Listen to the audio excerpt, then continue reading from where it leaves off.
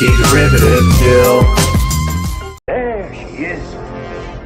There she is. Welcome to Jill's. You know, I really wish they'd let us play music up here.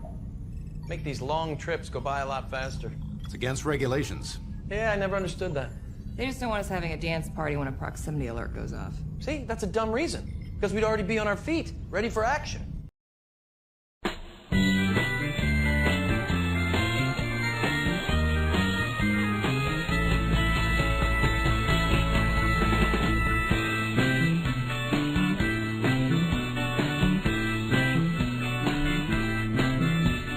Let's rock and roll. Greetings and felicitations. Hello and welcome to Shore Leave number 42. It was a bit of a struggle to get here. We had to kill the last stream and make a whole new one. I want to thank Tony from Stark of Iron for suggesting that I just kill the old one and start a new one. That hurt. That hurt to have to do. And yes, because it is number 42, we will talk about life, the universe, and everything. I love Douglas Adams and The Hitchhiker's Guide to the Galaxy. So, you know, I might want to mention that possibly. We might take a detour that way. But first, we have to talk about what Lower Decks left under our Christmas tree and what it really means. Is it a big, beautiful present or a giant piece of coal that sounds like a whoopee cushion when you sit on it? I mean, Lower Decks is the silly, jokey parody Star Trek. So should we be taking it so seriously? That's what we're going to talk about today. Yeah, and my voice is still recovering from December. But I'd like to I wish I could welcome everybody who was in my last chat. Hopefully everybody found their way back over here from wherever you were in the other live stream that I had to kill, because I can't have duplicate live streams, a dead one and then this one. That would be really confusing. Romulan ale should be illegal? What? No, why? It is, isn't it? It depends. Depends on what era. Yeah. Yeah, right. Sometimes. Not in Romulus. No, Romulus, it flows from the taps. He adored Hawaiian punch. Oh, like from the water fountains. Franco Walker says, this looks bad. Yeah, fingers We crossed. fixed it, Yeah, though. it worked. It fixed it. I'm so excited about it. And we can talk about this thing that everybody is talking about. Everyone saw it. Everyone saw it happen. It was like watching a car crash. But then we got out of it. It was like a near crash. Warp core fixed. Ship out of danger. Out of You saved danger. the ship. That's right. Don't you remember stuff? Your name. Jim. Your name is Jim. Oh my god. I've got the needs of the mini and the one. Well, we got them all, yo. We Kobayashi Maru'd. Man, YouTube has been a bit funky for me the last few days. Seasonal demands are overloading the coil emissions. So, and I'm just saying hello to the chat, Gavin Blackburn. Hello. Hey, welcome. Gavin. Franco Walker, reverse the polarity. Doctor Who. Hours will seem like days. And By the book. is here. So glad you're here. She says. No. Well, we started the stream with it was wacky. Give me Genesis. I have had enough of you. Yes, Kronos, you're very early. Thank you for being here. Welcome and hello to Maddie's daddy. Good morning. Maddie's daddy. Sweet. It's no coincidence that this is the number 42 show. The ultimate question is 42 for an answer, or 42 answers, depending on how you see it. Ooh, I like that. Yeah, 42 is the answer. 42 is the answer. But what's the question? Oh, how many roads must a man walk down Before you can be called a man. The answer is 42. And yes, and I'm after careful deliberation, I'm on your side. I won't believe any of it until Kurtzman and not just Kurtzman, because Kurtzman owns Secret Hideout. So Kurtzman and Secret Hideout are officially fired, and a real Star Trek show comes out. And yeah, you see it when you believe Yeah, it. but you when had see a real Star Trek show and you got mad at it. So yeah, because it accepted New Trek as its lore. and hell, now because they're pooping on New Trek, even though it is New Trek pooping on New Trek, you're okay yes, with it is. It's better. At least All right. it is calling itself out. It's calling itself Sporf. out as a multiverse. That is something. Even if it isn't. Oh, every show. Jill, by the Jill, way, you got to check out Sporf. you didn't I'm trying. you didn't Okay. you didn't open I up get every excited present when I under get your a super tree. You got a super chat, buddy. That is a great present. Thank you so much, SP4H. Oh, Sporf. Genesis is planet forbidden. How can you be deaf Everyone. with ears that big? Good to see you, SB4H. Hope you're ready to party at the castle tonight with the boss. That's amazing. Yeah. There are parties going on. It's just a few days before New Year's Eve, New Year's Day. We're gonna have a lot of partying and fun from starting right now. I get it. I love that the fact I'm getting it rolling here. And thank you so much, SP4H.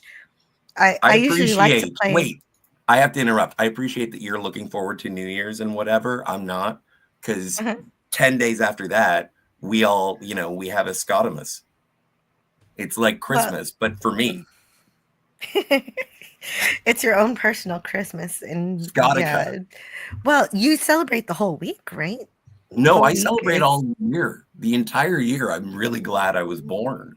But then I get to tell everybody when it happened. Beginning to look a lot like Scotsmas. Yeah. Everywhere you go, there's a PBR hangs on every tree. Everyone smells like weed. That he will be happy when it snows. It's beginning to look a lot like Scotsmas. Thank you. PBR in store, so that he can definitely drink while he She-Hulk. He will sink in the bed once more. I do appreciate the reference to Jen. Thank you. that was so fun. Well, and yes, I'm awake. The Creation Engine is online. Let's see. Oh, I'll play this for you, SB4H. Thank you for the $30. It's extremely generous. Please, Spock, do me a favor. And don't say it's fascinating. No. But it is interesting. Tony's singing again. Bring the vodka since Dionysus. Too early for that, even for me. I'm still waking up. Best part of waking up is vodka in your cup. Vodka. Vodka. You don't want to give a fuck. Brought to you by Russia. I'm drinking coffee, and no, there's no Kahlua or anything. Okay. Don't worry, I won't be singing too much. Not till after DC tonight. Not till No, Well, yeah, that's true. You got to save your glad. voice. You're gonna end up like me. I was like sitting here and I was like, is Tony singing? And then I thought to myself, no big deal. That was Sentai Ranger. Yeah, it was nice. I'm remaining neutral on whether or not Disco is canceled. Is canon. It's canon. Despite a few aspects that I love about the controversial show. Well, I got to get into it. I will get into it in just a minute. I just want to make sure I say hello to Deadman Walking 55 and Racket. Welcome to the panel, Stone Racket. We're hello. How are you? Why, hello there. I'm doing well. How are you? How was your Christmas? It was most spiffy. How was yours? Spiffy, delightful. Spiffy, yeah, swell. And Scotty, was yours swell as well? Dude, I asked my sister for a ridiculous toy. I wanted to get the black and white action figure of the Bride of Frankenstein. And you're a weirdo. Why do you want this stupid stuff? No. And then she got it for me. So I have a black and white action figure of the Bride of Frankenstein. It's only like a 6-inch figure. But the thing is that I not only appreciate the sentiment of following through with my ridiculousness, but the fact that I don't want to, I don't want to take it out of the box.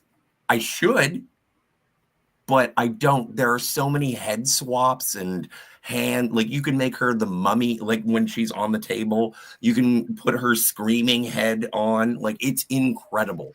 And I want to play with it, but I can't because I feel like it's such a treasured experience of, I can't believe she listened to me. So who made that? What's the brand? Oh, I think it's NECA. Oh, NECA. Okay, there you go. NECA makes good toys. I've got a lot of the road between quality and affordability. Yeah. How was your Christmas, Tony? Well, it was first time in a long time that I got Christmas gifts. Rob Bright sent me a hell of a gift basket. Thankfully, I was able to save it from the flood. 2 Transformers combiners from Combiner Wars, both Menasor and Bruticus, respectively. Minicon, an extra Stunticon, a wonderful book that I am going to be reading a passage from every day starting in 2025. The Bible, a nice greeting card, and yes, to quote Gary, he does. Robert, you're writing, my friend. It was hard to read,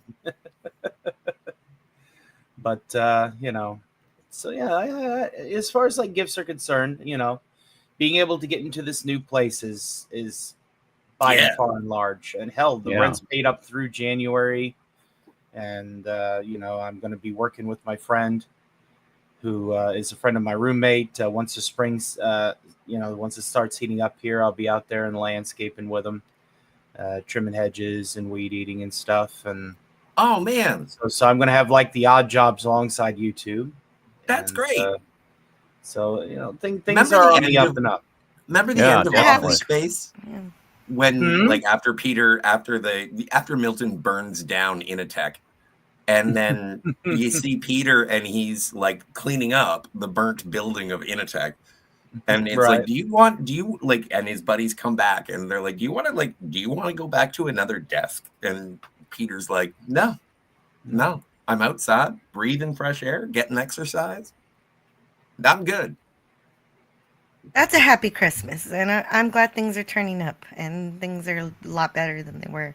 Especially and also, wait, a couple weeks ago. Sorry, Jill. Yes. I'm if it's not too much trouble later on, I wanted to show the best Christmas present that I got. Oh yeah, let's hold off on that one. Yeah. That one's going to start a whole other discussion. Well, and even the doll you got. I mean, it sounds like it's meant to be played with, but of course it's up to you. Oh yes, but excuse me, doll? It's an action figure. It's a doll. Come on. Well, he's about to figure out what action it can do. Let's put it that way, folks. No. That action figure is... No, I'm not going to say it. It's too early in the day. So I just want to say hello.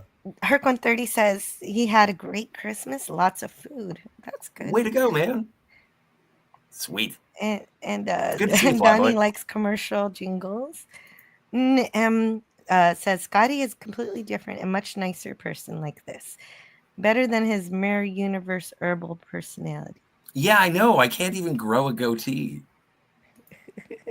Speaking of Mirror Universe, my nephew gave me a T-shirt, Star Trek Mirror Universe with Spock and opposite Spock. Oh, and Sentai Ranger Donnie wants me to read this for him. And he says, did you read my comment about another Christmas miracle? It's about a new Power Rangers movie and works at Paramount and Hasbro. No, I didn't hear about that. That's great. I'm so happy for you, Donnie. I hope it's good. I hope you like it. Be careful about following through after all that eggnog. Who had a lot of eggnog? Yeah, where's PvP when we need him? Well, Yeah, see, well, you know what? that's an old joke. Like I enjoy PvP's company, and I do not think he's addicted to eggnog. There was one year where he had 4 pounds of frozen vodka that he was drinking the entire holiday season. And so this year he just bought one carton. Like he didn't buy a ton of it this time. Well, I just don't dig on egg-based beverages. And brandy, port, and whiskey, isn't that a Blockbuster? Or Maybe a a Grand Slam? Slam. That I want Oh, to I go don't to know that about that. Denny's. Yeah. Okay, let's Yes. get back to this. Okay, so the claim. Okay, so this is a weird claim. Is that Lower Decks has decanonized Star Trek Discovery into a different alternate universe separate from the original Prime canon, but that's a trap already from the start. It gets the attention because all anyone wants is for New Trek to eat itself, which is kind of what it's doing. But what's really happening to me isn't really all that clear. I think it's more accurate to talk not about canon, but to talk about alternate dimensions, which is what this episode alludes to if we're going to take this episode of Lower Decks seriously. What of Lazarus? It's a serious mess. Yeah. Maybe Lower Decks exists in the Lazarus song. No, if Lower Decks had existed in the Lazarus universe, oh my God, no, everything would explode. I just blew your mind, didn't I? I have a sudden urge to climb Vasquez Rocks. Yeah, right. I need a spaceship that looks similar to the Jetsons. Yeah. Yeah, it does look like a Jetsons car. I love it. That takes square, flat dilithium crystals. Yeah, well, dilithium has always been contentious in terms of what it looks like and where it goes. Like, it looked like I don't know, cartridge in the original series. It was pretty. It looked like a cutting board. Yeah. Anyway, I don't know what it looks like. Oh. Yeah, and that is the first time that Star Trek kind of explores that alternate universe kind of thing, and it does it very poorly, and then it does it really well with Mirror Mirror. It is my least favorite episode of the original series, and you know that. It still is, yeah. I went through every single one, and it's my least favorite too. Yeah. Greek Letters Larson says, I just received an email from the Greek IRS wishing me happy holidays. Should I be worried? Well, don't forget that Greece has been notoriously bankrupt for a long time, and so they're really asking everybody for money. So no, it's typical. It's typical. Those Klingorks had to go, and that's what we want to have happened from this.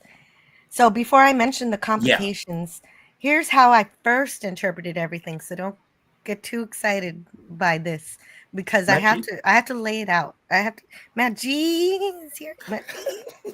I can't Matt G so well right now. No, you're good. You're good. Just because okay, anyway, this is how I first interpreted everything. Just because I don't accept Lower Decks' Prime universe doesn't mean that it didn't give us something. Like, it's with this episode, somehow I think it is sort of trying to recognize that all of New Trek is part of some type of multiverse, even if that crazy multiverse isn't really clear.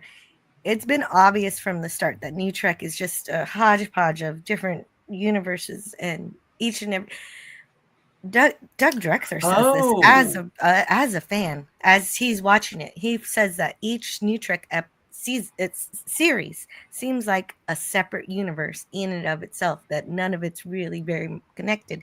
And I agree. That kind of makes sense to me. It's not even it's not even consistent within itself. And if Lower Decks is agreeing with this, I think that is an amazing, glorious gift to be celebrated. But is that what it's saying? It's not clear at all, because it's a crazy episode. What if, and I'm going to go biblical on this, is what if the 735 is the Old Testament and anything after 2005 is, you know, the shitty New Testament? It's still there. Like, it has the title on it. You can like it or not like it. You can adhere to the Old Testament, which is, you know, from what I understand, in a loose, like, I'm not a religious person at all, but like primarily Judaism is based solely on the Old Testament. That's an They don't interesting really care. analogy. They don't care about Jesus. And I would Well, have no, so but much no, more. they care. They care. No, I'm not. You know what? Strike that from the record, Your Honor. Yeah, I can't speak on theology. I know. I went too far. I went too far.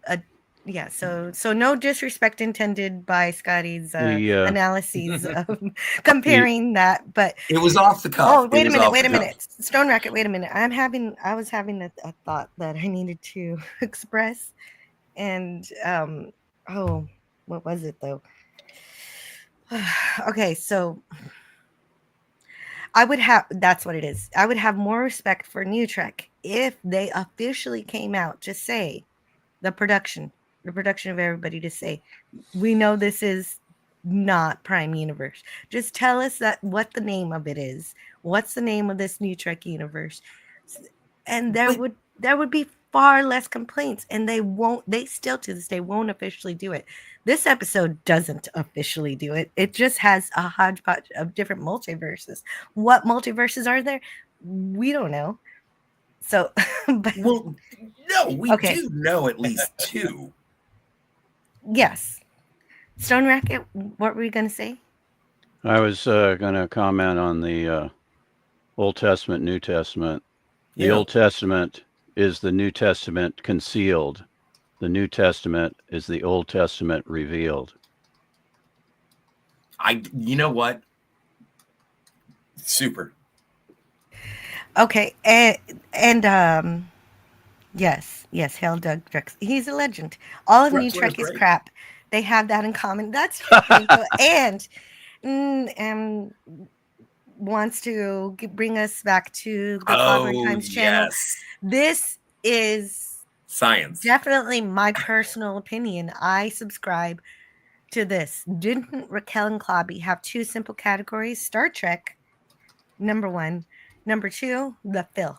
Yes. That makes it easy. So that works for me. And this is the thing. This is like having a dog fight. So the filth fought the filth and got rid of the filth. Like, who cares? It's just filthing. Yeah, that's right. Yeah, they rolled in the mud and they got rid of the crap. Yeah. I the whole Old Testament 1964 doing it right from fucking ever. Sorry about the swear. But you're right. They did. They had it figured out. It's very simple. Might have confused Michael Walker.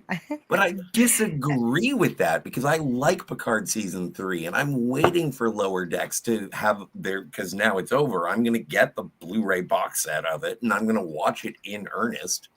I've seen episodes from time to time, but like, oh no, they made fun of the Klingorks. Haha, canon is resolved. Split the Klingorks open like a targ. But they don't even have targs. When was the last time you saw a targ? I would love to see a targ. There was targs in this episode. Just liking Star Trek Picard season 3 doesn't make it canon, Scotty. But yes, hello to Jim's Landscape LLC. I did not like Picard season 3, but it has references to. It nearly destroyed our relationship. It has references to other New Trek.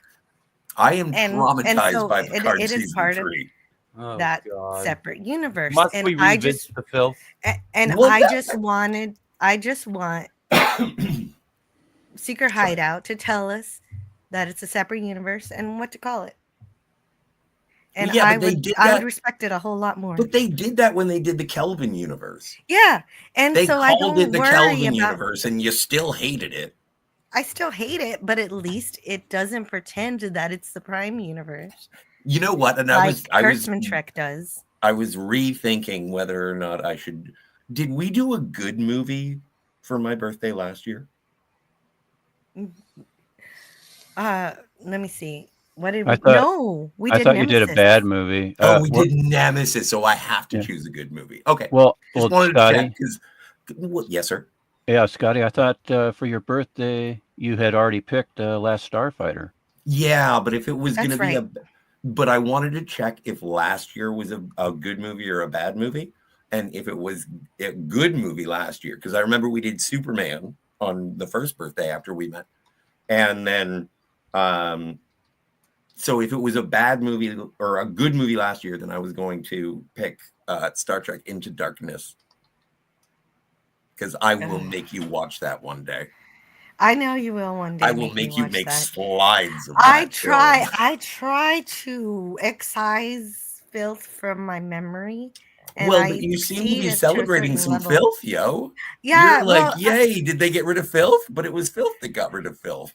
I know. Okay, so this Yeah. is the continuation of my analysis of oh, did you want to add something, Tony, before I continue? All I'm saying is I want to make a point that this show also had a crossover with STD. And That's so it. That's for it- yes. for it- No. to Strange New canonize- Worlds. Oh, it was Strange New Yes, World. it's Strange Yeah, New and it was a Worlds. good It's Strange episode. It New was Worlds. pretty funny. Hmm. Yeah, the I liked crossover it. was with Strange Yeah. New I Worlds. watched I watched some Strange New Worlds, and the stuff that I watch, I'm like, this doesn't make sense. But it's kind of fun to watch. Okay, so Thing- so what you're saying, Tony, is exactly what I'm about to say. Yeah, it's just like Even- it's integrated itself into, continuities that have been decanonized by its own volition, and But therefore. And this is how I want to itself. explain it. This was my initial interpretation. I'm still within that realm, even though I don't like Lower Decks. I can respect it for finally admitting that the elements from Star Trek Discovery come from a different universe. So if STD is in a different universe, and Strange New Worlds makes several references to STD, it's now that's also officially in a separate universe. And since Strange New Worlds has a crossover with Lower Decks, it is also in a separate reality. yeah, that crossed Michael over Burnham yelled into at Pike. a Lower Deck. It's kind of like the snake that eats its own tail, and I think Ouroboros. Ouroboros. it's a beautiful mess, and it's all officially not part of the original Star Trek Prime Agreed. canon by its own admission. Like it shows that Prime universe stuff comes from a different reality, and then it comes into the Lower Decks universe from different realities. I don't know. It's a crazy ass episode. It's not just Klingons turning to Klingorks. It's the Cerritos turning into a Sovereign class starship, and there's all sorts. One of the Klingon I haven't seen ships it. also turns into an ugly Discovery ship, but then there's another Klingon ship that turns into a ancient Klingon barge, like from that Voyager episode where B'Elanna was trying to figure out if she believes in Klingon religion. Mhm. Yes, I do. I remember every B'Elanna Torres episode. Okay, so, but I want all this to be true. This would be everything we want, because this would give writers the chance to ignore all of New Trek and work only off of the Prime Universe Trek, which is everything from 1966 to 2005. Like Nim says, Star Trek is that Star Trek. And so make Star Trek. Don't worry about the filth. That is the ultimate dream. But is it that simple? Yes, it is. Good. Oh, I would then go we're- back. we're done. I would go back to 1964 and to 2005.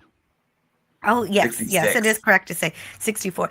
Well, 64, I guess, no, if the you're- Cage was 64. Okay, you're right. Yeah, but as far as the premiere of an actual series, 66 is that's You can go with either one. That's all right. No, Yeah, no, no, yeah. no. But you're right. I'm You are correct, sir. Okay, so let's see where we were. I can't wait. Oh, what?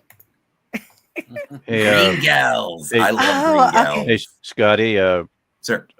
Moments ago, I went over to Amazon. Well, I typed in NECA Bride of Frankenstein, and it took me to Amazon, and I got to take a gander. And that's a wonderful 7-inch action figure, and Isn't you it should cool? get the Frankenstein monster to go with it. No, love triangle. Scotty doesn't want the competition.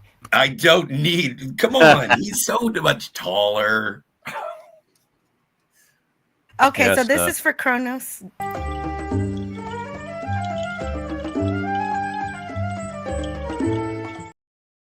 Oh my! Like everyone makes fun of me for being a She-Hulk fan, and then you play that, and it's like, don't you get it? It's Orion Slave Girl. I know. Yeah. Well, I yeah, know. one green girl doesn't equal another green girl. Yeah. You know what? They all look alike, and in their hotness. Don't think aloud in the chat, folks, says Greek Letters Larson. Yeah. Okay. What? That's Do the whatever whole you point. want. You can, yeah, no, I do allow typing in the chat. Yeah. Don't expound on the New Testament, though. Yeah, Gavin Blackburn says we celebrate Trek's differences and the way they combine. Yes, infinite diversity in infinite combinations. I like Picard season 3. I don't. I have been told by a YouTuber that I respect to stay away from Star Trek Prodigy because the joy is underplayed. Like there's a lot of Disney cartoon show video game adaptation things, and then it turns into, oh, there's Janeway. Well, in a way, Lower Decks is the only. I mean, not Lower Decks. Prodigy. Prodigy is the only new Trek that hasn't been malicious or mean to original Star Trek. But its main problem is that it's marketed to children. It's basically a children's show, and Star Trek was never meant to be specifically for children. It just happened to appeal to them. Yes. It talks up to its audience, and intelligent children will watch it without it being sent down to their level, like, you know, which is what most cartoons try to do. But I still haven't seen Prodigy, so I can't actually speak on it too much. I watched the first 2 episodes and I was like, nope, I'm out. Because I didn't like the main characters. But then I think it was at the end of the 2nd episode, that's when Janeway showed up, and I was like, am I really just sticking around to see Janeway? Because a lot of this has nothing to do with Janeway. What's And I OD? was like- What's Kronos? Oh, right. Jill, you don't like the OD? I don't know what the OD is. Me neither. Odie? I like Odie from Garfield. Yeah. That's not how that was spelled. Strange New Worlds does have this Trek feeling. According to Greek Letters Larson, Nice. I don't think it has a Star Trek feeling. It just has a Star Trek veneer. It has like they put a sticker on it. And it's a sticker of Star Trek. Like there's a On broadcast, it's like a weird imposter. On broadcast television, I've watched every live action premiere of Star Trek since 1987. And when I watched STD's first episode, I was like, huh? And when I watched Strange New Worlds, I was like, yeah, okay. No, I didn't become fanatical about it in the same way that I did with TNG or DS9 or Enterprise. But I did like Strange New Worlds premiere better. I know, shocking. Yeah. Moving on. But Gavin Blackburn brings up one of the worst crimes that comes from SNW, which is transforming the Gorn into Oh yeah, xenomorphs. true. That sucked. But I Walker feel is like a they did Prodigy that in fan. Enterprise too. Prodigy No, they is didn't. good. Oh, I thought they did. It was a CGI. Well, this another alternate universe. This was the mirror universe, and it was a CGI Gorn, but it didn't look like a xenomorph. Oh, that's true. That's true. Oh, wait. It was bipedal. Yeah. Well, no, but so were the Discovery or whatever Gorn, weren't they? Oh, you're gonna make me bring up Strange New World Gorn. I'm sorry. We're having a Star Trek conversation, and I'm asking you to look up some information. How dare I? I don't know what it looks like, so go ahead. Go for it. Oh my God. Oh, I know, right? It's terrible. Shit is. This is worse than Nathan Fillion as Guy Gardner. Oh my God. Oh no. Share it, show it. Don't sit there and fucking vomit. Sorry about the swear. I'm sorry, but okay, I don't want to share tab audio, so let's do that. Oh, and as Franco Walker would say, don't forget to like and subscribe, share the stream. I see that we have a bunch of people watching, and if you dig it, click. That does not look bipedal to me. No, it looks like a very violent My Little Pony. It's a Gorn hound. Yeah, that's a targ. This is like what a Gorn would have for a pet. Yeah, Or a pet. It's a targ. It's a Gorn targ. How did the Gorn establish space travel if they were that? Yeah. The whole point of the Gorn was to empathize with their right to exist. Even though they were adversaries, Kirk says, "I won't kill him. I won't do it." Just because you get your entertainment elsewhere. Yeah, exactly. And now, what did they do? Well, they made the Gorn our entertainment. Oh dear. Sick. Same kind of BS that you get from Picard season 1. Where we have an entire episode, Measure of a Man, establishing that we do not want to mass produce slaves. And Picard season 1 says, no, we're mass producing slaves. You have a super you know that from Winnie the Pooh, who's also not a bandicoot. Oh, bother.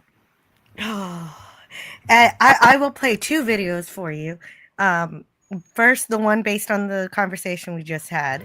I shall be merciful and quick. Great. Not a banned account. I'm glad you're not banned. Oh. I am. Thank you so much for the $1.99 super chat. That is so sweet. Why did Enterprise forget the Gorn at Cestus 3? Why did Enterprise forget the Gorn? Captain Archer was not the captain of the Enterprise was Captain Kirk at Cestus 3, and the captain of the NX-01 was Captain Archer. So he preceded the adventure on Cestus 3. Mm-hmm. Right, and so that's right. So the Prime Universe Captain Archer does not encounter the Gorn. That's the In a Mirror Darkly. We don't see any of the Prime Universe characters in that episode, do we? Or in what? In Enterprise? Enterprise. Everyone's favorite episode. Yes, that's right. We get Riker and Troy. Oh yeah, Riker and Troy. Yeah. Oh no, that's the last episode. Yeah, everyone's favorite. You're talking about. Well, it's where you got some Plomy tea, so that's where the name of my one of my shows comes from. But But yeah, so luckily Enterprise did delegate the Gorn to the mirror universe so that it didn't mess with Kirk being the first person to encounter the Gorn. Captain. Yes. I don't know the name and Power Rangers, says Kronos. Me neither. I stopped watching Power Rangers after the Green Ranger turned into the White Ranger, somewhere around there when I was a little kid. Remember when we reviewed Ultraman? Yeah. Like, I kind of think that it's that. Like, I don't want to watch the whole show, and I absolutely adore people who love something so unabashedly. And it's amazing. I think it would be interesting to go and check out some Power Rangers. Maybe just like the 90s movie. I'll start with the Mighty Morphin Power Rangers, the movie. Yeah, I was about to say Power Rangers Classic, like just Mighty Morphin and the Ivan Ooze movie. Those are fun. Like, I want to see Rita Repulsa. Like, I've heard a lot about her. Yeah. Well, she was locked up for 10,000 years until she was finally free. And yeah, now that's she's that's finally why She was free. angry. Yeah, she was angry from being stuck in wherever. Not a band account sends another super chat, 199 super chat. We got to do something special for not a band We account. do have to do something special for Winnie the Pooh. Oh, he needs some honey. Honey, yes. A smackerel of honey. Well, say it. Say the chat in the voice, yo. Oh, yes, please do. Of Please, course. Tony. How did NCC 1701 shrink and downgrade from Strange New Worlds to the original series? Oh, bother. Because that's Kurtzman. That comes from Kurtzman, who was prodigy, like a protege rather, from JJ Trek, who's like, you got to do everything big, everything bigger. The bigger you do it, it's better. So in Strange New Worlds, they do make the ship insanely bigger from the original series. And so how did the ship shrink? Well, it would definitely help if Strange New Worlds is not at all part of the Prime canon. And that's what we're discussing, but whether it's true or not today. This is where your little crossword puzzle gets into a jam. Because Lower Decks did a live action crossover with Strange New Worlds. Strange New Worlds exists with Discovery. Like, if you like the thing, I can't disregard the absolute ridiculous vitriol blanketed on New Trek. The filth, I believe, is what it's called. And then there is a spark of hope. And it's like, oh no, it's good now. But it is so contradictory because all I want is good Star Trek. Like, I am looking forward to actually watching Lower Decks now. I just find it funny who's telling me to watch Lower Decks. I always want good Star Trek. And don't forget, Kronos, I remember, maybe I should check out Prodigy. That's a funny thing. Because of this whole thing, I watched the season 5 finale of Lower Decks. And everybody's talking about their relationships and how they've grown as characters. And I don't know any of that because I stopped watching in the middle of season 2. Oh, yeah. So it's kind of funny that, well, and this whole episode does allude to alternate dimensions, obviously. And so they're stuck with, there's this alternate dimension rift that they've got to close, otherwise the universe is destroyed or something. There was a part 1 that I didn't see, so I have no destroyed or something. Well, I didn't watch the first half of the episode, but at the end of the episode, when they do save the day, they're like, we saved the universe. And I was like, oh, okay, is that what they did? Oh, I wasn't good for you. Have a cupcake. Golf clap. So this episode essentially ends by using the power of the dimensional rift itself to escape the rift, which is as insane as the improbability drive. drive from Hitchhiker's Guide to the Galaxy. So that's my tie-in there. And it has the weirdest effect of essentially causing a stable rift to the multiverse to now exist in whatever universe Lower Decks is in. I don't know what universe Lower Decks is in, but there's a doorway now in that universe, which is never fully explained. And the reality of where the STD canon Klingons come from is never really explained. See, I really want to see more Dr. Girardi Borg. Dr. Girardi Borg. Yeah. Good morning, Spidey. That's Hey, part, Spidey. but that's part of that whatever. That's part of the STD. No, it's the worst. Oh, it's not good. I don't Oh. disagree with you on that. What is the deal with Picard Borg? They're all about emotion and I walk through your mind and I touch your feelings or something. Anyway, we have no idea. where any of Season this- 3 does make it more clinical and cybernetic, even in No, it on a doesn't. genetic level. What it does is it makes it so that they don't have to spend any money on any Borg implants because suddenly now everybody could be a Borg internally and all Did the you- cybernetics are within their body. Yeah, it's no longer a cyber organism. That's what I don't like about it. I mean, there are a You couple know what? of I haven't Borg, watched it but- recently enough to defend the science of it, but I think thematically as a Mm. storytelling. Hey, Rennie! Rennie L. Hi, Rennie L. It's wonderful to see you in the chat. It is. Merry Christmas. I'm glad you saw her there. I was still looking here.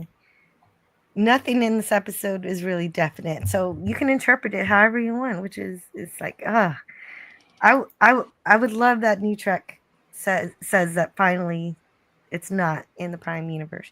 Just have one person in production say it for us, and it would get more respect. But there's no respect. It doesn't respect us. New Trek does not respect us, and I think that's the basic. Did you see that unification short?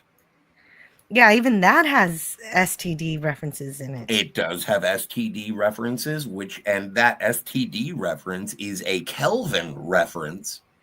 Oh, good gravy. I know, but this is, if you're okay with multiverses, this is the shit we're talking about, and I am not sorry about the swear. Well, I'm fed up with the concept of multiverses. It's so saturated, and it's literally in everything nowadays. Can't wait to see you as Dr. Doom, bud. I know, right? I'm gonna have to totally do a bit on that. You are. You better brush up quick.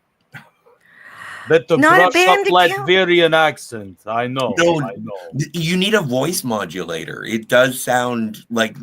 Go check out Dr. Doom, and you'll figure it out. You'll do No, it. I'm not gonna tell no, you how. I do Latvian accent, and I put on the voice modulator here. What- No. Proceed. Voice modulator for Dr. Doom. No. Richards, I destroy you. More Schwarzenegger, less Yakov Smirnov. You know what, What- Scotty? Just let Tony have fun for today, please. No, I am. I'm sorry. I'm trying to help. I'm not You're helping. critiquing though. a whole bunch. You're not Sorry. helping. Let him critique. But This is how we get better. Critique means you hit the hammer while the iron's hot. You know. No, don't. He loves putting the hammer down. You want me to put the hammer down? See, that's better. That's a little Christopher Lee crossed with your German. That's good. That was more of my Thor, but yes. Put that cookie down now. Wait. I won't. He really likes his hammer. Could you read this from Not a Band Account? It's another super chat. Thank you so Oh, yes, I suppose I could. I meant Kirk and crew didn't recognize the Gorn. Oh, bother. They shouldn't recognize the Gorn. They are supposed to be encountering them for the very first time, which they are in the Prime Star Trek universe. Hey, And James. so Cassandra. how would they recognize them? They've never seen Gorn before. And that's why just say Strange New Worlds isn't has nothing to do with Prime Star Trek. Just And freaking Enterprise say it gets already. away with it because it was a mirror universe thing. Yes. Yeah, Enterprise gets away with it because they did it right. All right. Yeah, Enterprise gets away with. Well, I mean, and Enterprise doesn't always get it right, but it tries. It's just that attempt. New Trek doesn't try. I disagree wholeheartedly. Gavin Blackburn says, I will be merciful and quick. I promise my girlfriend I will be merciful and quick. That is not something that I would put on my business card. Rate by Gorn. Where was Enterprise when it was on Cestus 3? What? Mm. Where was Gondor when Wedfold fell? No, sorry, wrong movie again. Yes, Greek letters. It is the wrong movie. I don't even know what the hell. Hoshi was turned into an empress. She was Empress Yes, Hoshi. this is true. Boom. Killed Archer. And we saw her belly button. Oh, Yeah, I know Stone Rocket would like oh, that part. that got my attention. I aim lower. I do believe that the Gorns before Kirk were simply, to quote Spock, space legends. There was a legend. Yes. Greek Letters Larson says, well, morphine is mighty all right, but what does Power Rangers have to do with Mighty Morphin, not morphine?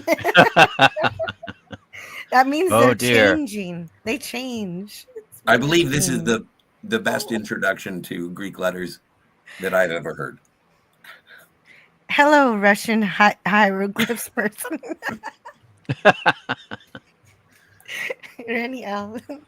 That's great. See, the Enterprise is bigger on the inside. No, sorry, wrong TV series. It's a TARDIS. It's a starship. It's a TARDIS. It's a starship. There Might were as well be comic at this books, weren't point. there? Where like there's been a Quantum Leap Star Trek The Next Generation crossover. There's been Doctor Who Star Trek The Next Generation crossover. And I think it was with the 12th Doctor.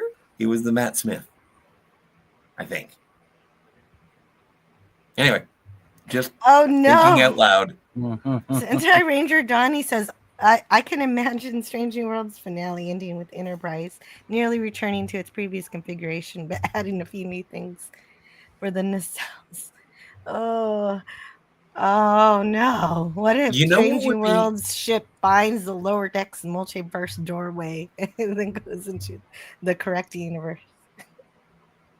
You know what would be an Strange New interesting Worlds. Oh, I don't want to accept that, but I whatever think an pathway interesting we need. Oh, good.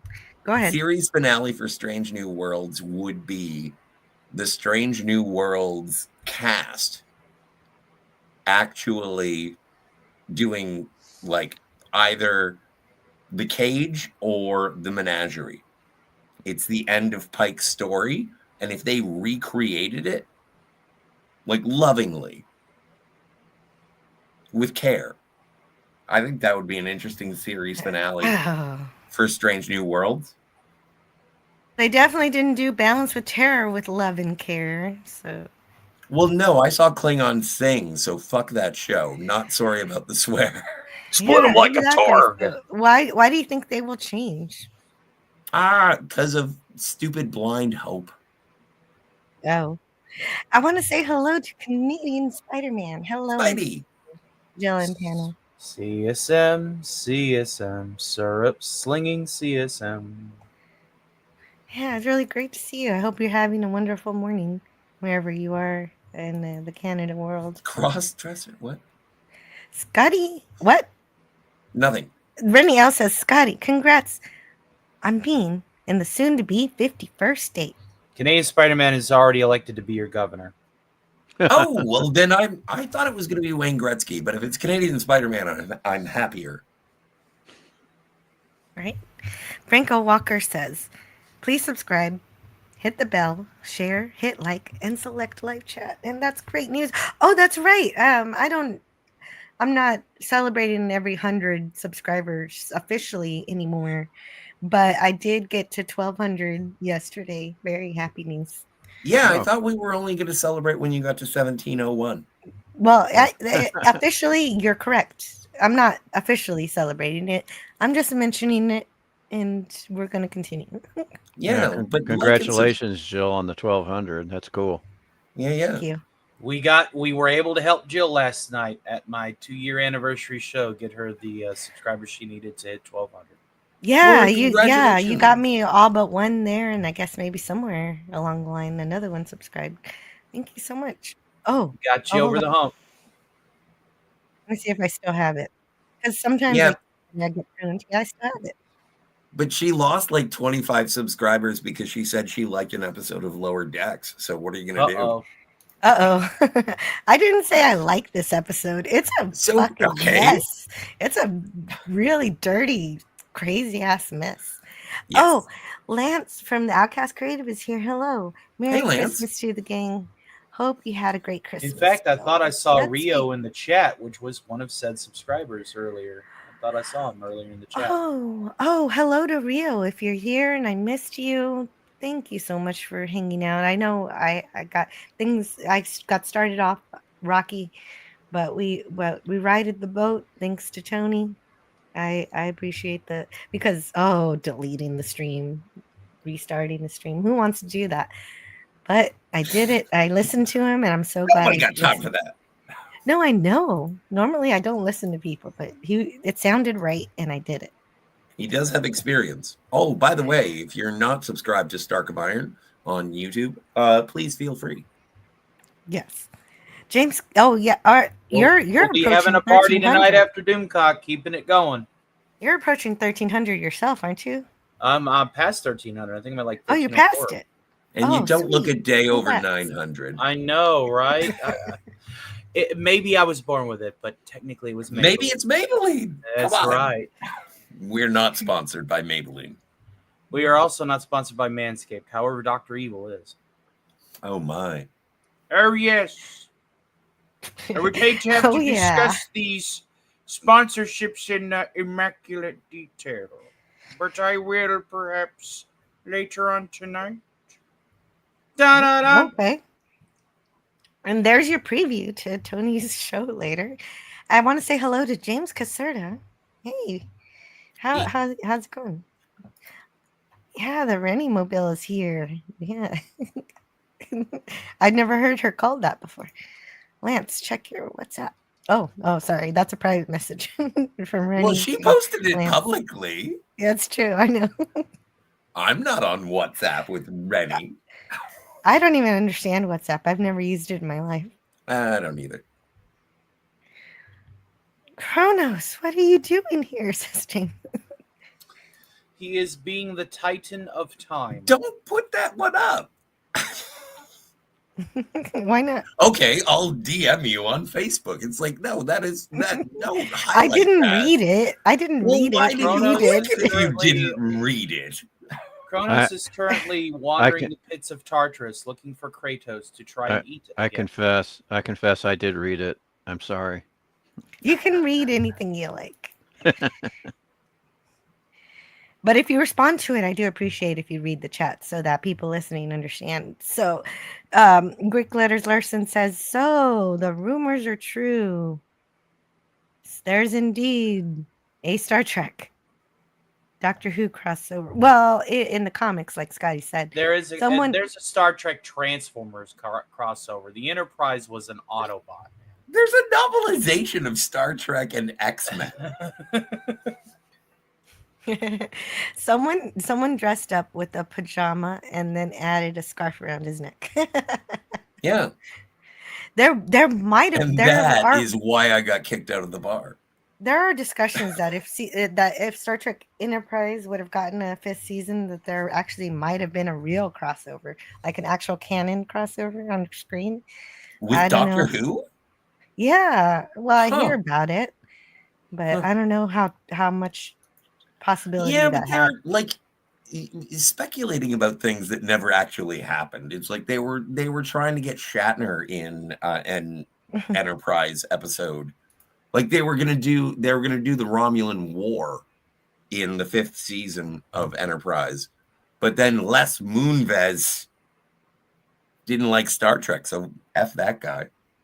Well, and it all stems from him. All of this big mess that we're in today is all thanks to him canceling Enterprise and his rabid hatred of Trek and how he sabotaged it when he left with that crazy science contract fiction in general. Yeah, and science. Yeah, in general, that's what I've heard as well. Yeah, and he was a jock. And that's how we got a nerd. Brandon Tartikoff, that was a nerd. And he was my kind of like one of the greatest television executives of all time. Brandon Tartikoff. Look him up. Brandon Tartikoff? I have to look him up. He brought us such hits like Super Train. Brandon Tartikoff. Oh. Brandon Tartikoff was part of the... Oh, yeah. Super Train. It's basically, hey, ABC has Love Boat. Let's do it. A show like that, except set on a train. Yeah, Super Train. I think Brandon Tartikoff is responsible for at least... well, he was a good Cheers. Executive. Yes. He was... Okay. Well, I'm glad... He was a good... he is the Carl Sagan of television executives from the 80s and 90s.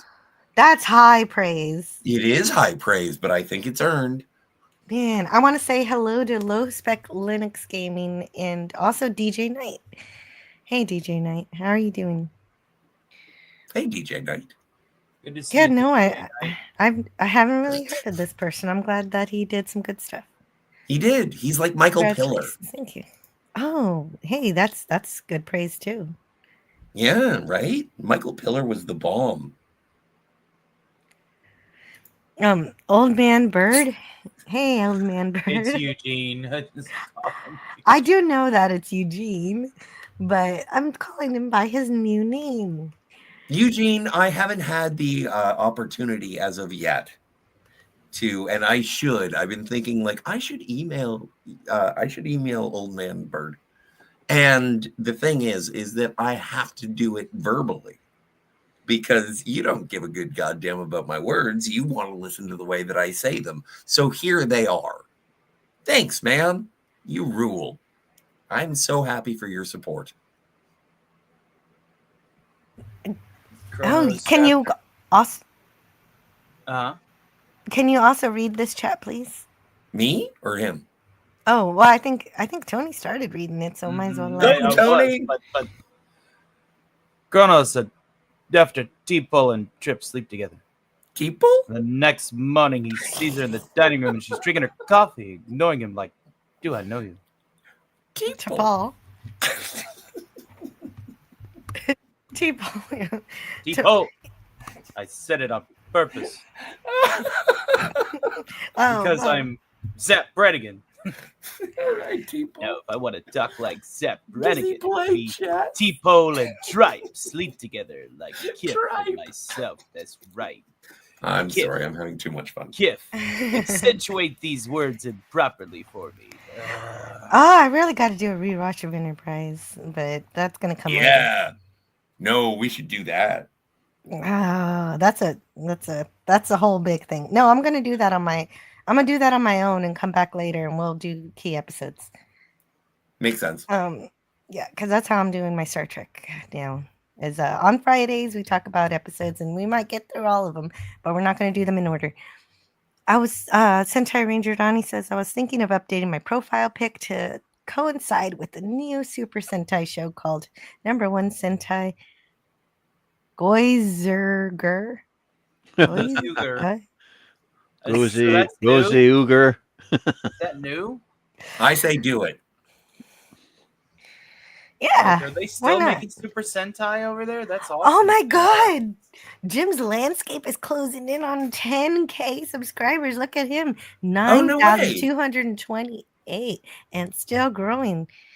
and that goes to show you what happens when you make your own production. He's got his own fan films, and where he is the actor a lot of the times when he doesn't get any other actors. But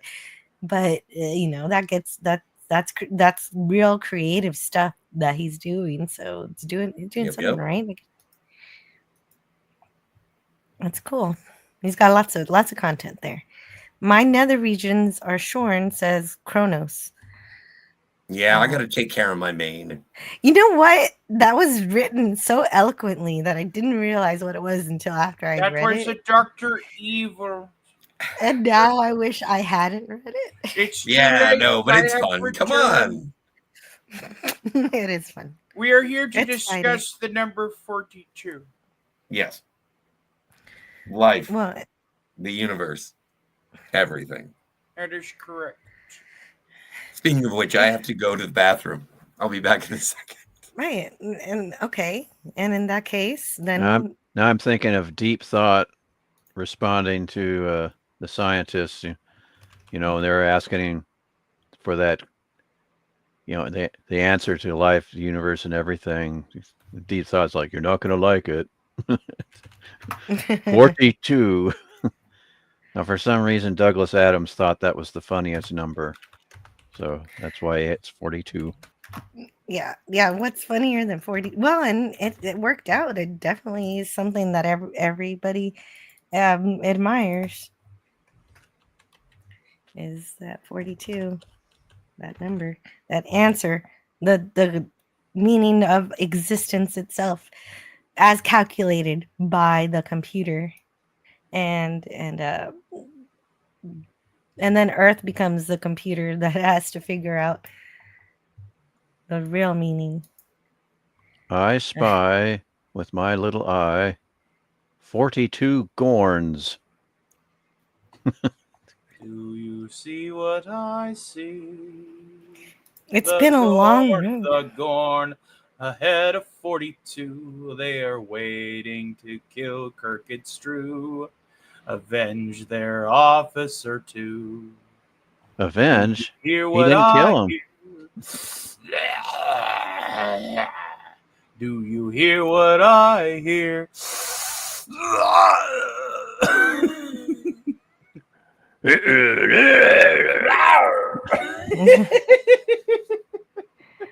Well, but Hitchhikers, yeah, that I also did want to talk about that because it asked those questions, those big questions that we're always considering about life. What is the meaning of life? Which is a basic question, and is it helped by poetry? And what's the best kind of poetry? What's the worst kind of poetry? I will fun. say it's nice not having to, sing Christmas songs for 11 more months. It's always good. Yeah, there you go. And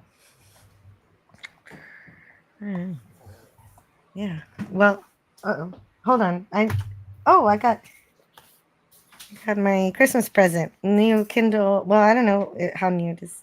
Kindle Paperwhite. I just got distracted by Christmas presents. Sorry. And poor Kirk. I can't sing well, says Kronos.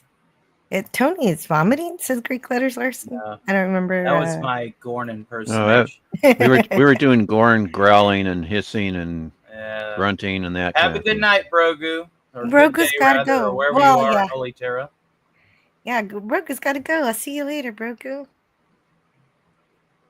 It's great to see you. But it's good. So we're I think I talked about what I wanted to talk about mostly. And just like I thought, that didn't take as long. It took about an hour and a half, but about 30 minutes longer than I thought it would. So that's pretty good. So now this is the portion of the live stream where it turns into a real, shore leave. So if you weren't on the panel before because you don't know Star Trek, you can be on it now. We can talk about anything now. Anything is up for grabs, but we could still talk about Star Trek if you've got any, discussions based on that you want to discuss. So now it's a bit more of a freewheeling show. is basically all I'm saying right now. It's not 42, it's 72 virgins. Oh, I don't know if I want to mention that. Greek letters Larson. Let's it's a trap, as you say. It's a trap. I'm Did sorry, anyone- Greek letters Larson or Dionysus Larson, but We really shouldn't be talking about stuff like that because on YouTube they would probably punish us. This has been Old Picard. The more you know. Oh, old Picard. Well, I'm not worried about YouTube punishing me. I want to respect people's religions, and to do that, I just don't talk about them. So, Low Specs Linux Gaming says, did anyone here play Infocom's Hitchhiker's Guide text adventure? No, I haven't. Actually, I've thought about doing that as a Calto gaming stream, but I'm not sure because it doesn't really have any visual elements. So it's obviously because it's text-based adventure. Calto is not about striving for balance. It is about finding the seeds of order, even in the midst of profound chaos.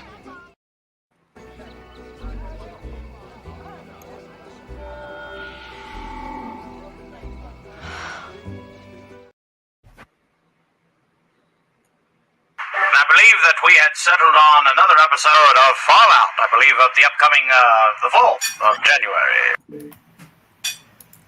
Yeah, we did. Yeah, so that's right. On Saturday, that's tomorrow.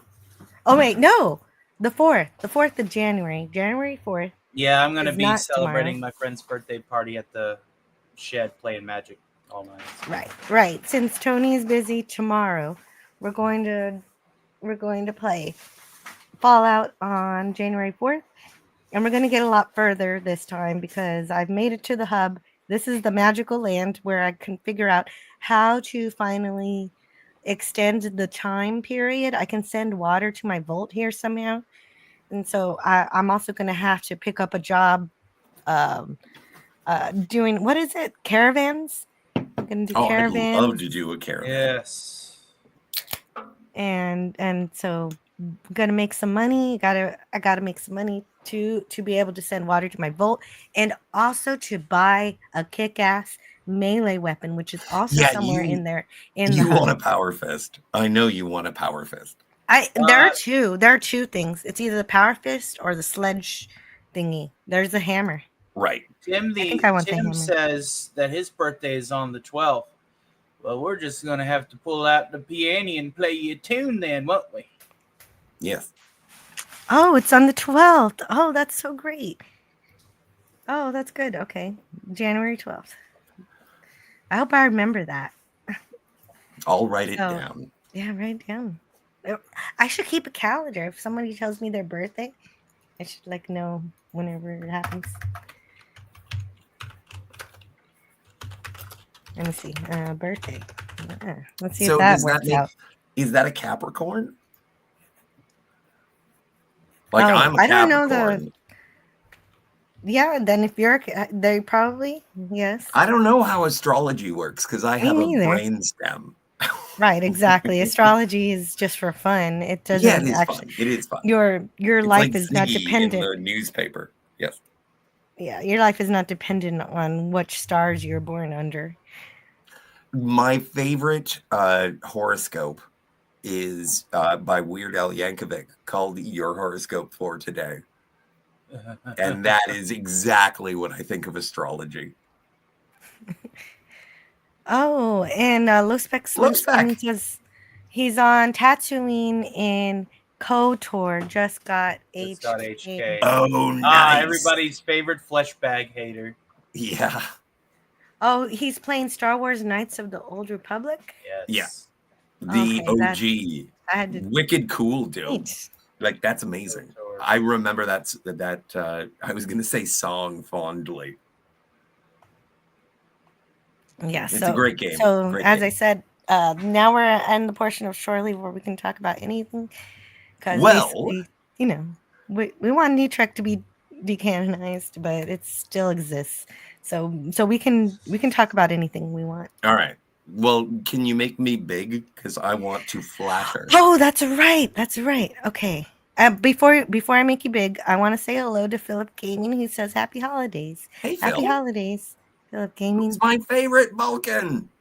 James Caserta says happy belated birthday, Jill, which is good to hear because I did not enjoy my birthday at all. I was deathly ill. Thanks. It felt awful. You sound better. Yeah, I feel better and Good. I can think better. Even though I was doing streams and persevering through keeping my channel going, I was not all there. If you weren't there, those streams would have been. Neither was I. No, but it was bad. I'm better I thought now. they were fun. Yeah. Greek Letters Larson says, speaking of Power Fists, are they waterproof? At least moisture proof? It's not for me. It's for a friend of mine. Asking for a friend. Well, No. I can tell you that Power Fist can stand being out in the wastes in a bunker somewhere, or in a case, or in a safe. I would just 200 years, and I'm sure that those safes or containers will eventually break down, and they will leak. You got to remember the rigidity of the technology of the rigidity. The rigidity. Yes, you like that. See, I like it when you notice my little isms. Well, just remember to keep your Power Fist well oiled. It is. That's the point. Is like how robust the technology is very important. And I believe we have ourselves a super sticker. Hey, what's going on with the super sticker? I gotta see what the Bishibo it is. Allow me to talk like a Mr. Handy. Hello there, sir. $19.99 super sticker of a Bushiba holding a trophy. Well done. Magnificent, master. Really want to. Well, thank you. Thank you so much, Eugene Bird. Old man Bird, I mean. I really appreciate you. That's I hope extremely you're up generous. late tonight for the after party. Yeah. Now we have all that time in the world. I kid. Why are you afraid of flying? He accepted me for what I am. And that I have learned is friendship. Okay, now your turn, Scott. No, that was good. That was perfect. I can't top that. Okay. I think that's good. Thank you so much for that super sticker. Very, very cute super sticker. Great to see that. Really lifts my spirits. And we're getting close to the end of the year. And so I suppose also we can talk about how we feel about that. Scotty is slobbering again. You mean still? You were slobbering? I guess. Snorty in the house, back from hibernation. Hey, Snorty. Snorty in the house, back from that big sleep. He's gonna be eating all of those tasty critters. I totally screwed that up. I'm not a rapper today. Snortapoopus Cuber. How well, humans and other critters. Poopus. Rest in peace, We Data. got ourselves Oh. a polar bear, maybe. Yeah, see, I hate Star Trek Nemesis, but it's canon, so it's Data's dead. No, but there was because no, he comes back in like a how does it go? So another one of the offsprings of Soong, he made a body like a golem, and that's who Picard goes into. So Picard gets Good gravy. downloaded into that. But then there's another, like, I don't even remember. It's been so long since I've watched it. But so there's another, it's kind of like Picard Golem, but they made one for Data. And they downloaded not only Data, but also Lore and B4. And I hope they said LOL. I don't think I they don't said know if they said lol. they didn't say LOL, but LOL is already integrated into Data from the That's Offspring true. episode That is itself. true. He's already accepted her memories into his Here's a neat matrix. notion that Eugene Bird is pointing out. We got 27 watches right now. Fantastic. Oh, Yeah, and I appreciate everybody who's I here. gotta say, you chose correctly to come down here to this dive and hang out with these fine folks here in the chat. Good to see you. Are you And the being fun Nick thing Valentine? is That if you was are my in the Nick- chat, I was my Nick Valentine. you Yeah. can derail us. That was good. So, oh no, but that's where we get into that issue where we talked about it at the beginning of the stream. Star Trek Picard is not part of the Prime universe, so the Data is still dead. It doesn't have the effect. And even if you did accept Star Trek Picard, it's still not really Data. It's like some kind of biological, like it's not even the same. Our business is to seek out new life. Well, there it sits. It's like some kind of Franken Data. I think you're being a little too coarse. Truthful? Oh, No. Your opinion is not Oh, true. bother. Yeah, there you go. No. Did you read this super chat from Not a Band Account 199? Another one.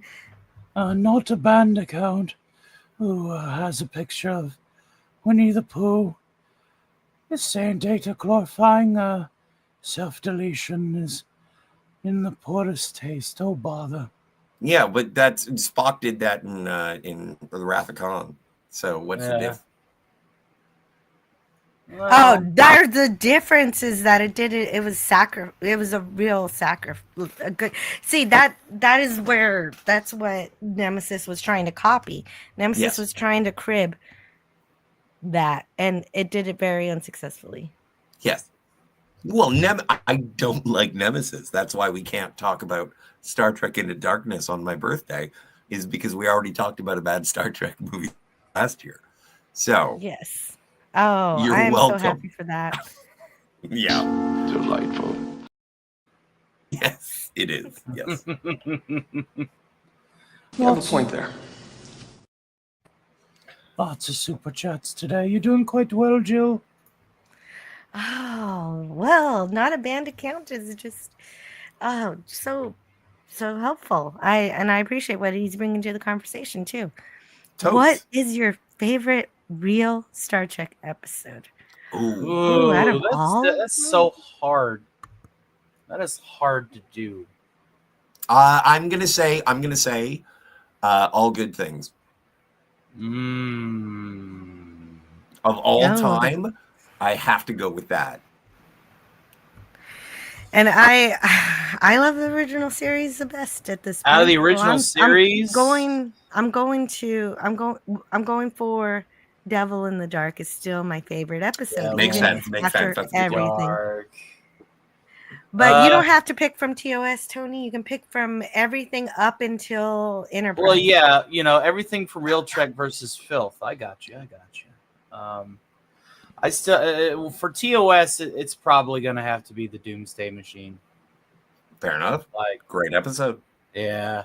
I just love the concept of something completely and utterly alien, without any real explanation. It just happens to be there.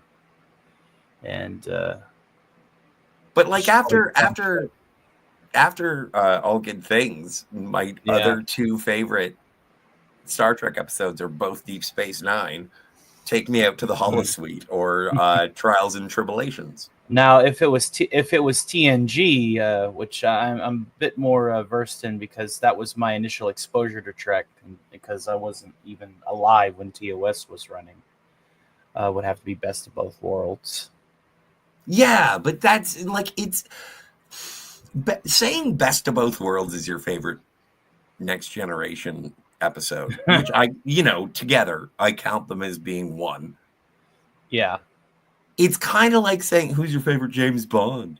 And it's like Sean Connery, and it's like Of yeah, course no, it's everyone Sean knows Connery, that. man. Sean Connery is the best Bond. But though. yeah, no, You picked a big two-parter too. Yeah, yes, no, it was broadcast as essentially a movie of the week. Oh, it did. Oh, okay. Yeah, it wasn't a two-parter. There was no cliffhanger. Oh, that's true. Well, but it's a long episode. It makes me feel like it. No, it's great. In fact, now I want to go watch it. I can't wait. James Caserta goes, holy historical documents, you will save us. Well, you do a great Saris. Explain it as you would. It's been some time since I brought out General Rothar Saris. However, tell me, what is this Omega-13? I don't know. Is it a bomb? Is it a booby trap? Tell me! I don't know. I gotta save my voice. Jesus. All right. Well, that was a dramatic reenactment from the film We Galaxy will do a Quest. transcript reading one day. It'll be great. It'll be amazing. I'm going to be a great Must not a Fennel captain one know every day. bolt, every world in his ship. Now, Oh, I Jesus. do have something that I want to share. Oh, okay. Yes, that's right. Yes. I stopped you from sharing it before because I wanted to say hi to everyone. But Did yeah, you say no, hi now to it's everyone? time.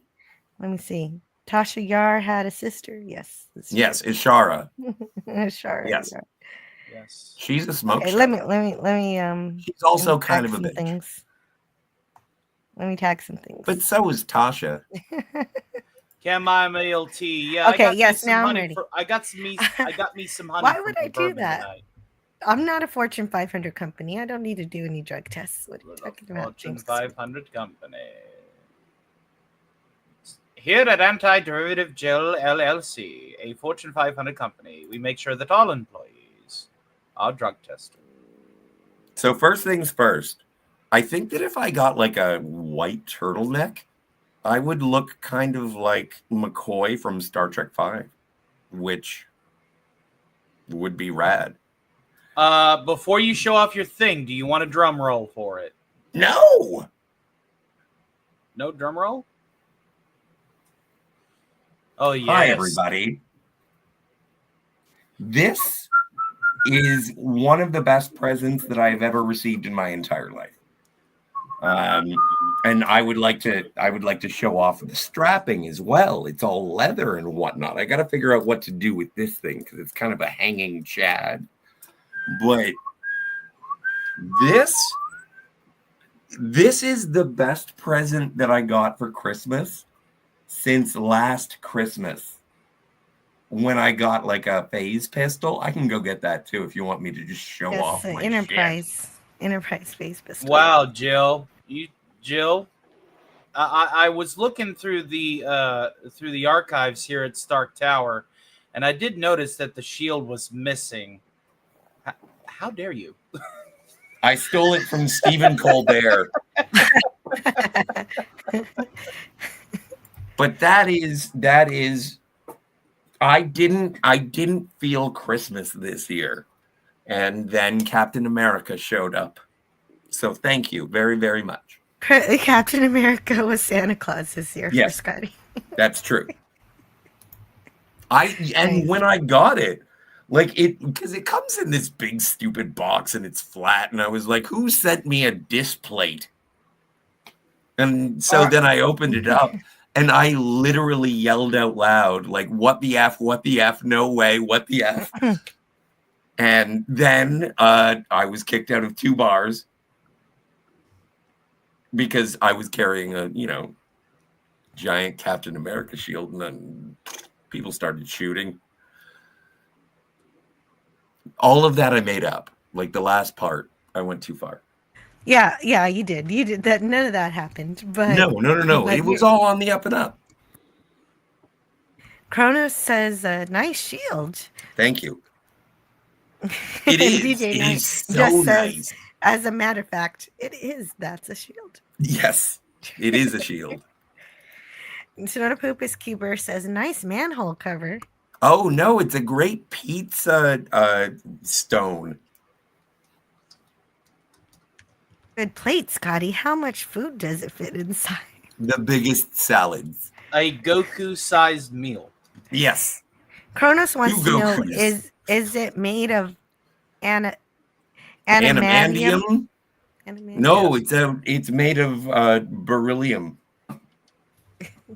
For all of the extra criticality, for every unstable isotope, it is made of beryllium. Therefore, make sure that you put your shield evenly over your demon core for maximum criticality. Well, and it's great because because it does have the straps, I get to hang it, but I do want to show it off. So I have to take it off We of need the to get wall. you a back harness. We need to get you a back harness. No, and come wear it on, like a no, backpack. seriously. I would like it like to a meet backpack. a woman at some point, and if I'm carrying around my favorite prop, it isn't. This is why I don't carry a phaser. So, but the thing is that every time I take it off the wall, the first thing I do, it's like you can't take it off the wall unless you put it on. Like you have to. 414 says beryllium like the beryllium spheres. Yes. And also, where are you? Right there. He wants the beryllium sphere for the Omega 13. There he is. Ogre. So yeah, no, that was amazing. That was the bestest. The bestest present. So you just want to show it off? Hey, Yes. Jill, I got Yes, something don't to share. knock it. You got something Oh, to you share. got something to share. Yeah. Okay.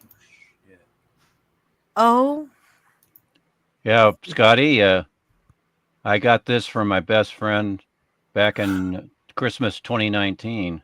Nice. That's a nice one. There's the box that Scotty was describing. There I am with my shield. Do I need to That's pull mine great. out now? Yeah. And Yeah, you got the there's same Harpo. strap thing. There Yeah. you go. There's Harpo and the shield. He wanted to be pictured with it. No, that's amazing, sir. Yeah, it's very when cool. when I saw that you had that, I was like, awesome. Awesome sauce. Don't make me. I'll go grab mine. Well, you're gonna have to put on the entire Iron Man suit. I am not putting on the whole suit. well, I'm Suit the only up. one here who doesn't have one. Yeah, Well, we're gonna have to rectify that, Jill. exactly. Yeah, it's okay. I'll send it back to I her. have a Mjolnir, a Stormbreaker, both gauntlets, both Hulk sized Oh. and Tony sized. Oh yeah. Multiple helmets that I've built, a Mark 42 gauntlet that I've built. Do you have a Stark? Do you have an arc reactor? Like this is I proof do. that Tony Stark has a heart. I have an arc reactor and a custom T-shirt that fits the Mark 1, the Mark 2, Wicked. the Mark 5. And then I have the clip-on Mark 85 arc reactor with the nanotech. Sweet. Double I- tap. Jarvis is installed on this computer and et cetera, et cetera, et cetera. And like All I said, right. you see that set back there behind my picture. I've got extra arc reactors that I've fabricated. But also, I think everyone's losing sight of the fact that I would like if I cosplayed at Dr. McCoy, I would be great. You have to Well- really work on your DeForest Kelly. I And you would. know how to make mint julep. I do know how to make a mint. No, wait, no, not off the top of my head. I'd have to look it up.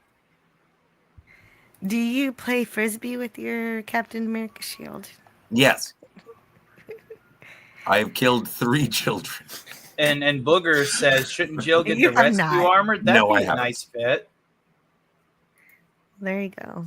But I'm then I'd listening have for to make more. everybody on this panel a suit. And my God. Do you know how much one of Burger, those suits costs? Burger's here. Hey. Hey, Tony. Play too. Hey, Tony. Yeah, we I, did that already, but I love hearing it twice. my best friend that got me the Captain America shield. He also got me the gauntlet. Which one? I'm trying to remember what the one that Tony built. What's that referred to? Is that the nano That's gauntlet? The Iron nano Gauntlet. Yeah. Is it the Yeah. human sized or the Hulk sized? It's Well, I would say it's one oh, size boy. fits all. Well, whatever the well it was it's fairly large. That's the Hulk size. Yeah. Yeah, that's it's the one Hulk that, size because when you put your hand in it to manipulate it, it's got the pull chains. Yep. Yep. I got that one and the Thanos one. I don't have the Private Thanos chat. one, but I've got the Can you the check cool private chat? Stark one, which is awesome sauce. Well, everything about me is awesome sauce. That's why I'm Tony Stark. Well, I was referring to the gift that my friend gave me. I'm sorry. No, I'm being funny. I'm in character. No. We're doing like a staff meeting backstage. Can I go have half a cigarette and then come back and then go? Yes. Yes. Okay, I'll be back in a second. I swear. Okay, great, perfect. And so we're gonna do a I host like change here. I like what James Caserta says here. Oh, James Caserta.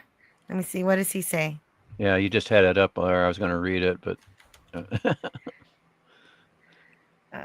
Oh, I had it up already. yeah, you had it up there, and then it disappeared. James Caserta in the chat says Tony took up space in college, and he knows everything about nothing. was that it?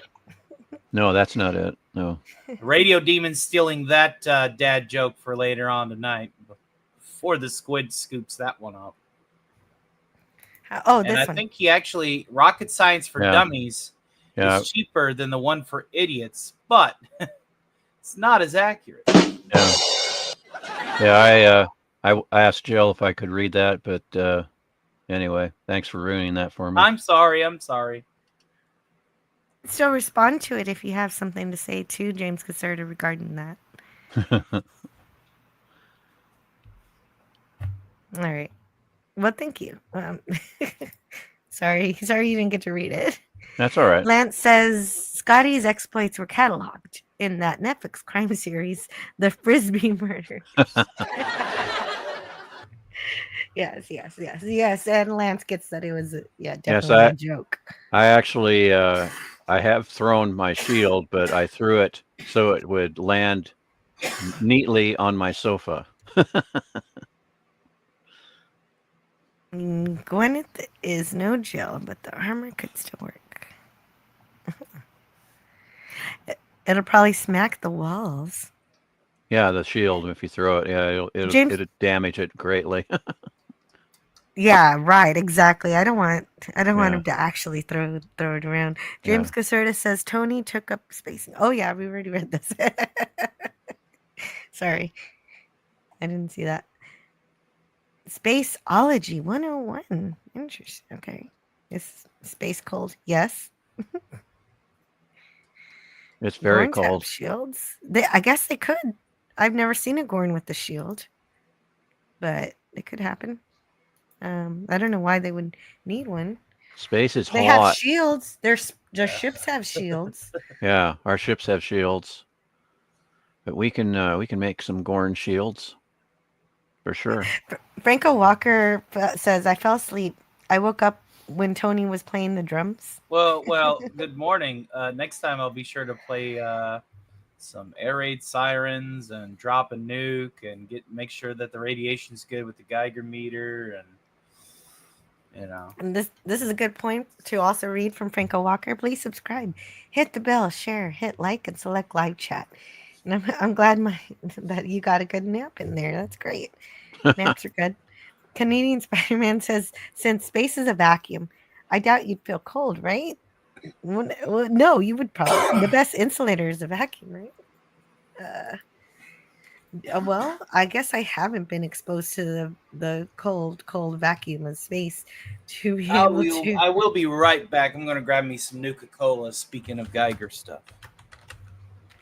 Does a vacuum negate the feeling of coldness?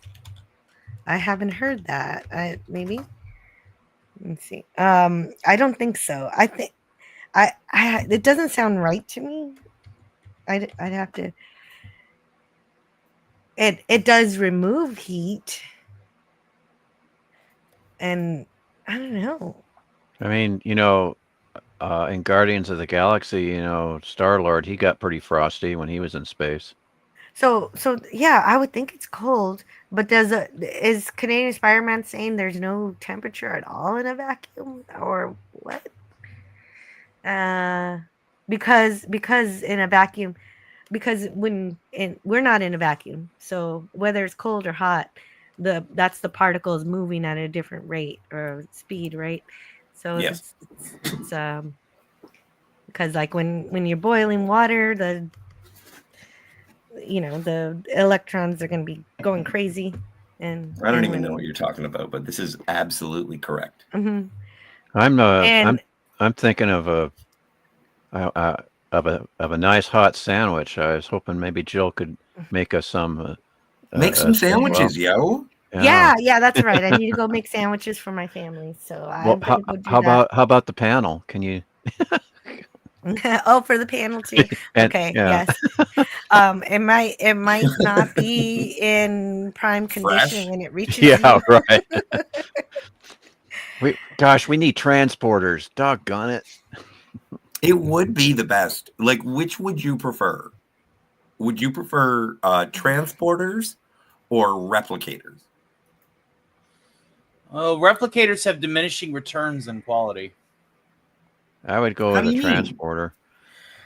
Well, it's like, how they will often coin the phrase, I wish I would have the real deal instead of replicated like steak.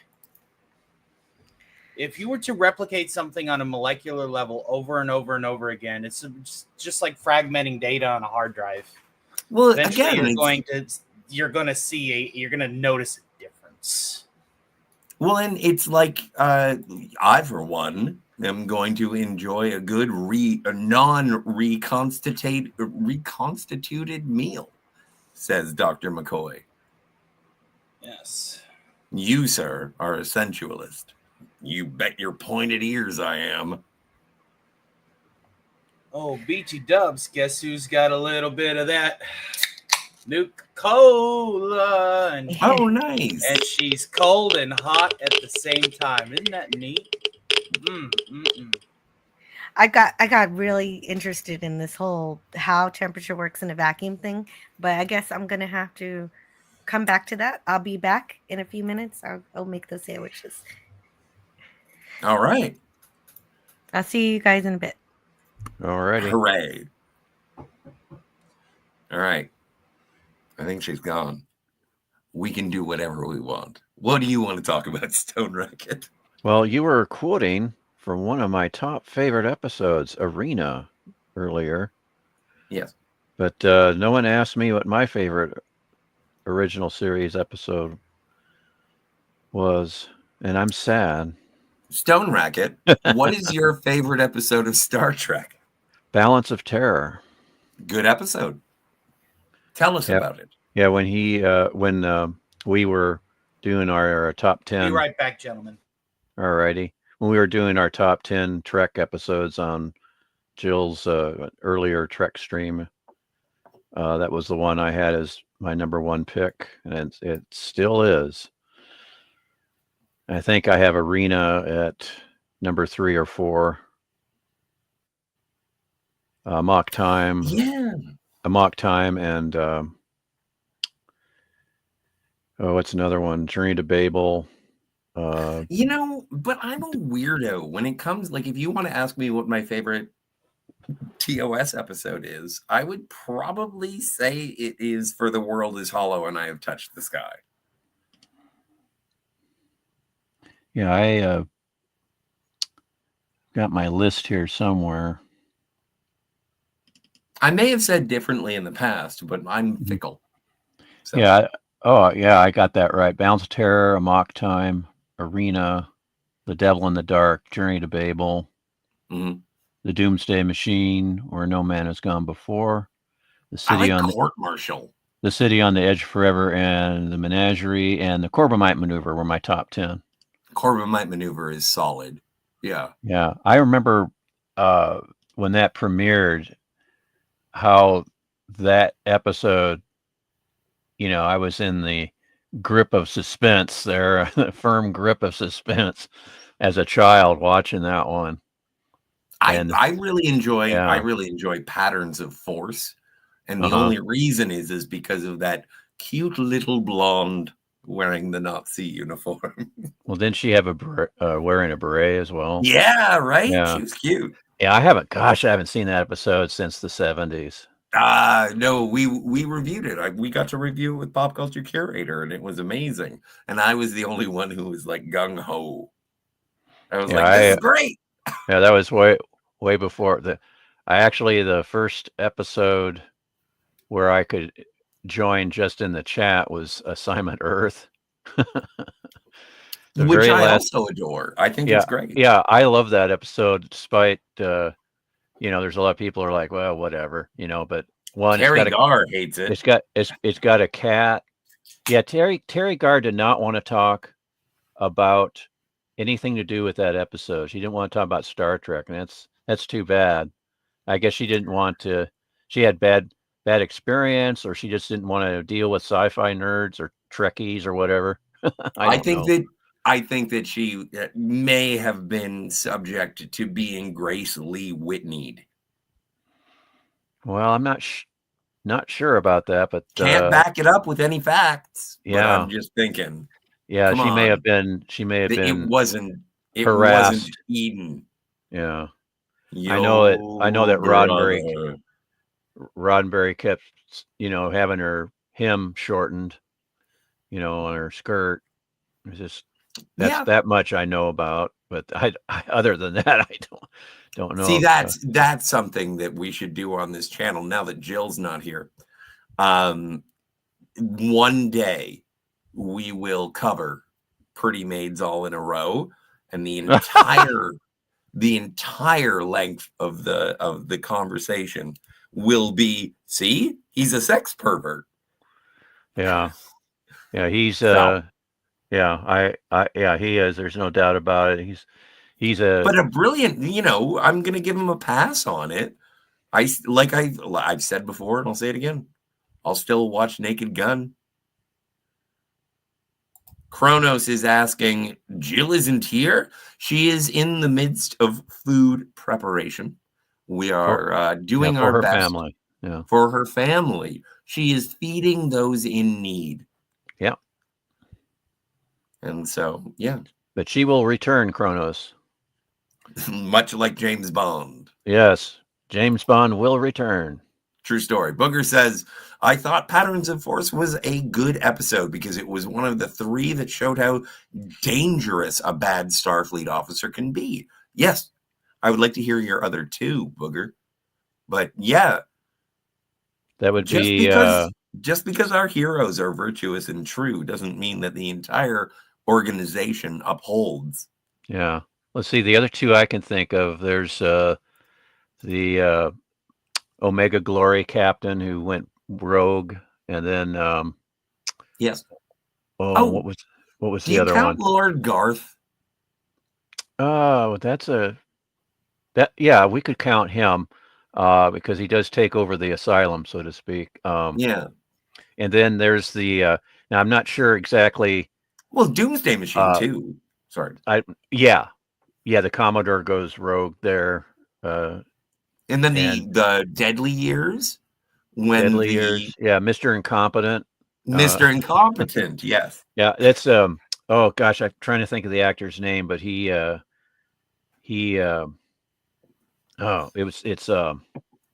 Paul Drake, is that right? I don't know. Yeah, he was in Winchester. He was in Winchester 73. He was kind of a wuss in that episode or that movie, and but he was he was a good friend. The actor he was a good friend of Audie Murphy. Yeah. But I did like at the end of the episode when he acquiesced or was graceful in his, you know what? I may know how to run a space depot, but I cannot command a starship. I am glad that you are with us. Yeah. So he wasn't that big of a dick. No. Yeah, you're right there. He fully admitted his weakness or his fault, and that Kirk was where he should be at the on the bridge of a starship as a commander. Who do we blame for the book and a piece of the action? It's left behind by left behind by somebody. You know, the gangsters of Chicago mission. or something. Yeah, survey mission. Yeah. The Victory? I think it was the Victory. Yeah, but yeah, no, that's who we blame. Yeah, I wish that they had returned to Sigma Iosha 3. It would be amazing just to see what they had done. And that was one of the possibilities when they made Trials and Tribulations. It was either going to flash back to Trouble with Tribbles, or it was going to be the Deep Space Nine crew going to Sigma Iosha 3 to find out what they had discerned from the communicator that had been left behind by McCoy. And it was going to be basically an episode of The Big Bang Theory 15 or 20 years before The Big Bang Theory was a thing. And they were just going to show up at a planet full of Star Trek nerds. Thankfully, they did not do that. Yeah. That episode, not one of my favorites. It's a fun one though, but I had one of the 35 millimeter frames from that episode. It's where Kirk and Spock are all decked out in their gangster duds, and they've got their Tommy guns. And in my earth science class in 9th grade, my teacher had the slide projector on the desk next to mine in the back of the classroom, and before he presented his geology slides, I replaced one of them with that particular slide. And because my earth science teacher, he was a big Star Trek fan, so I slid that in there to surprise him, and thankfully he didn't get mad. Stone Racket, I need, first things first, Snortopoopas, thank you so much. The survey ship was called the Horizon. Oh, the Horizon. I stand corrected. I don't know where I pulled the Victory from. I'm sure it was my butt. And Stone Racket, if you could be a doll and just say this with the most conviction ever on behalf of Franco Walker. Can I say the first part? You can say whatever you want. Yeah. I am Lord Garth. That was good. That was good. I do Jill. I know everyone comes to Anti-Derivative Jill's channel and they're like, where's Jill? She'll be back. Don't worry. She will return. She will. So I apologize for having to listen to us. Yeah, it's interesting when you mentioned like James Bond, Jill will return, that at the end of Goldfinger, the original end credit said this is the end of Goldfinger, but James Bond will return in On Her Majesty's Secret Service. Yeah. And it's like, oh, we can't do that. we don't have a Piz Gloria. We don't have a good location. And so but it's also sorry. And then after I'm trying to think that one of the other films, I was thinking it was Thunderball as well. They tried to do On Her Majesty's Secret Service, and it's like, yeah, nope, we have to change the credits again. It's like, and they finally found their Piz Gloria, but that was in 68. Have you ever been there? No, I think that it's basically at that time of the filming, it was a restaurant, and yes. And so they were able to use that location. And so when the ladies are all in the, it's actually rotating, Yes. And that was actually on location. But I think it's still there. But I sure would like Yeah, it to is. visit. Yes. Yeah, I would. That would be great. But That's a as- bucket list thing for me. Yeah, as I had mentioned, I think on a previous stream, I know I talked to Jill about this before, but the filmmakers, the Bond producers, they said, well, we're going to need a lot of equipment brought up here, and we're going to need a helipad, and so the producers built that helipad. You know, and as far as I know, it's still there. But that was kind of a neat. I would Yeah. love to slip and slide on my belly while shooting guns. While shooting a gun. Yeah, that got a great reaction from the audience when I first saw that movie. Well, here's an interesting question from Booger. Oh, Booger. I agree with Booger. Yeah, I do too, actually. So it's not that interesting a question because we're all agreeing. Yeah, no, Never Say Never Again is way better than Thunderball. Yeah, the script is better. The villains are better. Mhm. The only Kim thing Basinger is hotter. Well, no. A lot of vagina is my favorite. I know I don't know the name, but every time I see what's her name? Fatima Blush. Yeah. Fatima Blush. Yeah. No, but the actress's name is Barbara Carrera. Carrera. Barbara Carrera. Yeah. No, she is one of my awesome. she's up there with Domino from the original Thunderball in terms of being, Super hot Bond lady. The only who's your number one Bond lady, Stone Rocket? Well, I have two categories. My favorite Bond beauty is Claudine Auger, who played Domino in the original Thunderball. And then my favorite Bond, all-time favorite Bond girl, of course, is Diana Rigg from On Her Majesty's Secret Service. Oh, damn it. All right. And then Pussy Galore, played by Honor Blackman. That's a close second. Because one, they're both really good actresses, and those characters are really pretty cool. But yeah, as far as a Bond beauty, I think I have to go with Claudine Auger. Kim Basinger, not a bad choice. Kim Basinger is really cool in that movie, and the Domino character in the Thunderball novel was actually blonde, and so she fits the description a little better. But you know what? I'm a weird fan of Maude Adams. Yeah, she's got the honor of being not in one, not in two, but in 3 Bond movies. Yeah, unconfirmed on the third one, though. If you're going to be talking about View to a Kill, I'm going to have to cameo. Say, prove it. She's in the background, supposedly.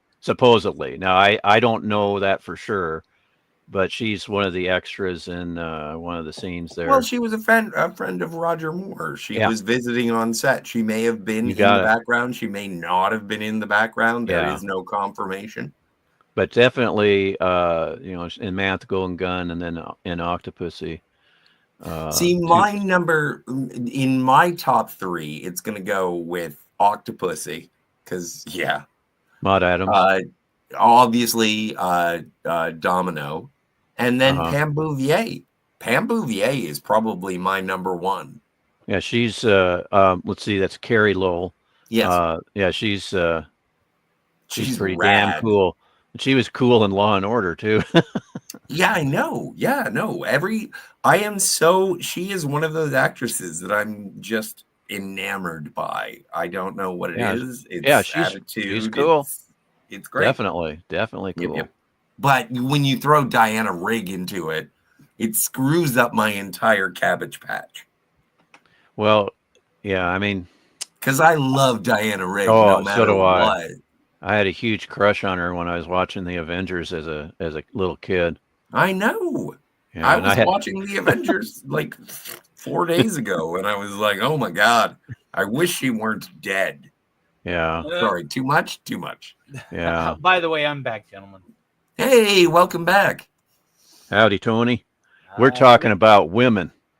Well, that's all. We're toxic males. I do like talking about. I make no apologies. Especially when the woman's away. I mean, come on, man. Oh, by the way, says Booger, by the way, that office suite was Stark Suites. For a little bit, I can say I worked in Stark Tower. Sounds great. We got you on record then. File your taxes appropriately. Yes. Greek letter says Xenia Onatopp. Onatopp, yes.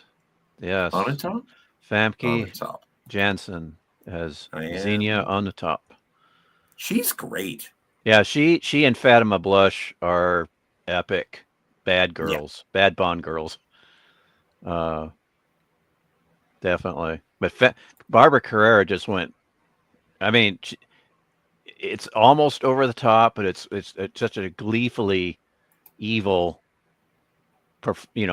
character and performance. Is just when she exits the picture, it loses a lot of steam for me. But you know what? I love Bernie Koppel. Is it Bernie Koppel? No, I'm wrong.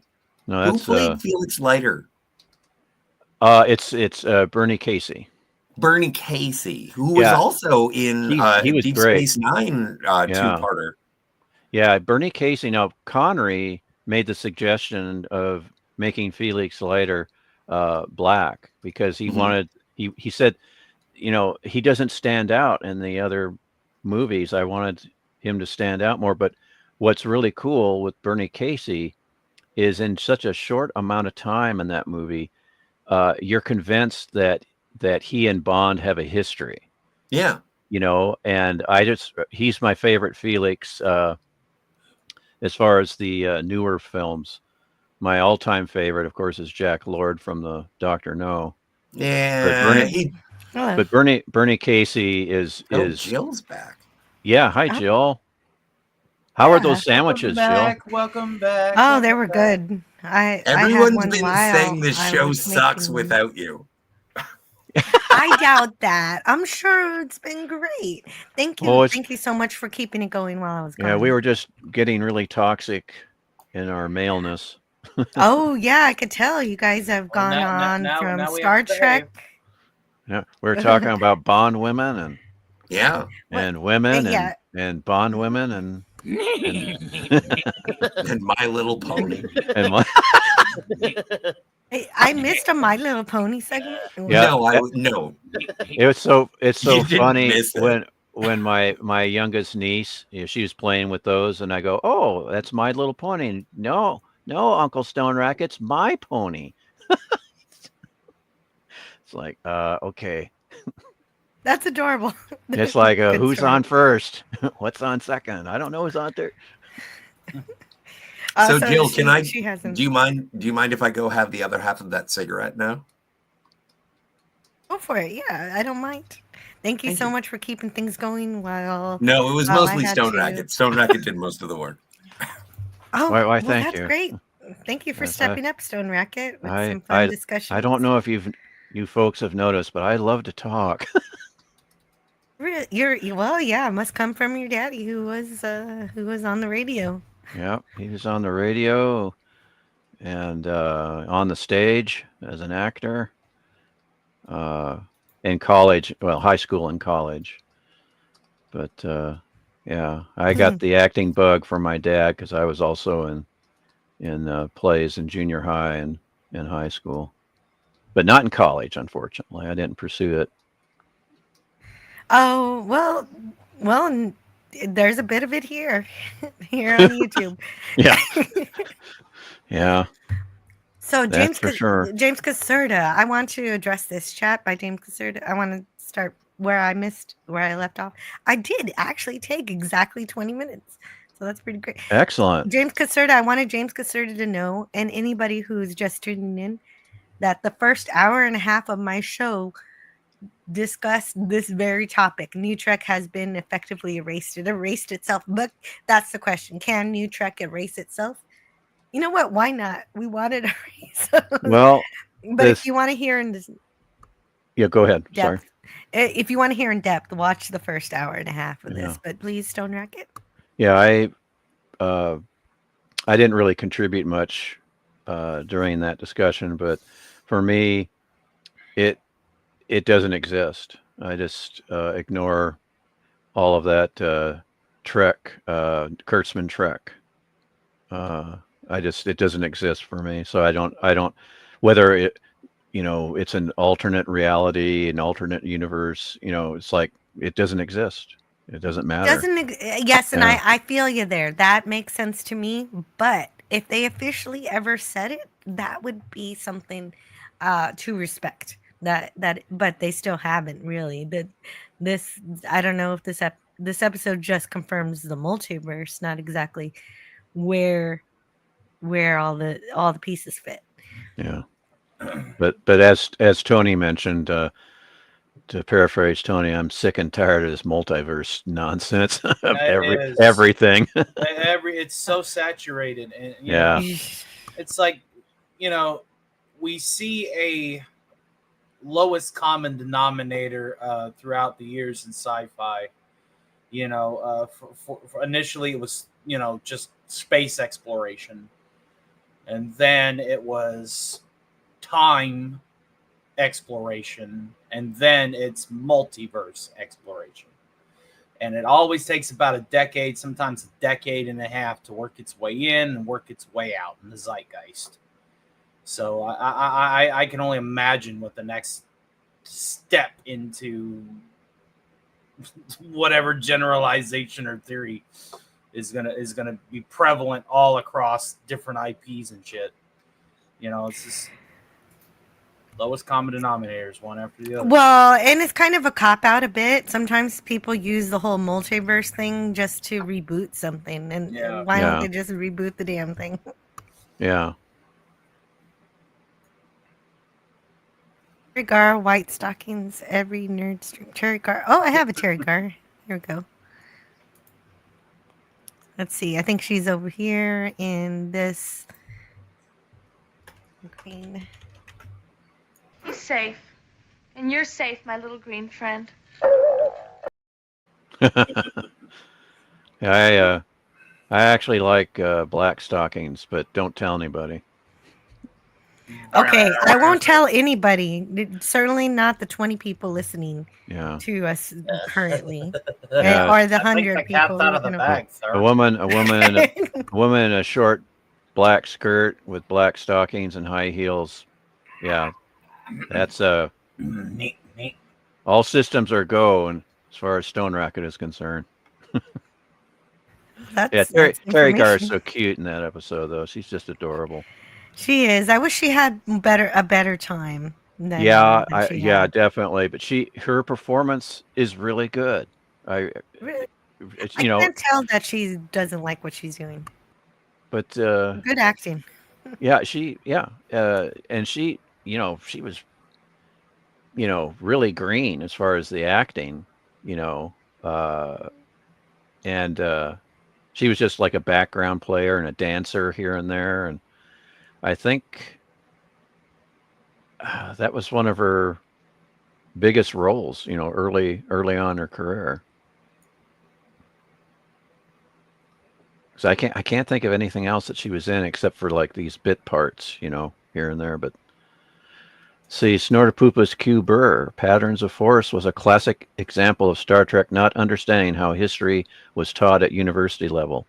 It was never just dates. Yeah. What does Jill say to that? Well, Well, I don't know. I mean, patterns of force. Like, why does a history teacher think it's a good idea to bring Nazi Germany to a planet to fix it? Like, that just doesn't make it. It's the premise. Does it make a bit of sense? It's just you think about it. It's just, hey, we did Gangster World and we did Roman World. Let's do Nazi World. It's like, The reasoning for it doesn't make any sense. And it's not like the captain went crazy or anything. And those neat little implants that were put in their wrists that you put it up against to an incandescent bulb, and all of a sudden you have a phaser beam. Awesome. That's so stupid. No, sorry. No, it is. It was stupid. Scotty at least Lord Garth was insane. Yeah. That's his excuse. Yeah. Yeah, Scotty had me read that in my Nice. best. Well, I didn't do Lord Garth exactly. I just did a more obnoxious kind of thing. Mhm.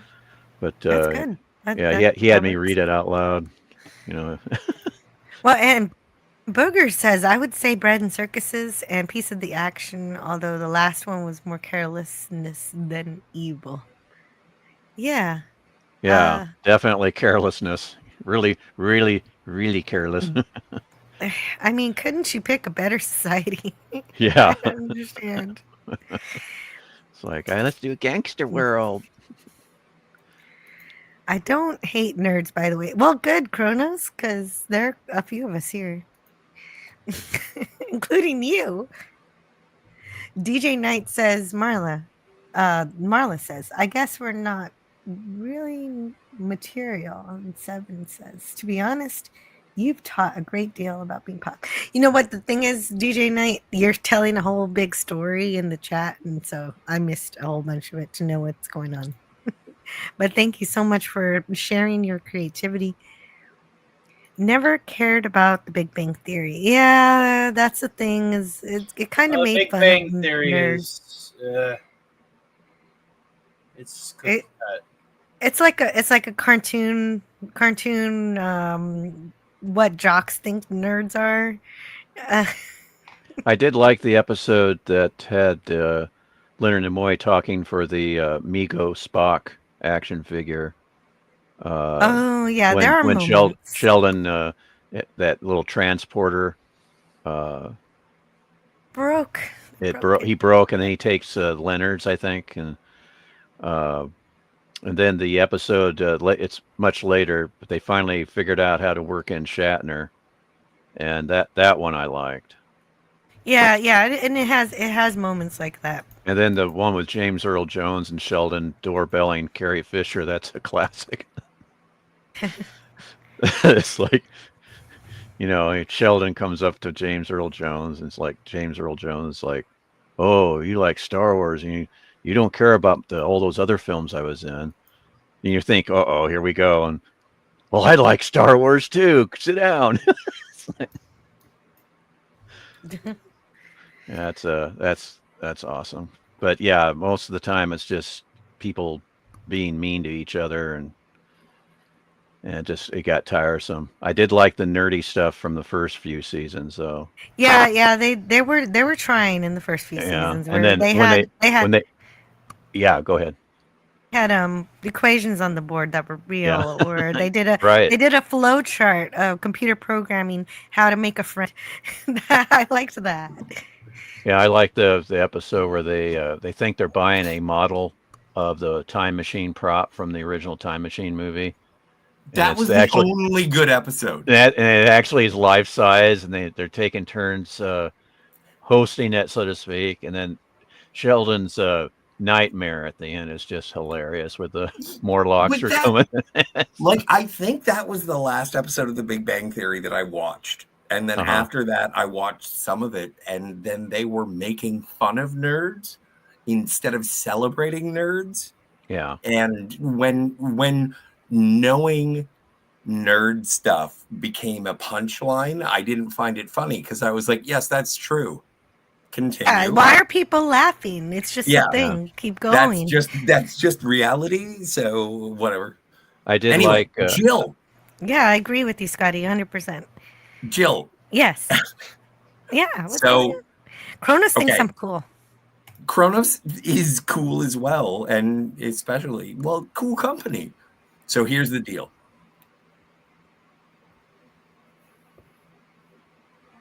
Oh, you've got a glittery ball. I mean, No. a disco ball. No, this is not my glittery ball. You stole a glittery ball? I did. I stole it. I am the Ocean's 11 of glittery balls. It's a disco ball for your Bride of Frankenstein figure. No, I am always asking Jill to touch my glittery ball. So I'm going to send this glittery ball to you. Oh, but you tell us where you got that from, because it's not I something stole that you it came up from with. my mom. No. I mean the concept of when it's time to go touch glittery balls. Where does that come from? Do you want an awkward pause? Big cash prize? Touch my glittery ball? It comes from a That TV is show. from Craig Ferguson. Craig Ferguson is arguably you don't have to make me big anymore. Okay. Craig Ferguson is I'll fix that. arguably the best late night talk show host of all time.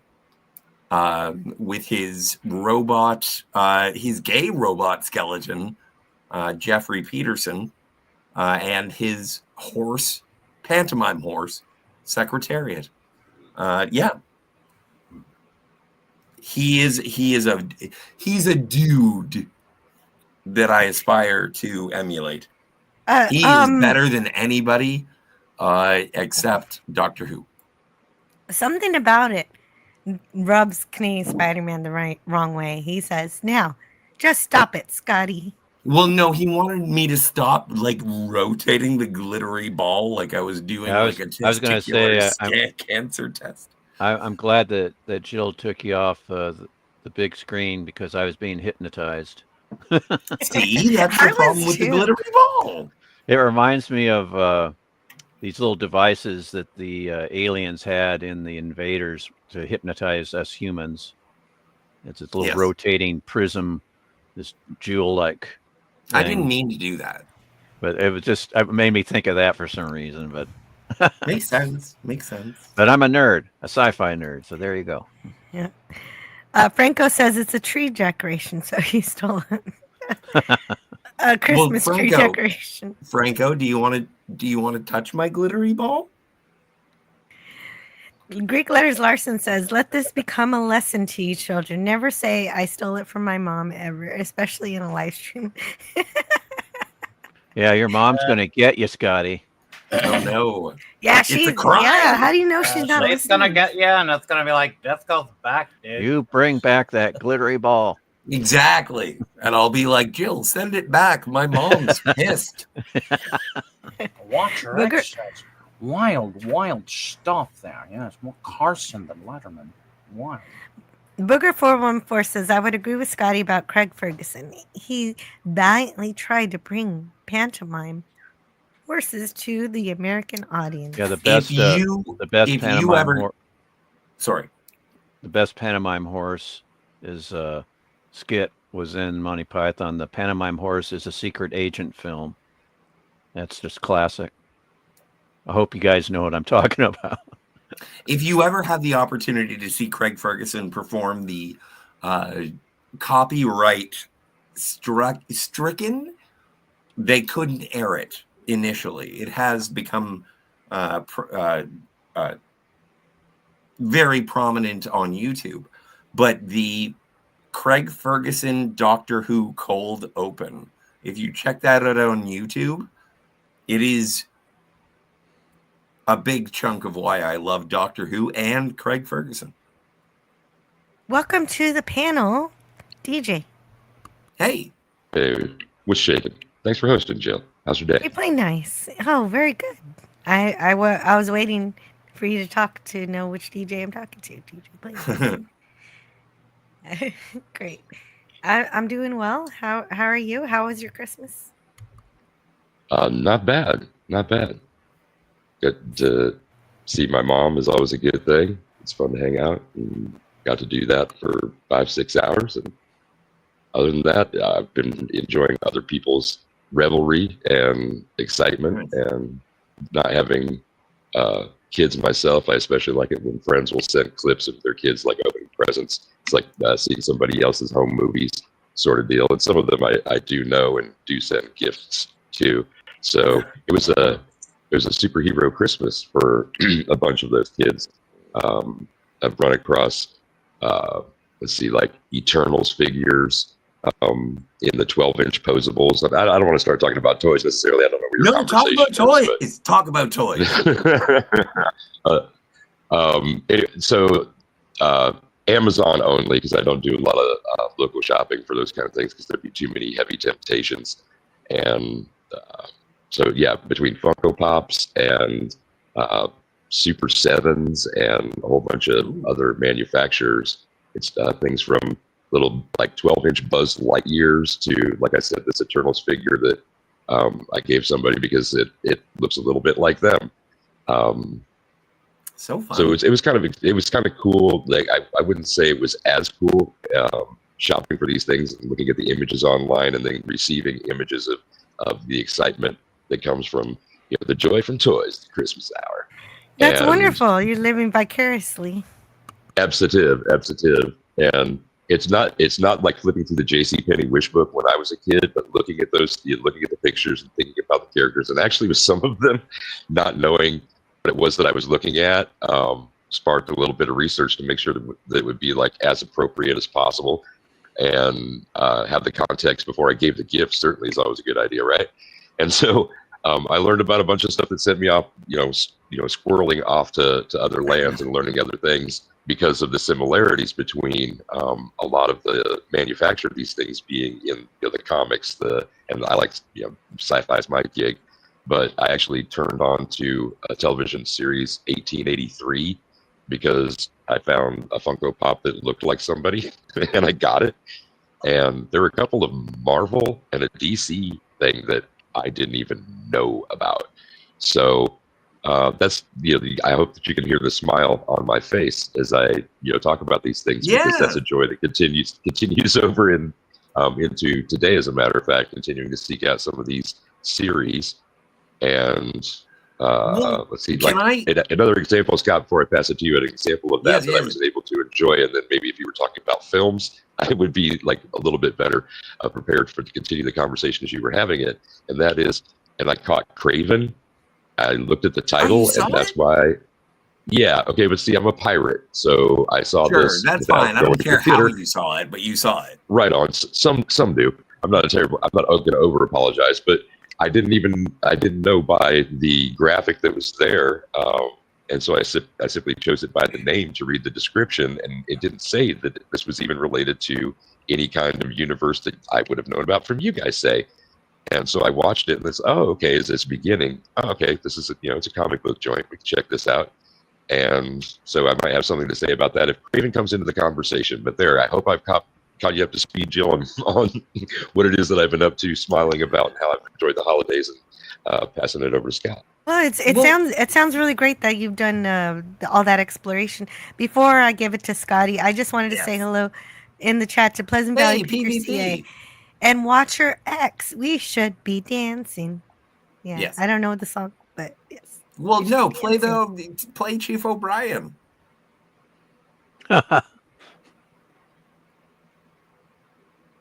Okay, I'll show Chief O'Brien dancing. Let's see where that's at the beginning. We did that already, but it's your channel. I don't know where you.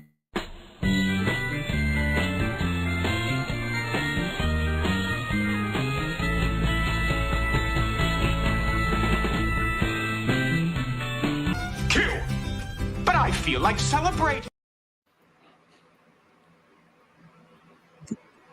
So I gave my nieces.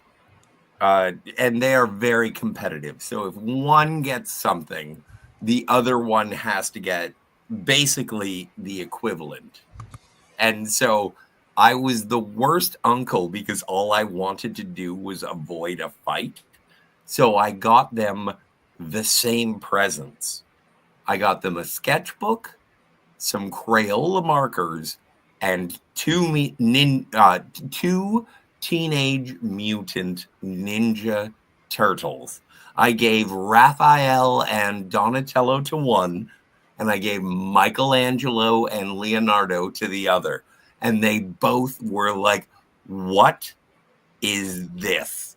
But luckily, my brother-in-law was like, I can't believe I got all 4 Teenage Mutant Ninja Turtles.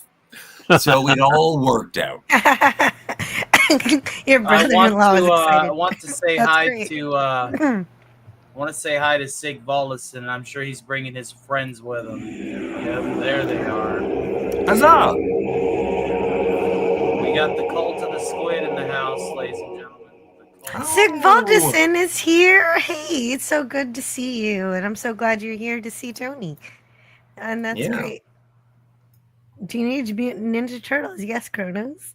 That's well, but maybe now the dad will show the kids the 80s cartoon and they can, No, learn I how want to show much them. I want Turtles to love show them the pizza. 90 live action with Judith Hogue as April O'Neil. All right. Well, yeah, the movies are fun too. The first one is fun. The rest of them veer more towards the cartoon. I think that Teenage Mutant Ninja Turtles, check out the cartoons and then watch the 90. And what year did the cartoon come out? I don't know, the 80s? 89? 87? I Anyway. I was a baby, so I was like, Yeah, it was the late I '80s. watched it. It's pronounced Bibi.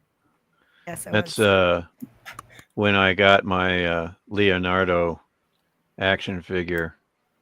I got one of the first Ninja Turtle action figures. I wasn't even into the show at all. I was familiar with the comic book because one of my coworkers at the video store introduced me to the comic book. And I saw these things when I was on vacation in a Walmart of all places in Wyoming. And I just bought myself a Leonardo and I still have it somewhere.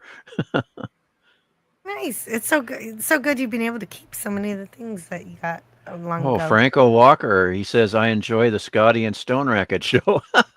Yeah, I was going through the chats and I love this comment. I'm so glad you guys, that tells me you guys did a good job. That makes Hi, 3 Jackie of and us. Yes. Thank you, Yes. James. That's a nice compliment.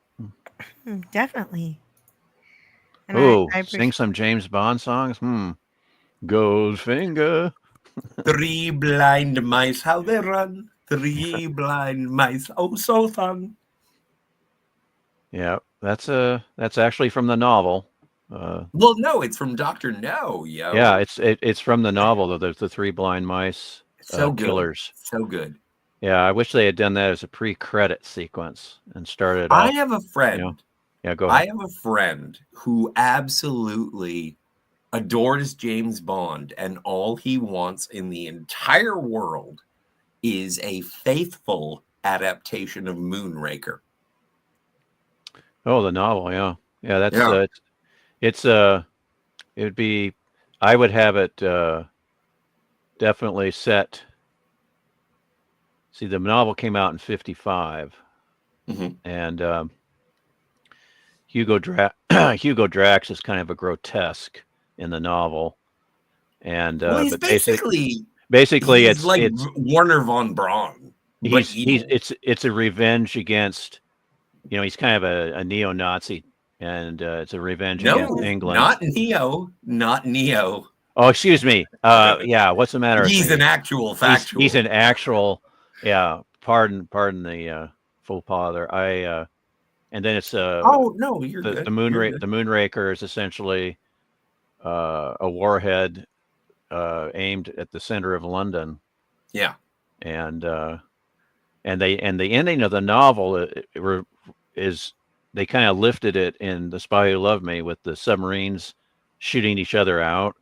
Mm-hmm. It's kind of that Bond basically changes the gyroscope of the missile, and it ends up blowing up the sub that Drax and his buddies are escaping on. Like you could actually remake Moonraker and no one would know if you properly adapted the novel. Yeah, but I would set it in the late 50s.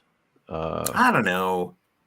Or maybe just or set it in the early 60s. Just keep on in the 60s. I would do it contemporary. It would be interesting to see. Like, I think that, like, I believe in a contemporary James Bond. Yeah, I think he belongs in the 60s to make it work. But you sound like Dame Judi Dench. Well, no, don't say that. I do not. Well, no, not like actually. I do not like that M. You don't like Lady M? No. Right. It's a violation of the Fleming formula. But of course, I'm a toxic male, and I make no apologies. Well, I'm pretty toxic, but I think you're being. I think you're coloring outside of the lines. Am I being a sexist dinosaur? I am a sexist dinosaur, petrified even. Will Oh, there be I'm any just going mention through of Ollie's chat. Oh, go ahead. Go ahead. Tulikosi? Go ahead. Will there be any Tulikosi? mention of Tula Kasi in the listing of Bond girls? Oh Who's boy, Tulikosi? I do not know who that is. See, Booger knows. But Booger knows. Tula Kasi, huh? I'm not even going to Google it. I'm going to wait until Booger tells me. Yeah. Is it somebody from the Craig era? Because I'm really weak on the Craig era. We're basically sure that it's a woman. Yeah. We're talking about Bond girls. So she's a Bond girl somewhere. Or maybe, no, but there was a transgender. In, Uh-oh. Yeah, that's no, right. There was. In, for your eyes only. For your eyes only. One of the scene. one of the pool babes. Yep. Yeah. Yep. I will was say a that the dude. Sheena Easton song for that movie was good. For your Yes. eyes only? Yeah.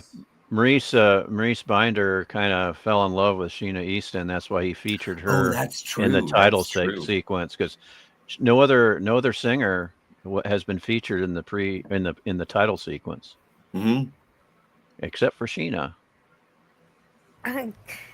Kronos has a request in the chat. He says, "I need a cheers." So When the weight of the world is got you down and you want to end your life, dead end job, bills to play, and problems with the wife. Well, don't throw in the towel, 'cause there's a place right down the block where you can drink your misery away. At Flaming Moe's, let's all go to where liquor in a mug can warm you like a hug, and happiness is just a flaming Moe away. Happiness is just a flaming Moe away. cheers, Kronos. Cheers, Kronos. I'm not drinking. Cheers, right now. Kronos. I'm not drinking till heavily, later on clearly. tonight. Oh my goodness! Isn't it early? It's It's always time. It's I'm- 5 o'clock somewhere. I'm well beyond being surprised at that. Now, does Felix? Can somebody read this and explain? How does Felix Leiter, not Leitner, but Leiter, being obviously different people, help or hurt the fan theory? Oh, I didn't. Oh yeah, no. I didn't help hurt the fan theory that Bond is an office and not a person. Yeah, that's we just have to go with the flow there and just ignore that Felix is a different actor, except for David Hedison in 2 movies. Yes. Yeah, I wish. I don't- Now Jack Lord just wanted too much money, and so he wasn't brought back, and then I don't He know was the what happened Terrence after. Howard of the James Bond movies. But yeah, very disappointing casting until we get to Bernie Casey, in my humble opinion. Oh no, but I like David Hedison. I like Cease Pinder. No, well, The David guy Hess, in- the David guy Hesson in- was okay. He was all right, but all the others that don't do anything for me. But who's the guy? Who's the new guy? The guy who was in all of the Daniel Craig's. Oh, I'm not familiar with that era. Yeah, I forget his name. I'm stupid. He was Commissioner Gordon. Oh, Pink Ranger's here. Hey, Kimberly. Hey, Oh, hello, Kimberly. And Booger was asking Booger was asking we were talking about this in the first hour and a half of the show, is about the idea that Lower Decks says that Discovery is not canon. It showed what it showed was Lower Deck a regular looking Klingon from our Prime universe and turning into a Klingork when they hit some kind of rift, dimensional reality rift that just transformed it. And some people are taking that to mean that STD Some is people. It is a different reality and proof that STD was never part of Star Trek to begin with. And I like that idea. I like it. It was very a much. Star Trek transmitted disease. It was, and Lower Decks was the penicillin. The prophylactic, yes. What was that? What was that chat about My Little Pony? Was there a chat about My Little Pony? Yeah, you just I had don't it up. have ponies. Oh, You just- speaking of My Little Ponies, this Yeah, I had a remember its pony. storyline crossover with the Power? No, I don't. I didn't know that happened. yeah, me neither. That I would am be not a quite brony. unusual. Yeah, neither am I. I like She-Hulk, and even Yeah. though I joke about it, I'm not a furry. Right, because you misunderstood the meaning of furry. You thought it meant, people dress up as Orion girls or Andorians, and that's not a furry. No, That's not a furry. I thought furry. I was for a minute, and then Jill told me, no, shut up. Furries are well, no comment. Well, no, it sounds like they have fun. I'm not angry at furries. I was just exploring my experience, and I was we, like, we don't, second. we don't want to anchor any furries out there. Yeah, would come be on, right furries are back. people too. The furries. Shut up, Iron Man. You enjoy being in suits yourself. I am Quiet you. I am a scaly. Kronos does not have You ponies. don't have to apologize for anything, Johnny. You're the best. No. Yes. Low Spec Linux Gaming says Oh, UFO, baby. purple hair and silver miniskirts. This okay? Yeah. Yes. If those, you have those women not, on the lunar base, hot, Yeah. hot. UFO.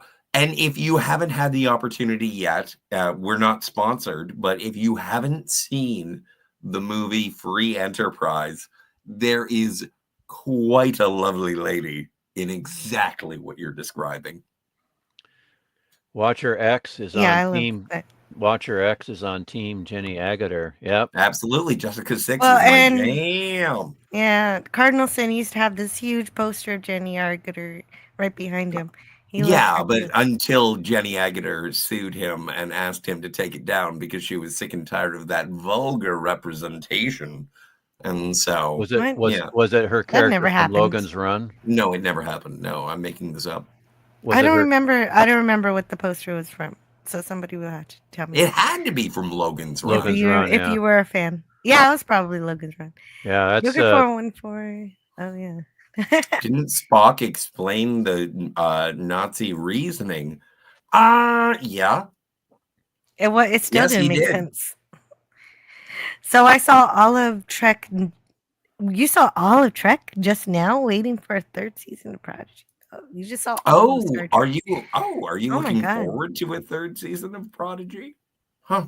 Oh, That's PvP wants a link. I want to get through the chat and maybe I'll send Why him. not? He's a good guy. Yeah, check the community tab, me bucko. That's As how long I as he found it. as long as he behaves himself, which is Oh. always fun for me to say. Oh, that's right. It's only in the community tab if you're a member. Only members see that. Oh, only members. So he's so not pay a a member. dollar. He's not a member? Yeah, you automatically get invited to Shore Leaves. I if you're a could member, impersonate PvP while we wait for him. No, it would be rude.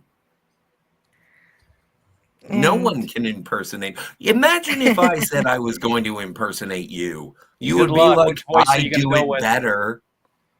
Which voice are you gonna go with? I mean, you have about 80 versions of me you can choose.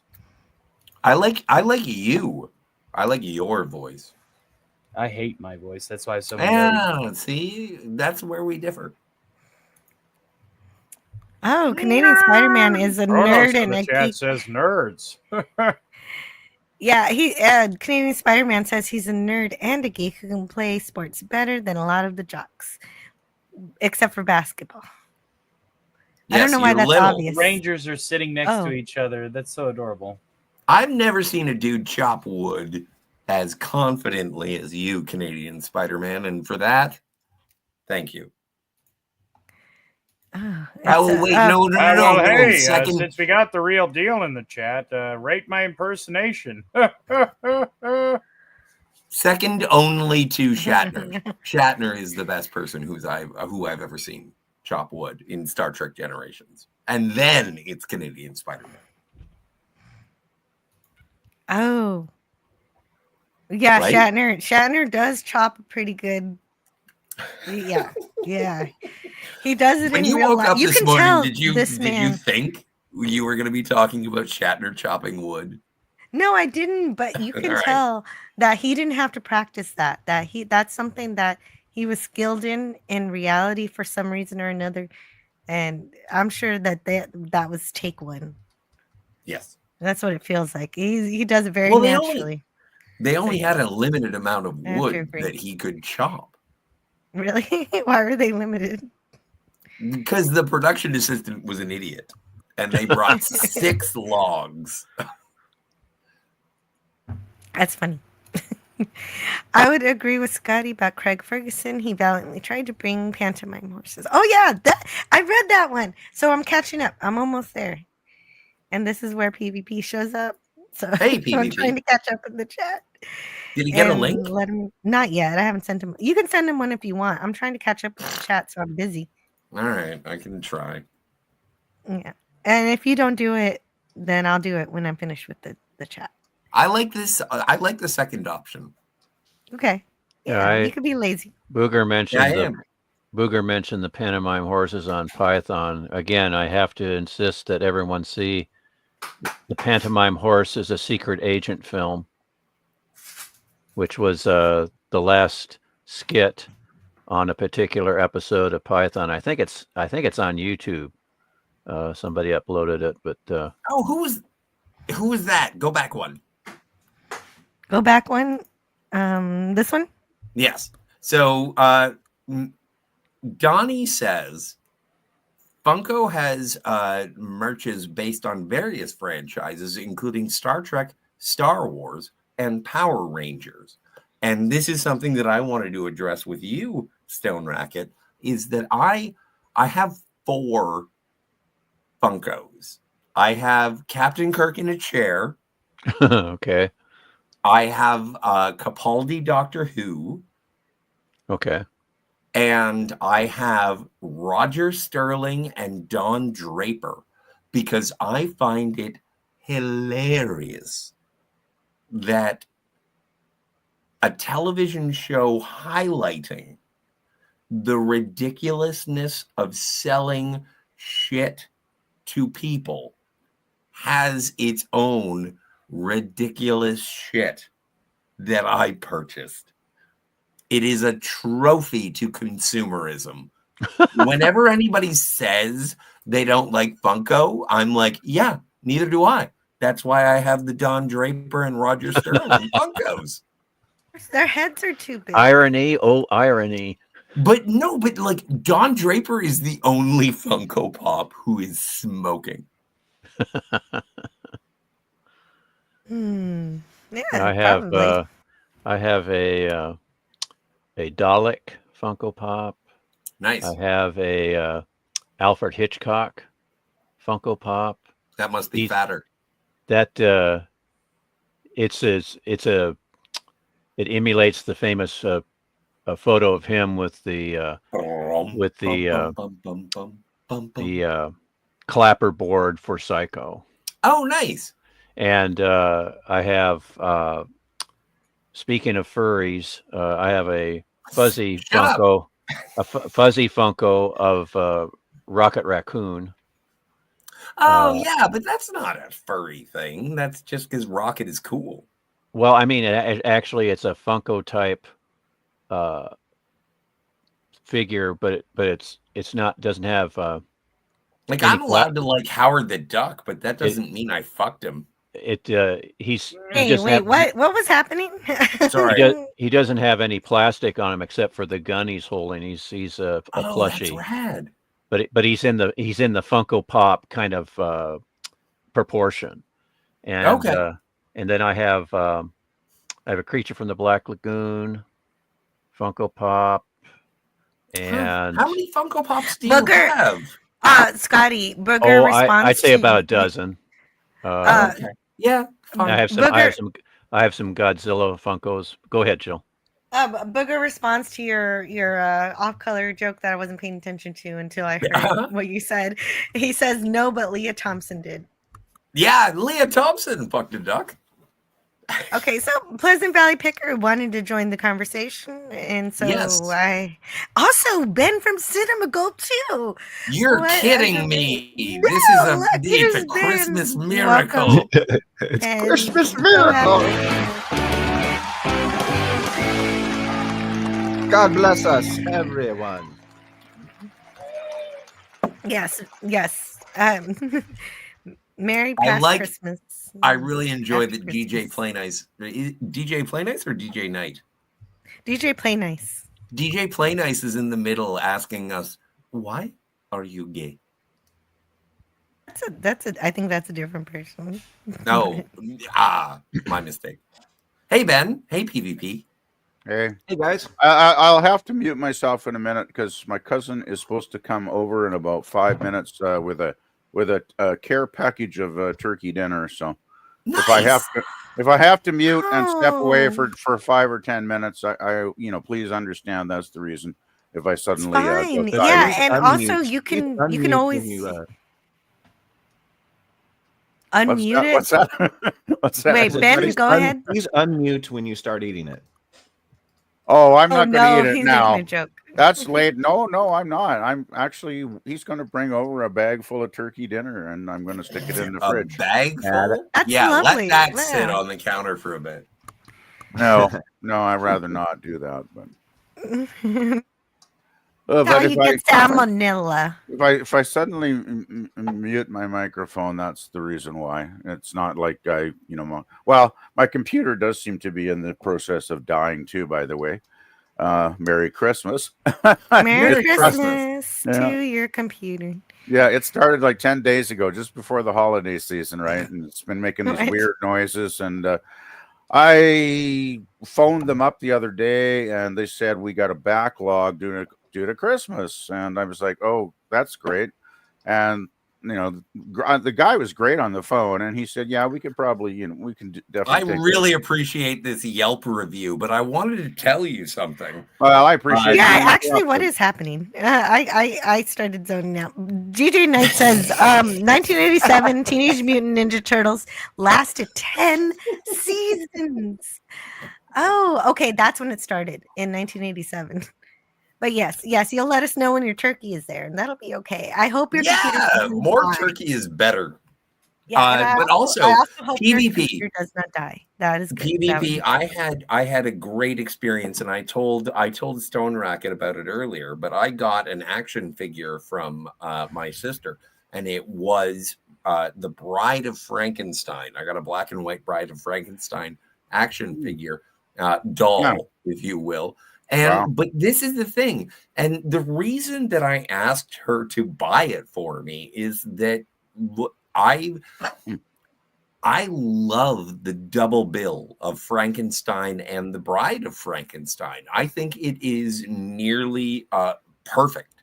And also, if you watch those two movies, because they are so old, I think Frankenstein is like an hour and 10 minutes. The Bride of Frankenstein is an hour and 20. Guys. Like, Okay, it's Tony. amazing. And so I was so very, very happy to like someone listened to me and heard me. And it was so delightful. I've grown up in a world where I'm like, I'm a Star Trek fan, and then someone buys me a Tauntaun. Uh-oh. Okay. Yeah. And so, like, it's just so nice to be seen and heard and recognized. It's That's amazing. true. That's true. Well, It's- thanks for it's- sharing that, Scotty. That was It's heartwarming. nice. It's nice that your sister got that for you. Yeah, that's cool.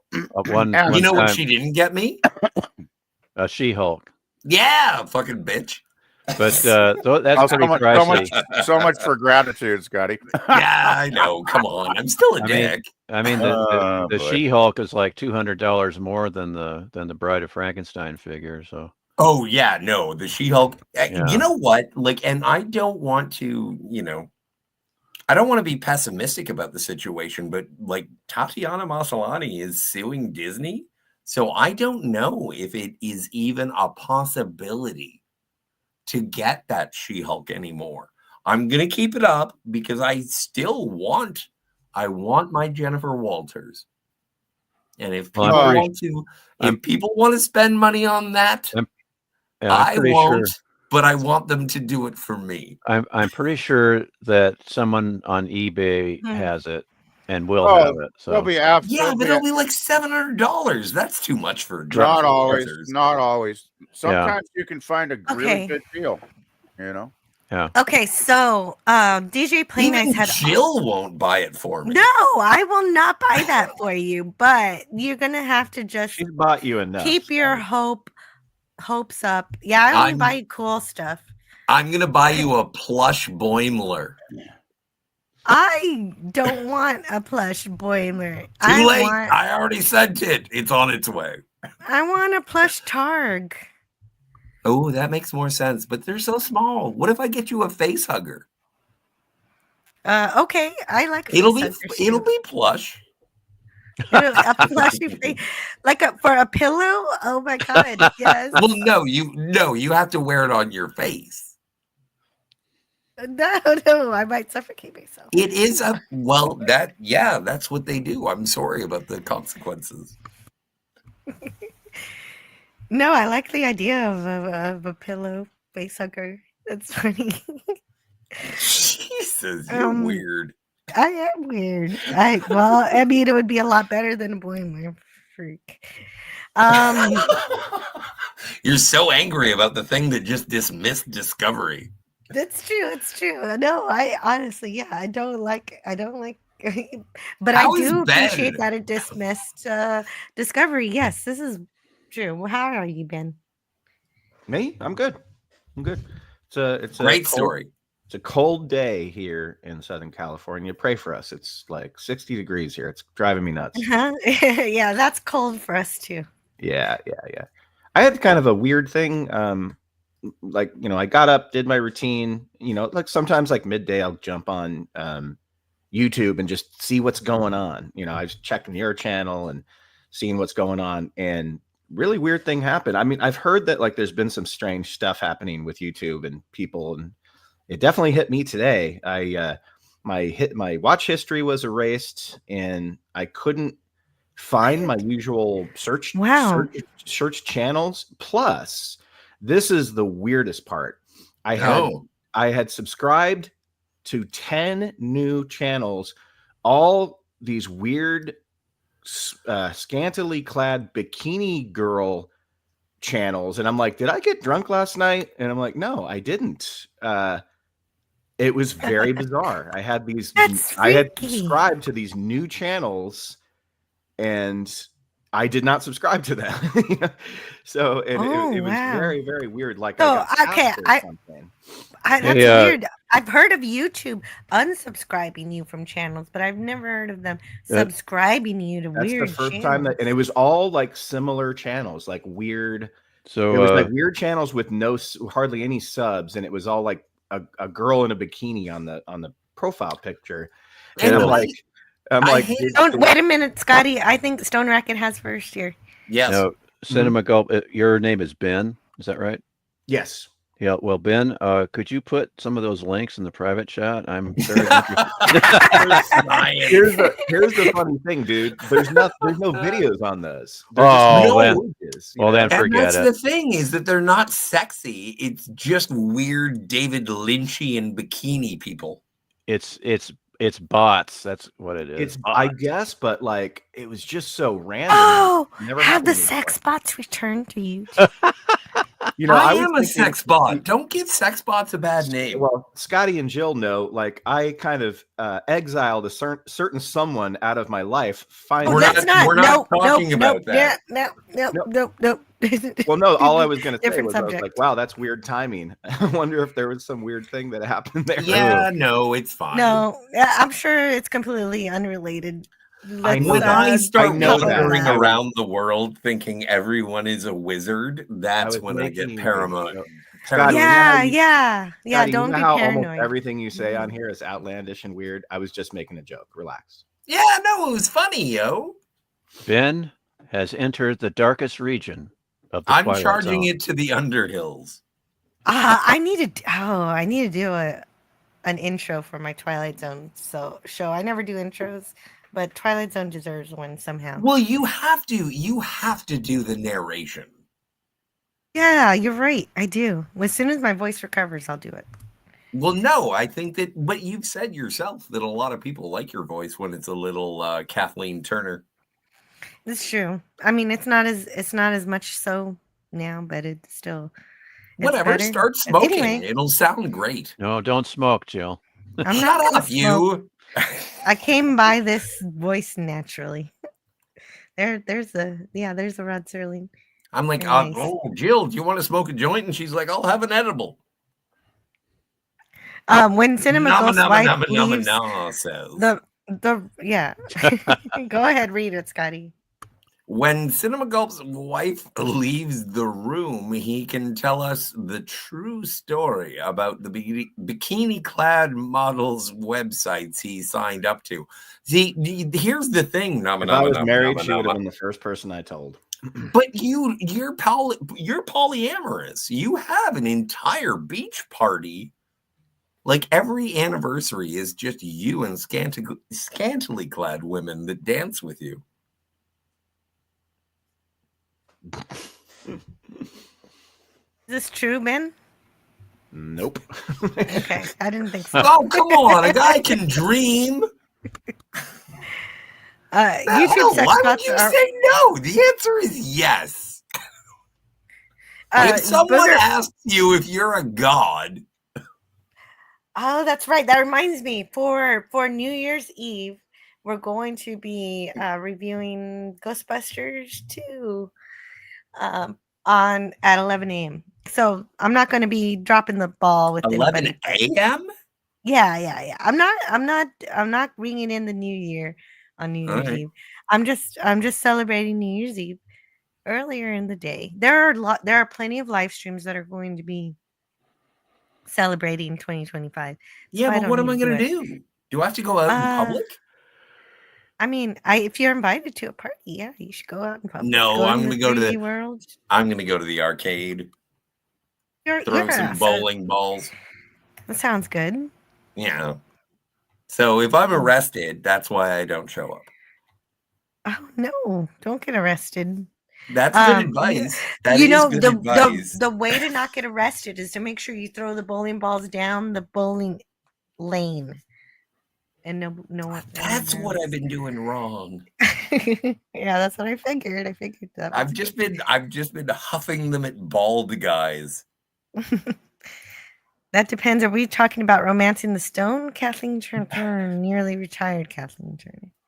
No, we're talking about Kathleen Turner being Chandler's father in Friends. We're talking about Kathleen Turner Overdrive. Oh, that's my favorite band.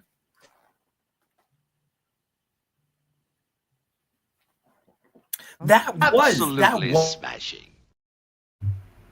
Kathleen Turner Overdrive is the band in Step Brothers, yes? No, it's in High Fidelity. Damn it. Thank you. Okay, so DJ Play Nice had offered earlier to tell us about his experiences watching the movie Craven. Are you here, DJ? Oh yeah. Can you tell us about that? Because you said you wanted to talk about it, and so I think I'm ready to hear about it. Wow. I wish I had said could talk about it. Kicking off a discussion like that, I'm not sure I'm fit. Let's see.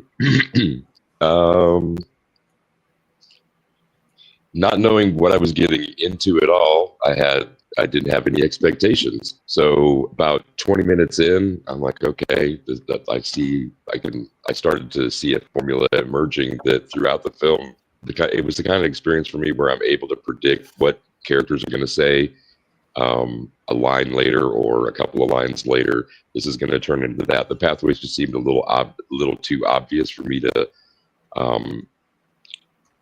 not be mesmerized, but drop into the story a little bit more and start to shed the room or any other focus. And so I ended up just kind of watching it a little bit more casually than I had hoped to be able to. And I wasn't seeking escape through this thing. As I said earlier, I just kind of chanced into it. So I think that there were two things, and I'm not trying to dog it out completely to begin with, because there were some things that I enjoyed, but there were 2 points during the entire film where I was like, oh, that was cool. Because like in the fight sequences, okay, it wasn't just their predictability, but they're just kind of bland. And especially from the start with the intense language, I'm like, oh, okay, this is going to be an adult one. It's like kind of like finally I'll get it balanced against all these others where there are portions that are obviously toned down for audience inclusion or whatever.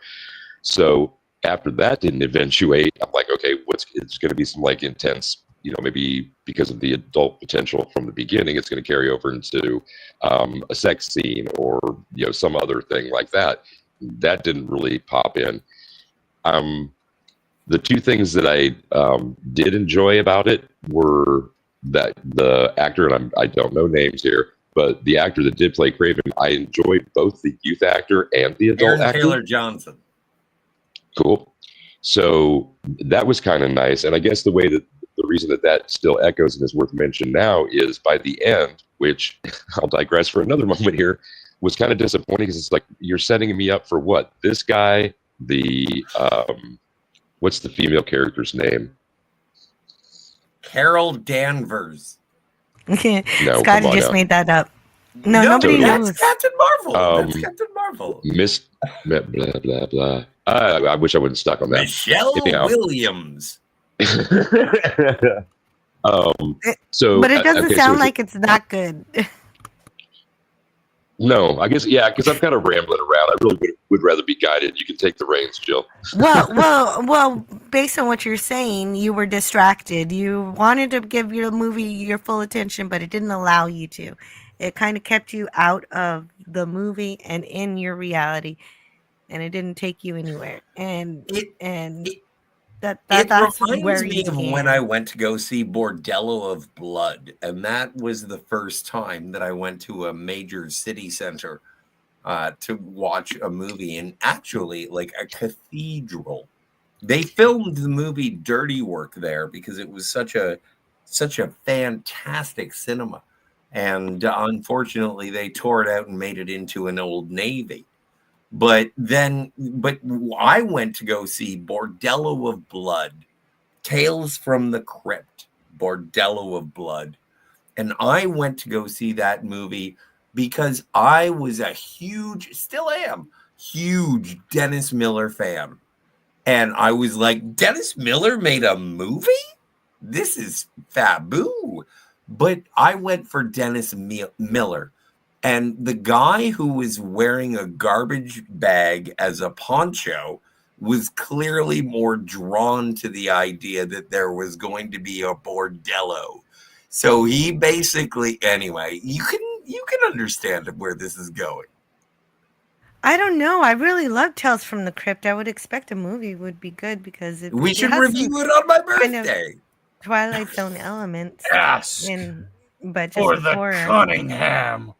What? But you didn't really like the movie, so why would we? No, I love Bordello of Blood. Oh, okay. Yeah, no, I think it's great, and the only reason that I think it's great is because of Erica Eleniak and oh no, what's her name? Who Lilith, tall, leggy redhead, man. Yeah, no, I was more of an Erica Eleniak guy. Didn't you see Under Siege? Like, yeah, rip my heart out, baby. Still all right. What was Everhart? Angie Everhart, I think. Could you answer this question from Sigvaldison? Sex scenes with Heather Locklear and Farrah Fawcett. Did I hear him right? Oh, yeah, no. I was imagining things that made me happy, and yes, that was correct. There you go.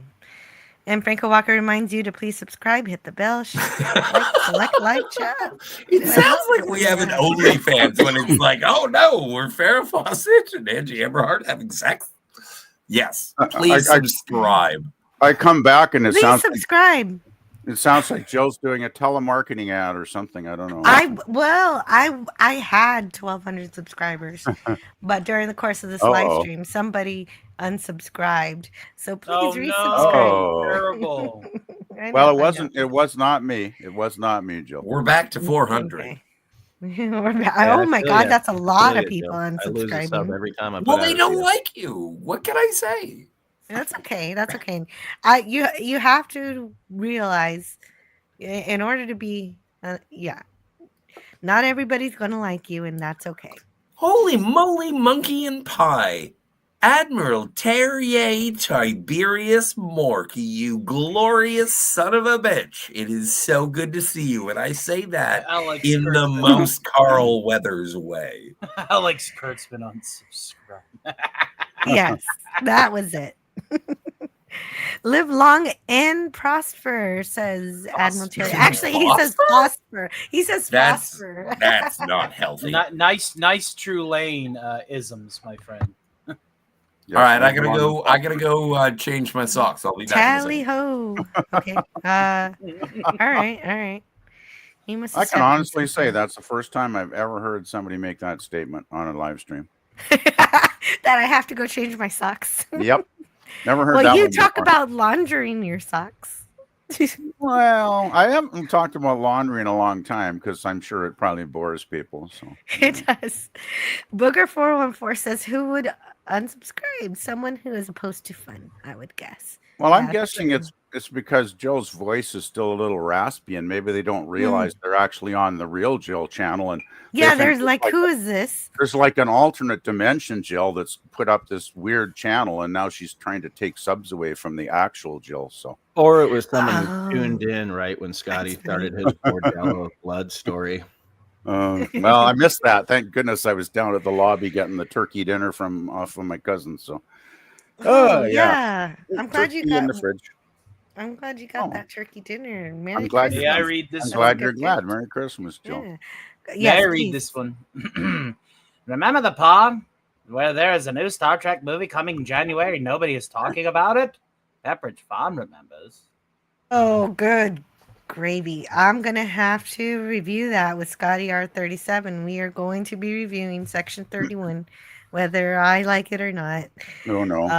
It is going to be a dumpster fire, and I'm going to have to hide the fact that I'm streaming it.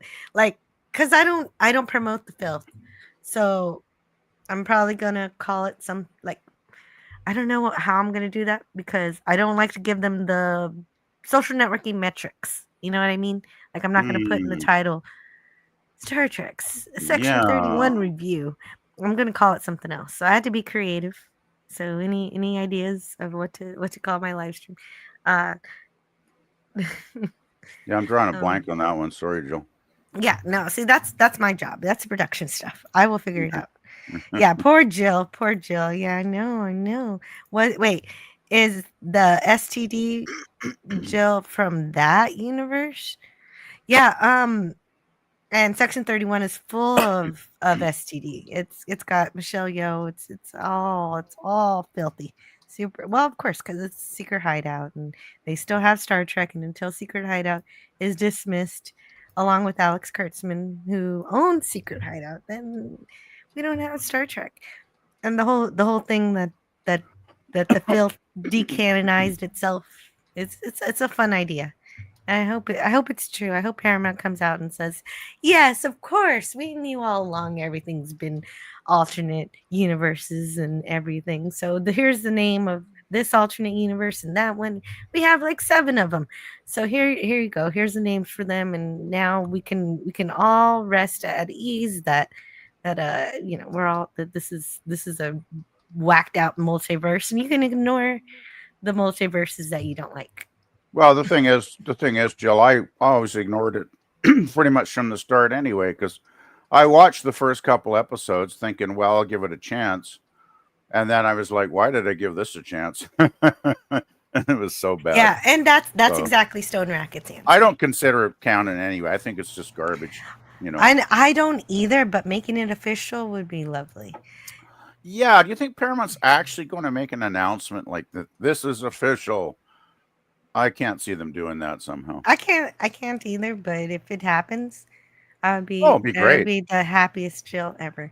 Franco Walker says you could call it not a Star Trek review. We are certainly not talking about Star Trek, and certainly not anything to do with Michelle Yeoh. Yeah, that's a good Yeah. idea, Franco Walker. It could be something like a film that is pretending to be Star Trek, but is not actually Star Trek. So don't yeah. watch it. I don't know. That's Star a tough Trek one. imposter. Faux Trek. Call it the film that should not be named, and make sure to emphasize the odd number. Yeah, the 31. yeah. Oh, that's a good one too. Hey, I'm getting some good ideas. That here. is a good I'm gonna idea. copy these down. Yeah, Copy that these in booger had a my good idea there.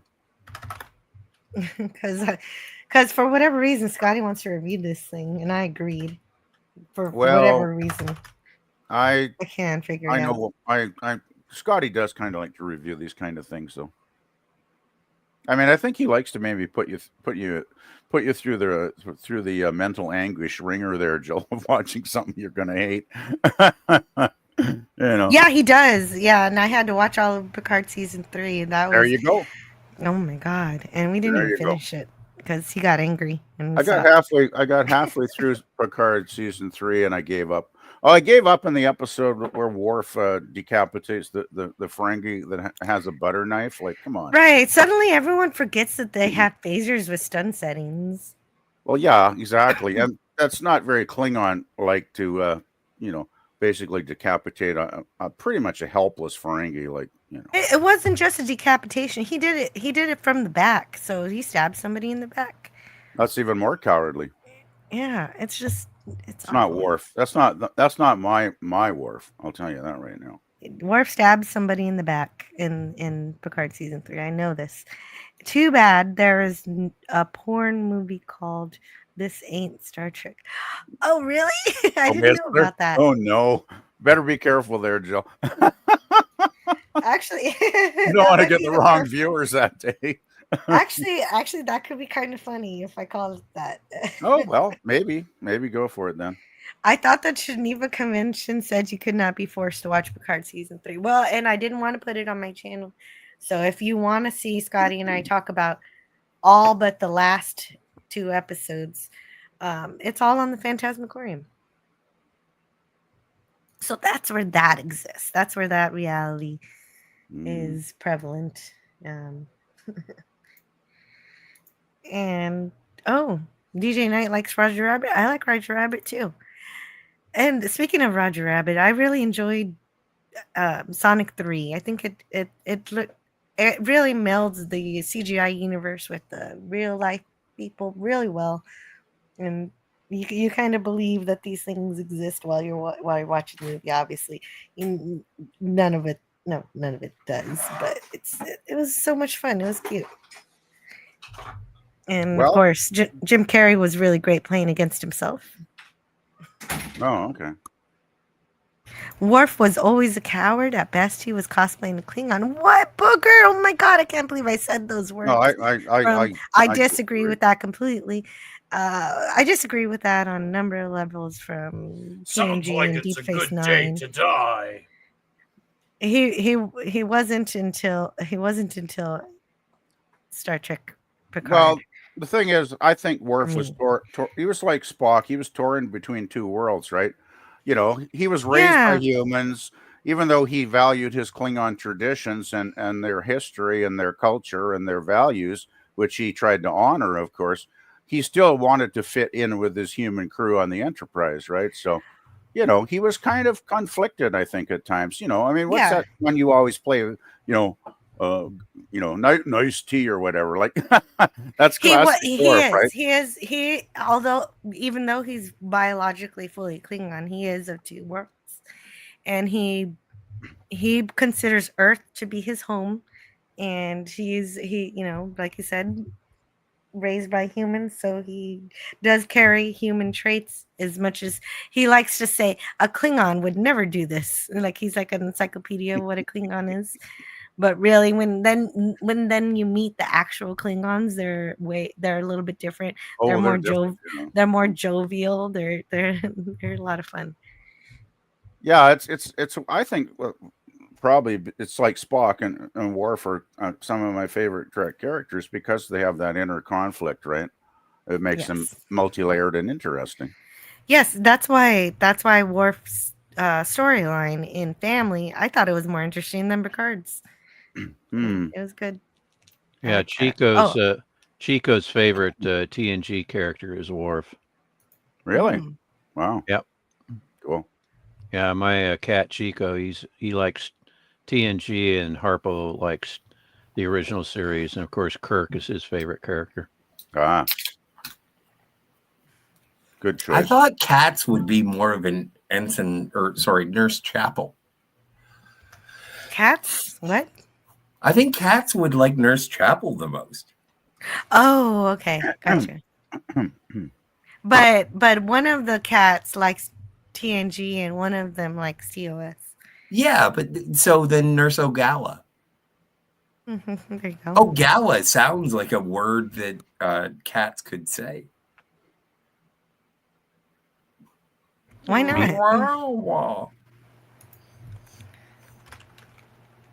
Is that racist? Probably. What? No. Meow, Why would no. you say that? Meow. Oh, wait. It wouldn't be a Christmas show if I didn't say hashtag Keiko Pigs. Computer, access the new keepsake magic ornament from Hallmark. Accessing USS Enterprise, a collectible ornament accurately representing the Galaxy-class starship. Ornament carries Earth date 1993 and illuminates in a realistic manner. The new Starship Enterprise ornament, please. Replications are copies. Only Hallmark carries authentic keepsake ornament. Suggest solution. Call 1-800-HALLMARK for store nearest you. Oh, there you go. Suggest solution. See? Money. Even with a Hallmark commercial, the acknowledgement that replicated products are inferior to the real deal. Well, and Patty Ukatse, I believe is her. She passed away recently, and so rest her soul. I'm sorry. All of the family joys, hugs. Yes, and that is why I have that commercial, because I wanted something to remember her by, and so we'll always remember her. Oh, I'll never forget.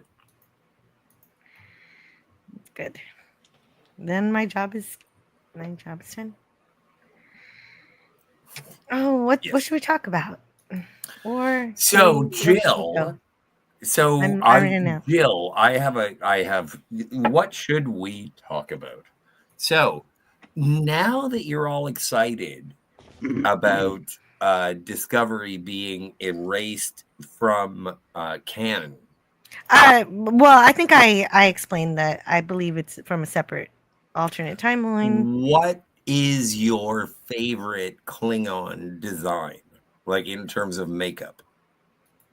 TNG. Which is basically an offshoot of TOS and Star Trek. The motion picture. Yeah. Yeah, starting with the motion picture, yes. Yeah. All right. Mm-hmm.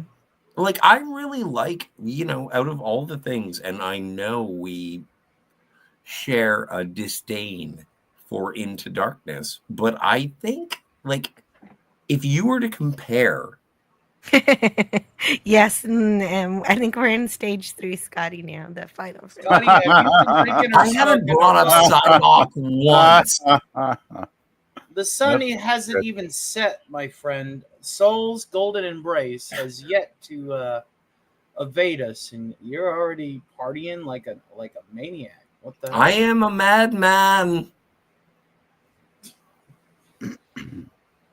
No, but the sun's getting real low, for sure. I knew it. I knew you were going to do it. Oh.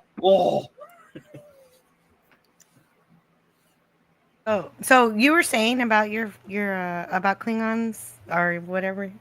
Well, no, I was asking you what your I already said. You did say, and I would say that the Star Trek Into Darkness Klingons, pretty good redesign. I don't know. I didn't really like it that much. It was okay. Like, no hair. Same. I don't know why New Trek decides that Klingons don't have hair. Yeah, I don't know. Like, it wasn't on screen for very long, and I haven't seen it in so long that I'd have. But when Uhura like stood up to the Klingons, that was pretty badass. Again, I don't remember. Well, we're gonna have to watch it, lady. No, I don't want to. I know it's one of your worst favorite things. Yeah, I pretty much. That's your favorite? You hate? No. Darkness, It's your worst favorite, and like, what's the opposite of favorite? The worst favorite. Most hated Yes. or least favorite? Yeah. Yes. PvP. What's up? What'd you say? What's that? No, I was on. Oh, I thought. Oh, so I thought somebody else. Oh, well, you wanted me. You wanted. I thought. People. Scotty wanted people's opinions about Klingons. Oh, sure. Yeah. Go ahead. Which ones do you like? Do you like before the virus? Well, I kind of have dual loyalties as far as Klingons design. I still go back to the original series. I know they were on a budget. I know they just had to do the stuff with makeup. Here, rub some of this on your face and you're a Klingon. I know they didn't have the. They had uniforms too. Oh, you faded out, PvP. I did. Oh shit! I hope my mic is. No, but you're right. You're good. Keep going. It's been one of, seriously, the last couple of weeks have not been fun weeks, guys. Anyway, I won't digress. I like the old school Klingons from TOS because I think they're kind of fun. They're kind of nasty looking. They're kind of swarthy is the word. Swarthy is the word. Yeah.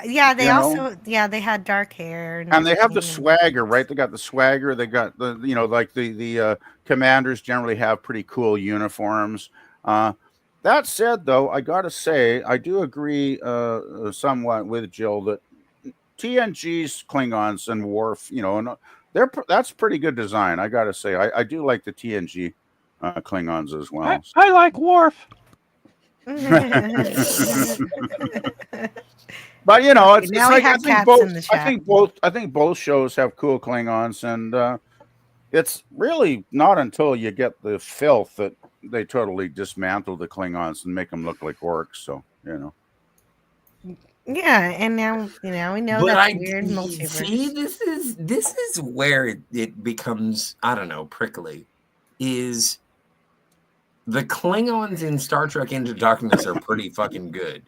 Oh, I've erased that movie. I'm on the same boat, PvP. So I don't know if I can. It does not agree with exist that. in my memory banks. That movie. Okay, no biggie. What was that, Stone Rocket? What? You got something to say? I think it's Chico now. I think Chico is hissing. I don't know how Chico's you have speaking to the squeeze savage that language. cat. No cat should have to seek the language of the savages. Well, All and cats should Enterprise sing the tries songs to of answer some love. questions about Klingons where they have Yes. where they have augments and they talk about genetic engineering. and Which all I'm that. okay with. Like, The are you upset with illnesses. that? No, I'm not. No, it's a fun idea, and it obviously comes from the trials and tribulations from Deep Space Nine, and they hear that and they're like, we don't talk about it with handle outsiders, and They so then we handle it learn with about it. weight. Mm. They handle it with seriousness. They don't, like, in Trials and Tribulations, they sort of like, we do not talk about it with outsiders. And then when you actually see Phlox trying to cure the Klingon people, it's yeah. Anytime they try and explain a production issue in universe, it's kind of clunky, and I understand that they trip. No pun intended.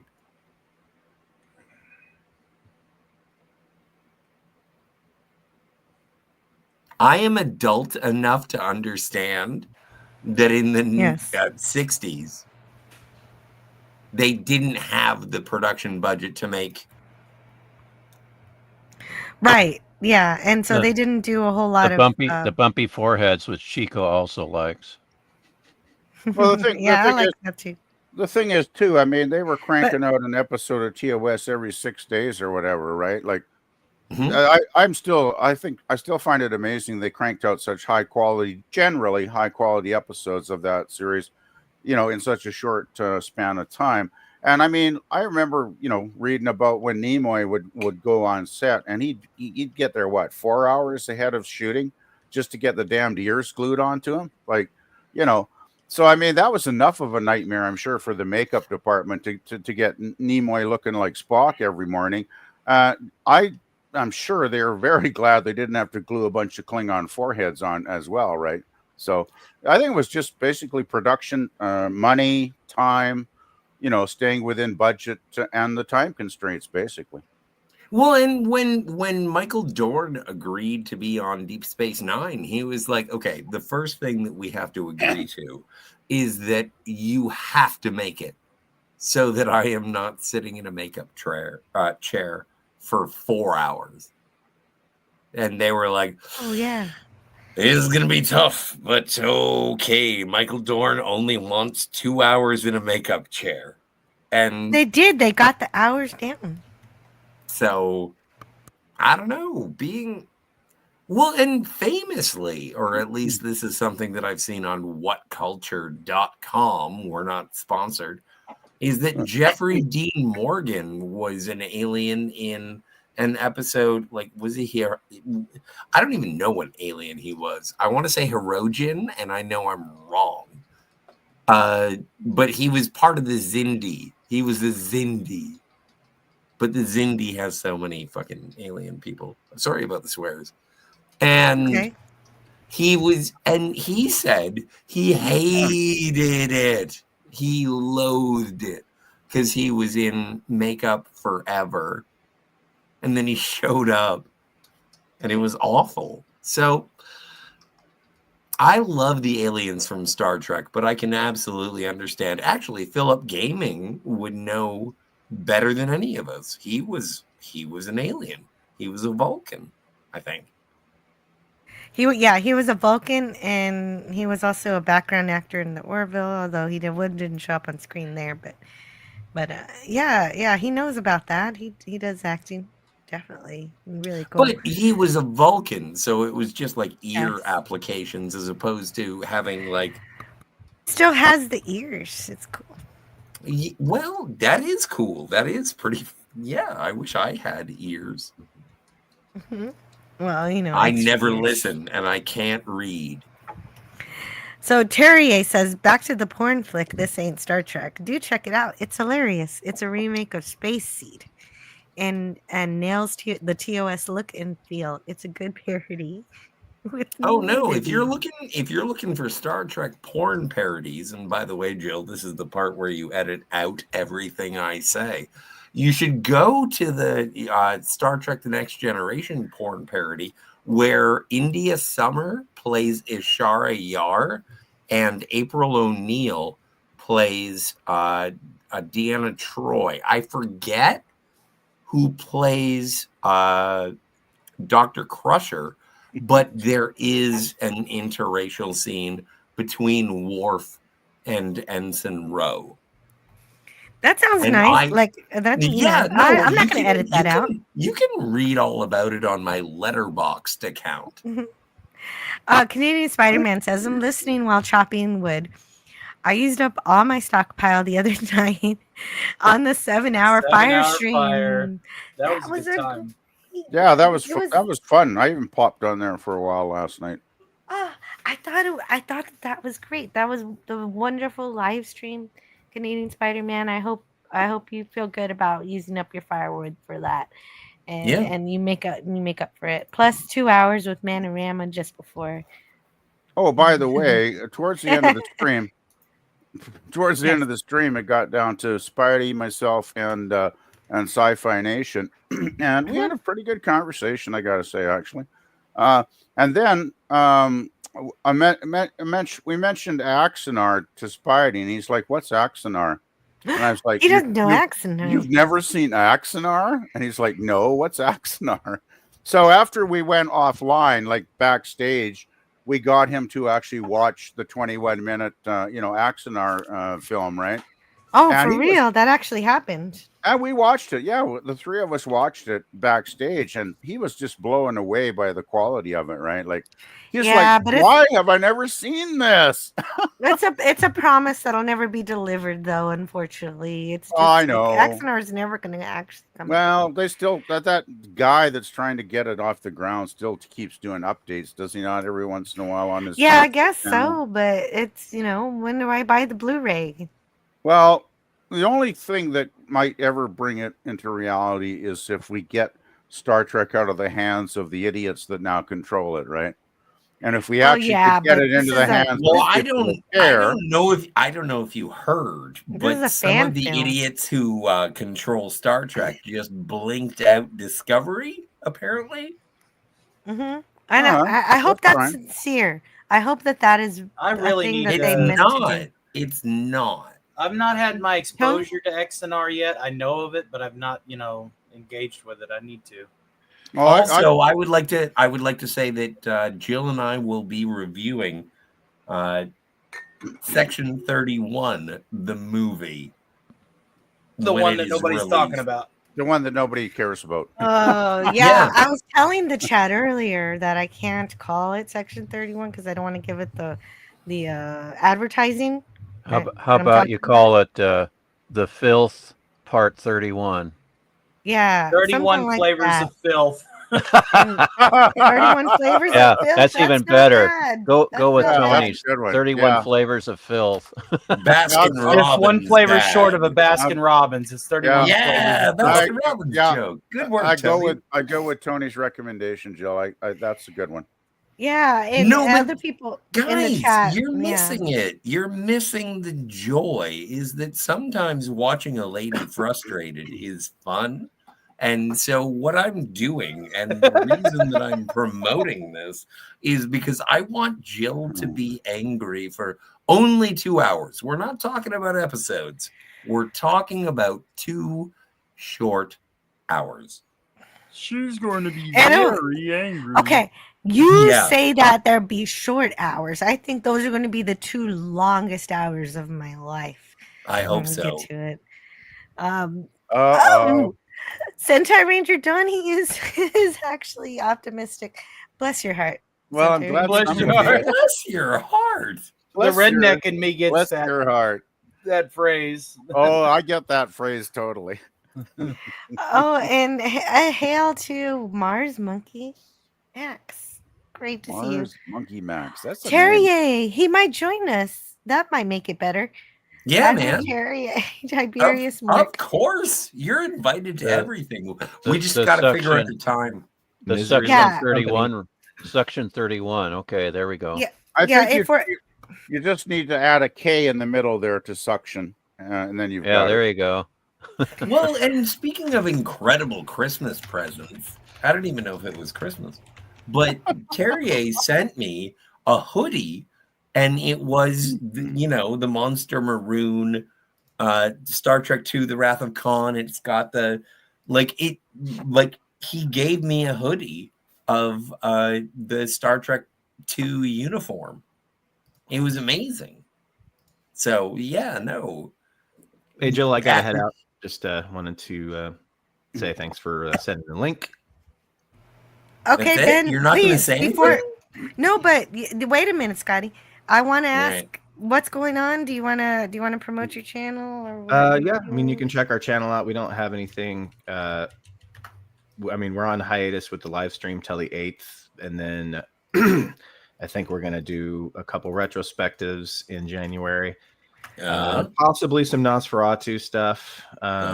Oh yeah. Are and we then charging anything to the Underhills? yeah, me and Scotty are gonna do a 3-part, or 3-in-1 3-part Fletch What? film retrospective. And yeah, that's it for now. He's organizing it. I'm sure it'll be great. Gearing up for the new year. So I've been begging for it. Hopefully, we'll get some good subs in 2025.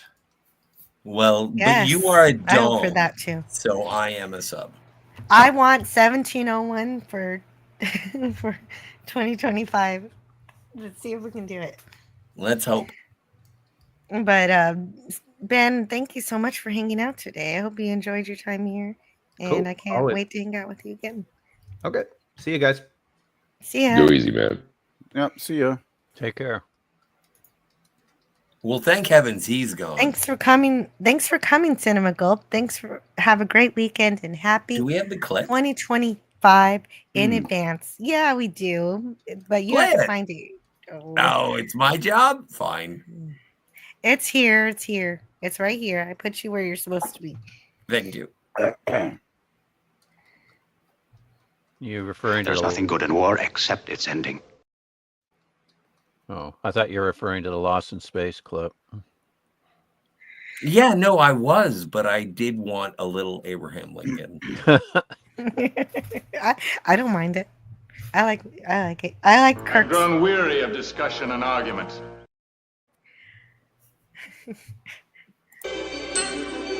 Happy birthday! I forgot I got that one. Oh boy. You will be silent! Scotty's just having fun pushing buttons. Yeah, I'm done. But I didn't find the Dr. Smith clip. So Isn't that Scotty's Thank heavens he's gone. having fun Yay. pushing our buttons? Dr. Smith. true story, Sorry. PvP. Sorry. True That's true story. too. That's true too. Jill set me up too well. I just couldn't resist. Sorry, Scotty. No, No, that's you're right. Good. He does. You're good. It was funny. It's great. He does. Yeah. Mars Monkey Max says, "What's Frosty looking at?" Oh no. Yeah, I was kind of The audience. That was a bit weird, actually. I don't know what he's looking at. Okay, I'll shut up now. I'll shut The up. audience. He was looking at the audience. He's Oh, I breaking thought he was down. maybe looking at something else, but He saw the buffet. Mhm. Cinema Gulp is a class act. True. Yes, absolutely true. Good. Yeah, that's true. Take care, Ben. You know what? The biggest thing that I am angry about when it comes to Star Trek Discovery is that they introduced a tease into fleshing out the character of Cybok, and they never paid it off. I was like, finally, if we're doing a prequel, tell me about Cybok.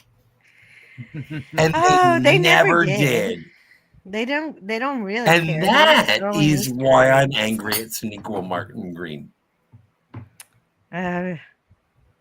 It's all just a big dumpster fire, and I like that it admits it now. Yeah, but I'm a big dumpster fire. But Star Trek Discovery is worse. But the Yes. problem with Discovery is, I get what you're saying. It would have been nice if they'd actually put some continuity to previous series in the Yeah. show. But the writers didn't have the knowledge of previous shows because they probably never watched any of them, and they Well- just weren't good writers. I mean, let's Yeah, face but PvP, like the thing, like this is the same thing that you happened. have with, to have a background knowledge of a subject if you're going to deal with it properly, right? No, That's but my remember when Paris is in Voyager, and they were basically looking to put Nicholas Locarno into Voyager, and then they realized that they had to pay the writer who created Nicholas Locarno. And they were like, we'll just name him something else. Well, just, yeah, now he's Tom Paris. Now he's Tom Paris. Oh well, I don't know. I just think you either pay and do it right, or you don't do it at all. That's my belief. You know. Well, who do you like better, Tom Paris or Nicholas Locarno? I'm not a big fan of either of them, really.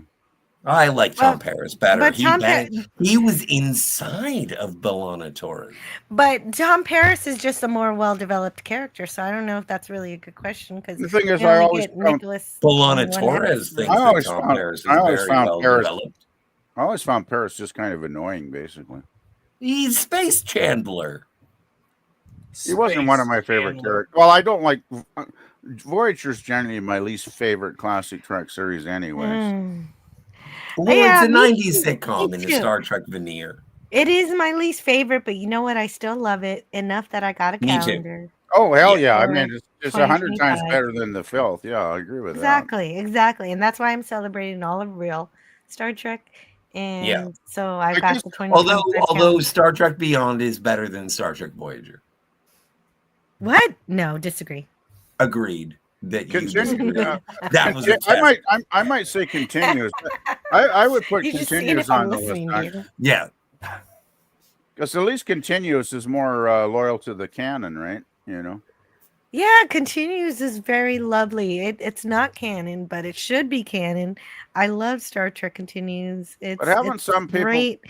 haven't people like Eugene Roddenberry said that they consider it canon? Like I've heard people connected it intimately. Gene with Star Roddenberry Trek. never got. Gene Roddenberry was No, dead no, I'm when Rod, Star Trek Rod, Continues Rod came out. Roddenberry. I mean, Oh, Rod Roddenberry. Yes, he did. He did say that. and I mean, they Yeah, did get some of the classic actors. Like I still remember the one where they got the guy that played Apollo, and Yeah. They did. That's the It's very like- first episode. and it's Michael amazing. Forrest. Like it's so Yeah, amazing. thank you, Yeah, Stone Michael Racket. Forrest. I mean, can you imagine what a rush it was for Michael Forrest to come back after like 40 years and play the same character again? I can't Yeah. imagine him It was walking on the incredible. set that day and he's like, "I'm back. I'm still had Apollo." he still had the charisma too. You Oh, still yeah. felt like he was a god, as old as he was. Yeah, yeah, and I just Is he still You know, alive? he was when they made that, obviously, but that's what Clearly 5 he years was. ago? They didn't reanimate No, but it's been a his while. corpse. It's been a while since they made those episodes, right? So I don't I'm know. I'm guessing- just curious if Michael Forrest is still no, alive. I'd like to know too, but I'm guessing he might have passed since then. I'm just guessing this, Michael Forrester. I guess we could look it up to see Google if he's still it. with us. But I refuse to use my hands at this point of the day.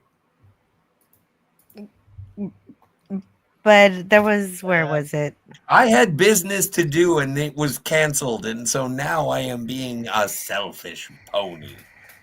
So Booger414 says, "Bite your tongue. No JJ Trek should ever be considered canon." Well, it's Star canon Trek to the Beyond. Kelvin universe. There's a weird ass Kelvin universe. But this somewhere. is this not is the connected thing. to real Star Trek. This is the Whatever. thing. No, it does. It has clear association with real Star Trek. Oh, I know, but I wish Leonard Nimoy never showed up.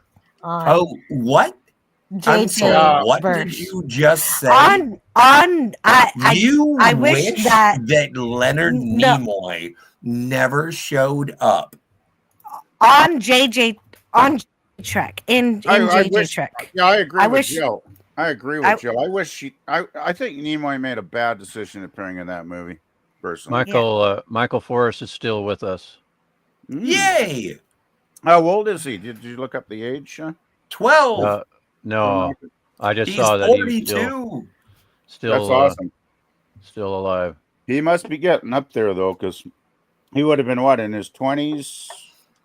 I'm guessing late 20s, early 30s when he did TOS. So I have to prove it to you that the Leonard Nimoy Spock from the JJ verse movies is not Prime Universe Spock.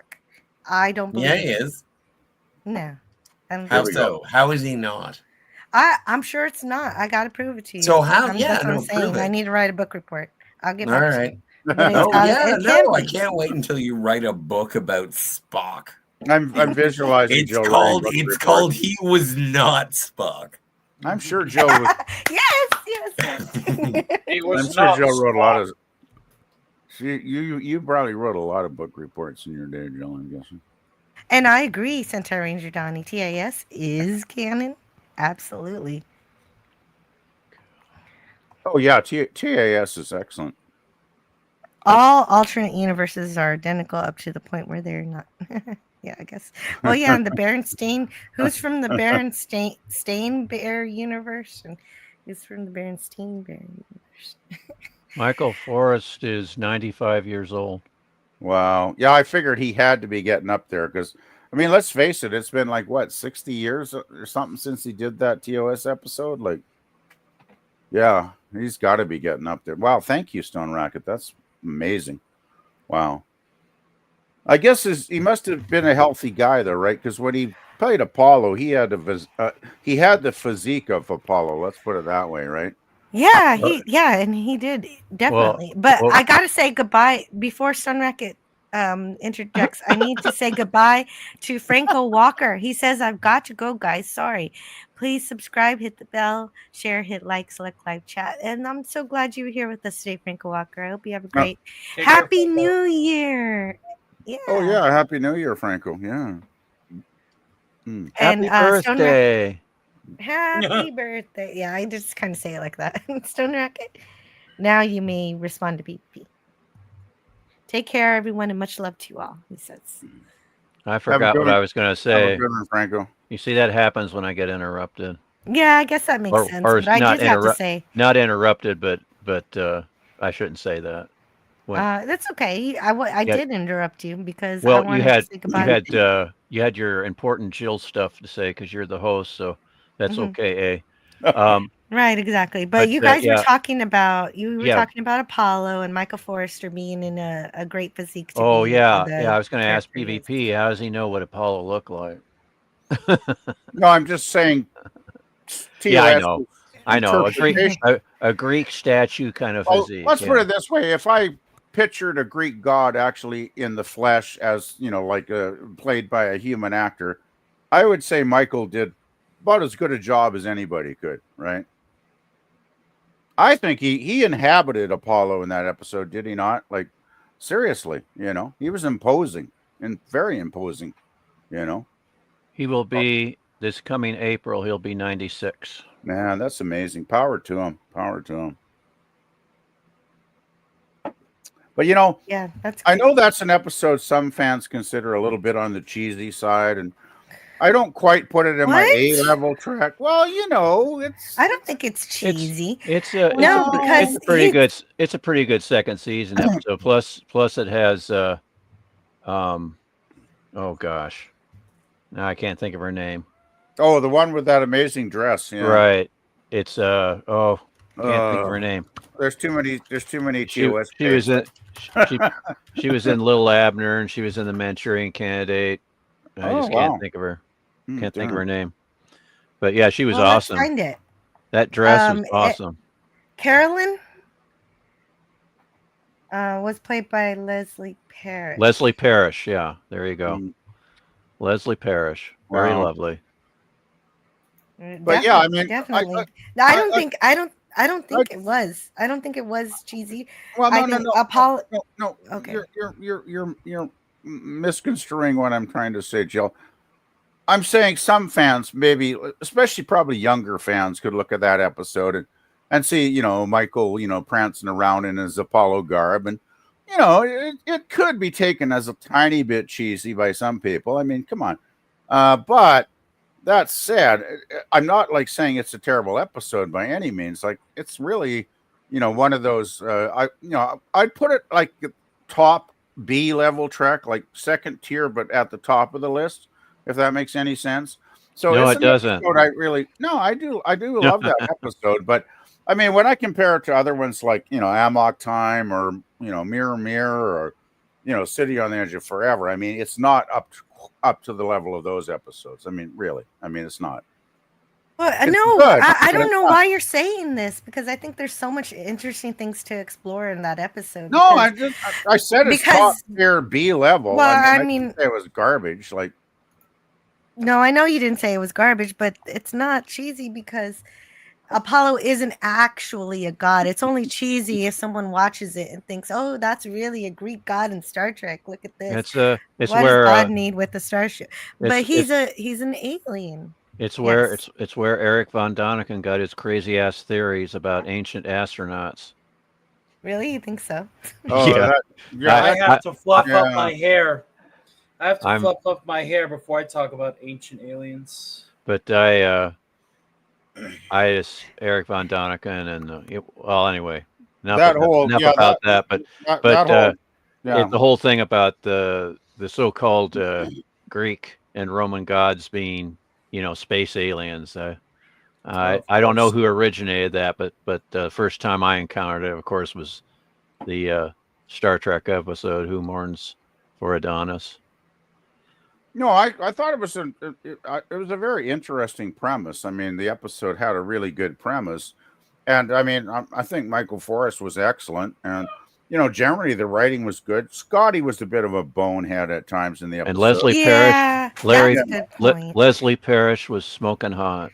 Oh, there you go. Scotty does seem to lose his brain a bit when he falls in love on Star Trek. Yeah, and I Yeah. mean, let's face it, there was like what? How many times did he get zapped by Apollo? Like 2 times, 3 times? I lost track. But Scotty was almost not being Scotty, because generally in most episodes, Scotty is the engineer with an engineer's sensibility and logic, right, and rational thinking.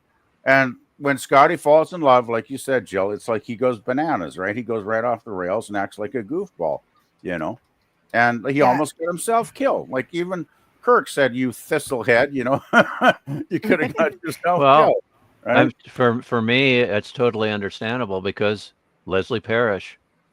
Enough said. Hey, I'm not arguing with that. No, I won't argue. Make any man go nuts. Well, even one who would call an alien who would call himself a god went nuts too. He Yeah. loved her also. Yeah. Booker 414 said it's a prime example of the sci-fi trope that God or gods aren't real. No, Well, it no doesn't Booger, negate no that Booger God is- 414. It's gods with a little g, as we all know. In that same episode, Kirk refers to the one God being sufficient. It's one of the Yes. few. Just the one God. We have the one God, and that's sufficient. Well, That's it's- pretty it's- much what he says. It's one of the Right, very, you're right. He does say that. Yep. Oh, yeah, but he's- I like Captain America when he says, Right. "I'm sorry, there's only one God, miss." And he I'm pretty sure he does- doesn't dress like that. And I'm pretty sure he doesn't. Yeah, that was a great line. I'm glad that Joss Whedon, even though he's a atheist, he said no. Well, he's a sex pervert, much like Gene Roddenberry. He goes, Oh, boy. he goes. Even though he claims to be an atheist, he said this is what Captain America would have said. And Yeah. he was true to the character, and I have respected that. I really like that line. I actually Well, I have a question. cheered in I the have a question. theater. I have a question for the panel. Who is your favorite superhero?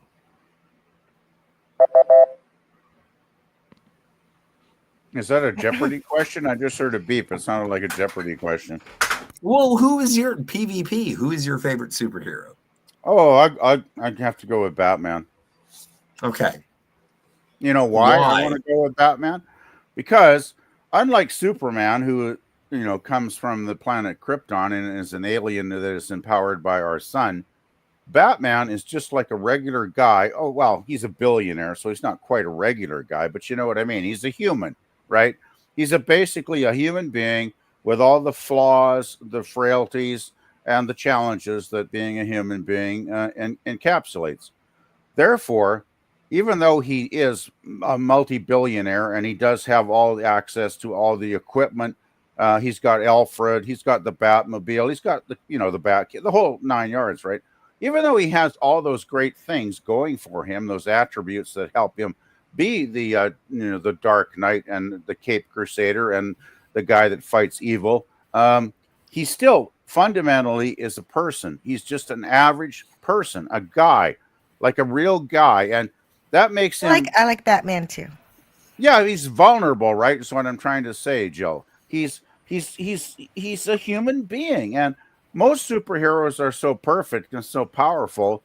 I find it hard to relate to a lot of them, even though I love Superman. Don't get me wrong, he's cool, but I Hey, always loved Batman because I could relate to Batman because I thought, well, if I ever got $1 billion and if I worked out in the gym for 10 hours a day and maybe I could be Batman, right? If I really I have was a question insanely for dedicated. you. I have a question for you, PvP. Sure. And this is for PvP. Who does in the Justice League of America, who do they fear most among themselves? Oh, geez. Oh, I'm not an expert on Justice League. Batman. Batman. Oh, really? Okay. Yeah, thanks, Scotty. It was a question for PvP. No, sorry. And I get to answer once he doesn't answer. But Alright. but anyway, that's Scotty's correct. Batman. Okay. And yeah, my favorite superhero is Superman. And since I was a little kid watching George Reeves on the Adventures of Superman TV show when it was syndicated, that was great. Yeah, I had some of the early Superman comics, or I should say, my older brothers did, and the hand-me-downs and stuff. Yeah, I bought all the Superman comics. And then, speaking of hand-me-downs, one of my older brothers had a Superman outfit that I wore. The pants were a little too long, but my mom rolled them up, and I ran around the backyard with my arms outstretched, pretending I was flying. So you got any? That's sweet. You got any photos of that you want to share? Oh no, we can't share those. No embarrassing photos. Okay. Well, I have a photo of myself dressed in my Batman outfit I got for Christmas in '66. That'd be cool. But I already showed that on a Saturday. Okay, stream. Maggie. Okay, so I have to address this. Maggie, Swift -1, just gifted one Anti-Derivative Jail membership, which is really great because our membership stream will be coming up pretty soon. When is that? When do I have to show up for work? I don't know if I'm doing anything for New Year's Day.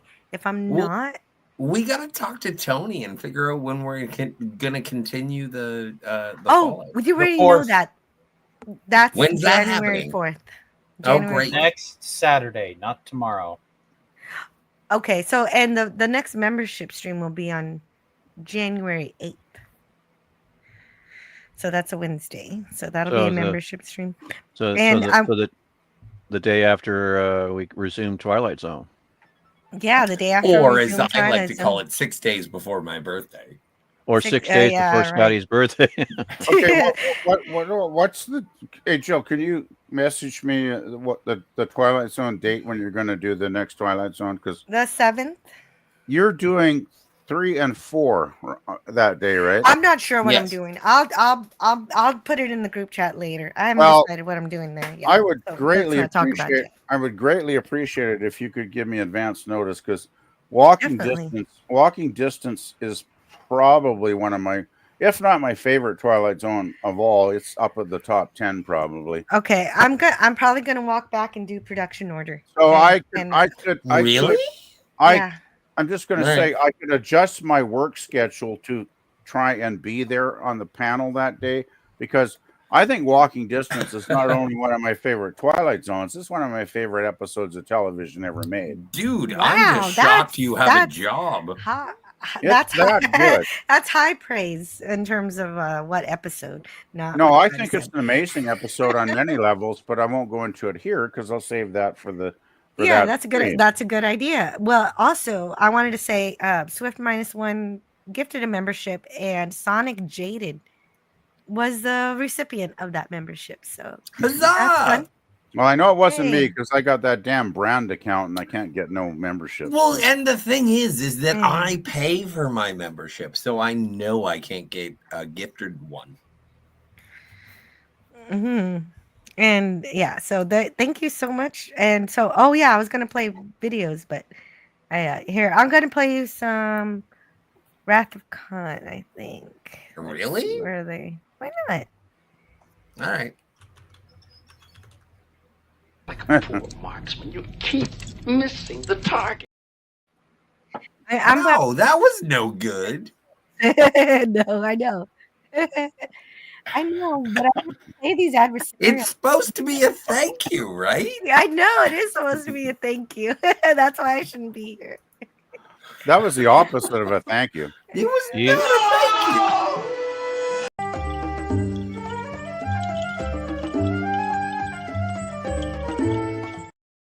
Thank you. Yeah, thank you for that. I do appreciate that. There we go. Hey, Jill, do you have the clip from Wrath of Khan where Kirk says, "I'm laughing at the superior intellect"? Oh no, I don't have that one. I should get that. Oh, you got to get that one. Mhm. And Chico just Do you have Kirk saying it was fun? Oh yeah, I do. Was that good for you? Oh, not that one. No, that's good. That was good. That was creeping me out. Okay.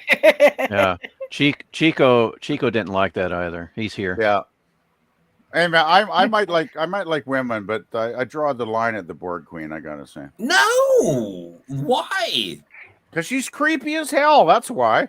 You know, fair enough. Like seriously, is just because creepy. it's my jam doesn't mean it's yours.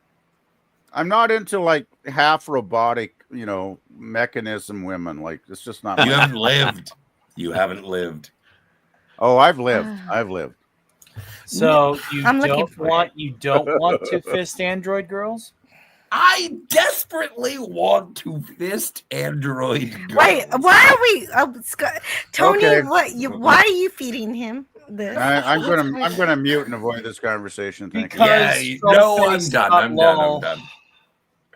Come on, it was funny. Whatever. No, I Love you, can't Jill. find. I can't find. It was fun. Love you, All right. Jill. But when I see I know. Scotty simping over androids, I have to poke it. I simp over many things. She-Hulk. Okay, I can. Twice. May. Twice. What? Yeah, I played it twice. Yeah, that Twilight movies. now, Jill, that line Yes. "Yippee," that was written by Carrie Fisher. Really? Really? Well, she was. I'm just kidding. She was actually a script doctor on that first episode one. I don't Stone know. Racket. Did you ever hear the story about when I was in the same room as Carrie Fisher? Is it a true story? It is a true story. Yes. And what's the time frame on? She was on the road. I would say it's like 2007, 2006. And what was she up to? Well, oh my stars! She had written the book "Critically Drinking" or something along those lines. What was the name of the book? Anyway, I she need was to be in right Toronto back. I and won't she be was long. doing. Okay. Sorry. I'm gonna be right back. Okay. All I can think of is Postcards from the Edge. I don't know any of her other Princess books. of Drinking or something like that. Uh-huh. Anyway, she was in Toronto and she was performing her one-woman stage Oh, show, okay. There you go. but it coincided with Fan Expo. So Oh. she obviously went and made a little more money. Uh-huh. And so I was there and I knew that Carrie Fisher was there, but I was afraid to meet her. Huh. So I didn't, buy a ticket to get an autograph or anything like that.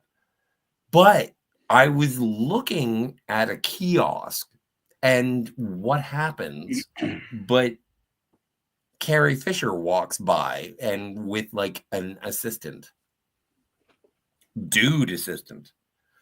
And Bodyguard? and I look at her and she didn't notice me whatsoever. And I look at her and I was like, holy shit, that's Carrie Fisher. And then someone yelled from across the pavilion, hey, Carrie, where are you going?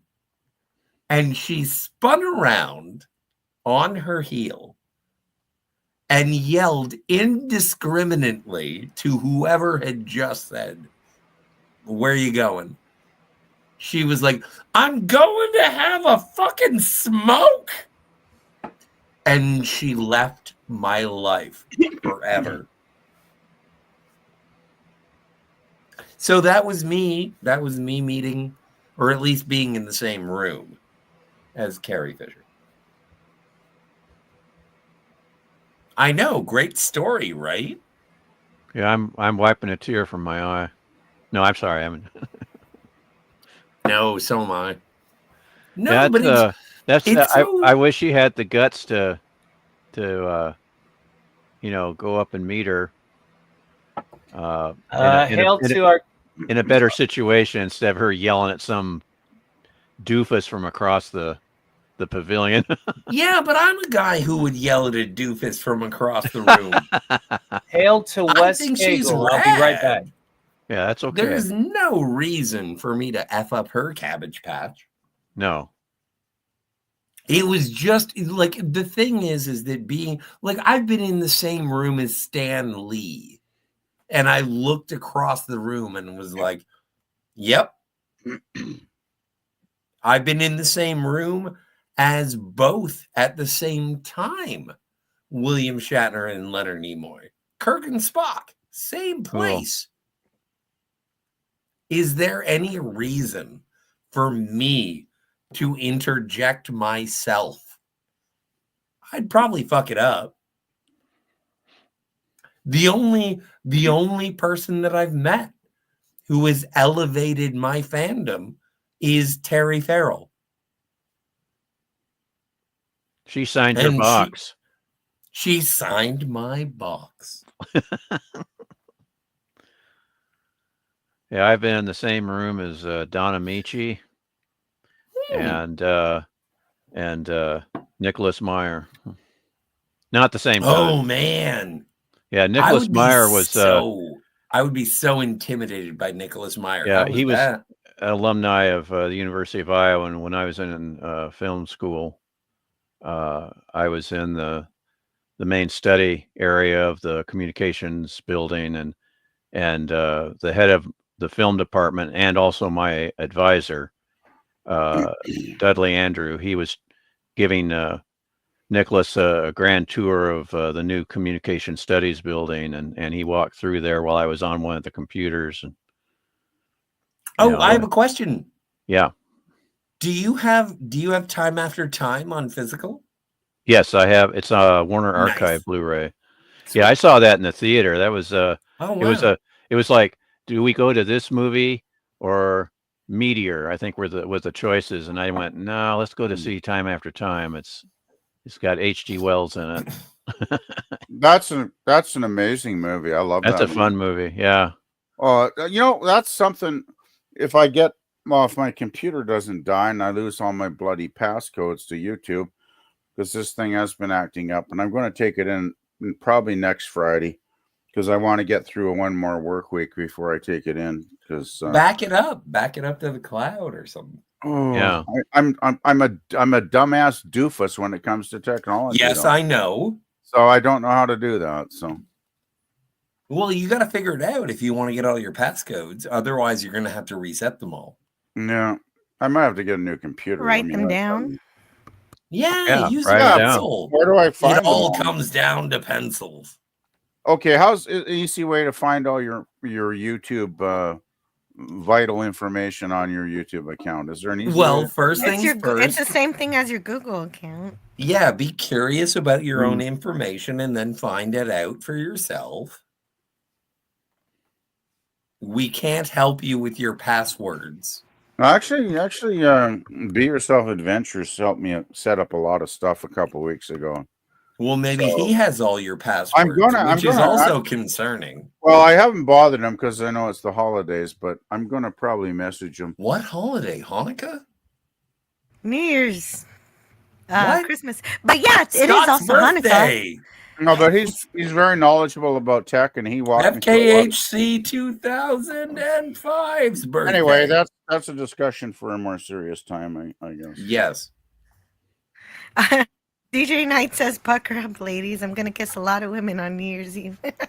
No, is DJ Knight related to DJ Play Nice? Yes. I think aren't they two different people? No, if there are no follow-up questions, they are the same person.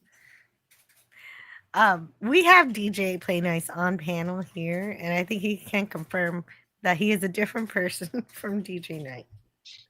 I feel different, at least, or at least I think I feel different. I was just making a silly joke there, DJ. Pardon. No worries, man. I got you. Oh man. Oh, and she signed what? So Mars Monkey Max has not heard your box story about Terry Farrell. Yeah, he has a nice collectible wooden box, and Terry Farrell signed it. Yeah, that is pretty much the entire story. That is the story. Yep. And Scotty, on Who did she say you look like? Tom Bergeron. That's it. Yeah, on one of Jill's previous streams, Scotty actually showed that on camera.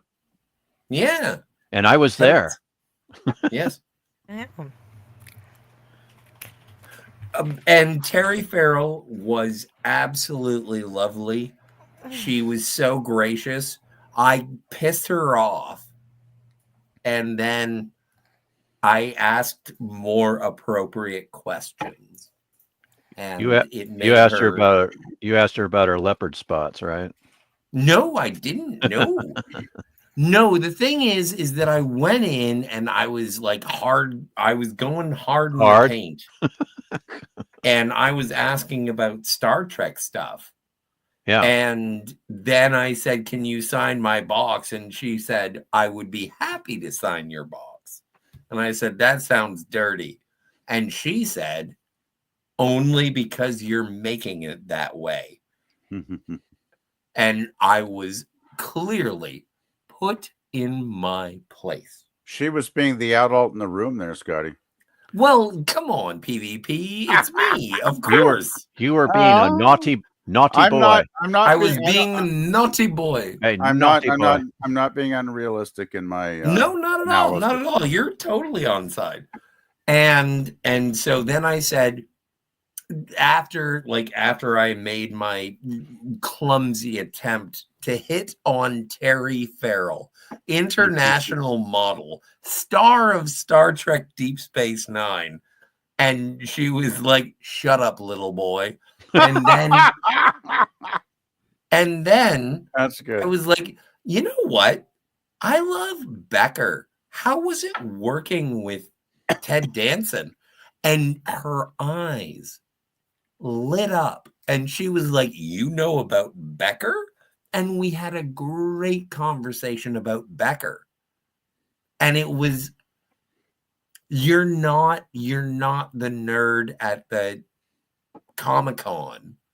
You're the guy who actually is interested in my career, and you find me an interesting performer. And after that, she flattered me, and I felt like I was the only person on earth, because one of the most beautiful women I've ever known in my entire life said that I looked like Tom Bergeron. Yes, and that's the full story. We got Scotty's been walking on air ever since. Ever since. Come on, do you have a box signed by Jadzia Dax? No, I don't. No, I sure don't. I don't have a darn thing signed by her. Me neither. I like her a lot too. Then that's where she started stalking Scotty relentlessly, says Mars Monkey. No, it was after that she married Leonard Nimoy's son. Yeah, so Adam. I knew I was, she didn't really, but it was a lovely flirtation. Actually, you know what? In the middle of that interaction, people were taking pictures of her, and she stood up and she yelled at the line. And she was like, "You don't get to take pictures of me," or something along those lines. And I was like, "Should I go?" And she was like, "No, you're cool." Yeah, that's right, because they're getting free pictures. Yeah, no free pictures of Terry Farrell. If you want anything, you got to make her sign your box. Anyway, this is dirty. and that's what Wes Cagle said. It would have only been dirty sounding if you asked to sign her box. No, but I did it. No, but come on, Wes Cagle. You know me. I did it in my Scotty R37 way. And I was like, you're signing my box. And she was like, stop being a creep. And I was like, you're right. Oh, Tiger Stripes is in the chat. Hey, Hello, Tiger. Stripes. She says still live. I'm so glad. I was thinking of ending it actually, but if you're coming on, Oh, let's I'll get stay out of on for here. a little bit. You want to get out? I know. Well, even if I go, who cares? No one cares if I go. I care. Well, that's true. You can do what you want. I usually do. But I got accomplished everything I wanted to get accomplished, and I just. So Trek we're is just so terrible. gonna do a full review of Star Trek Lower Decks. What? No, we're not. I was thinking about doing a Lower Decks commentary as Rick and Morty because it's the same animation style and just like Yes, rip it a new asshole. And writers. And just rip it a new asshole as Rick and Morty. I was thinking about that. Why would you rip it a new asshole? It seems to be Because one of the it's most Lower faithful Star Lower Trek shows. Decks, man. It's Like, not. It just pulls more of the Easter eggs from real it's Star like- Trek and it's like- pretends it is. It's like Galaxy Quest's dumber, younger cousin. There are 5 seasons of Lower Decks, and not a single one of them is better than the first season of Star Trek: The Next Generation. Agreed. Yep. I care about what no one really knows, says Wes Cagle. What does Wes Cagle care about? He needs to get on the panel and let us know. No, I think I'm Are ready you to really- go play Light Bright with my daughter. Yeah. Oh, I love Light Bright. So if you're leaving, I'm going to go too. Okay, but let's give everybody a chance to talk about some stuff. No. before we It's get- about me. It's about me. I want to go first. Okay, you can go first. All right. Hold on. I need to find a video clip to exit with. Hold on. I Where's see Jill. Where's Tiva? Oh, that's on the very first one. Is it on the first? Mhm. Oh, I thought it was here. I know, this is fascinating. Oh, sorry. Scott no, looks I'm for grabbing- a file. Well, while he looks for a file, I was looking for his. Well, I thought you were helping me look for the file. No, I'm looking for your. I'm.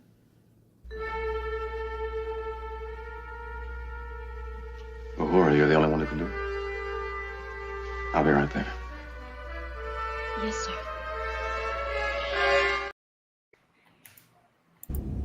Tell him he is a pretty cat. And Wait a minute, that wasn't Trek. No, it was the Gungans. The Gungan. You don't like Gungans? You racist. I don't like episode 1. Yeah, well. Oh well. Anyway, so that's it. That's me. Thank you so much for having me. Buy me a She-Hulk. Bye. Yippee! Yeah, but also he's gonna be talking about stuff on other channels like Stuff. Phantasmagorium, stuff and things, Cinema Gold. Stuff and things. I love talking about stuff and things. I do, if you want to laugh, follow his Twitter. He makes really goofy posts, and that's good. Yeah, I Scotty. really enjoy that. Scotty did that bitch and stuff in the turkey video the other day, so I just want to mention that. The turkey totally- video. I'm- Wait, what are you talking about, PvP? I'm just making a joke. Wes Cagle, Oh. get tenor. Stuff in the turkey with Yes, Scotty, yes, you know? he like- did. Thank you so much, Wes Cagle, for the $10 super chat. Very generous of you. This is a great Christmas. I'm getting all these Christmas. I got a lot of Christmas presents today on this lucky you. this stream. I know. I got Happy Christmas and Merry New Year, Jill, and all on the panel in the chat. And yes, I got a one from SP4H. big one. Planet Forbidden. Yeah. And lots of little ones from Not a Band Account. Look at these. Two. Pooh Bear. We got 8. Yeah. As And Pooh Tigger Bear. asked, Pooh? What's a poo? What's a poo? Yeah, that's what Tigger Old asked. man bird. And then he tells everybody what a ticker is. He's the only one. Yep, he's got a spring. Fun. Matt G. And Matt G gifted a membership. Thank you, everybody who gave me presents. No, it's the same no, one.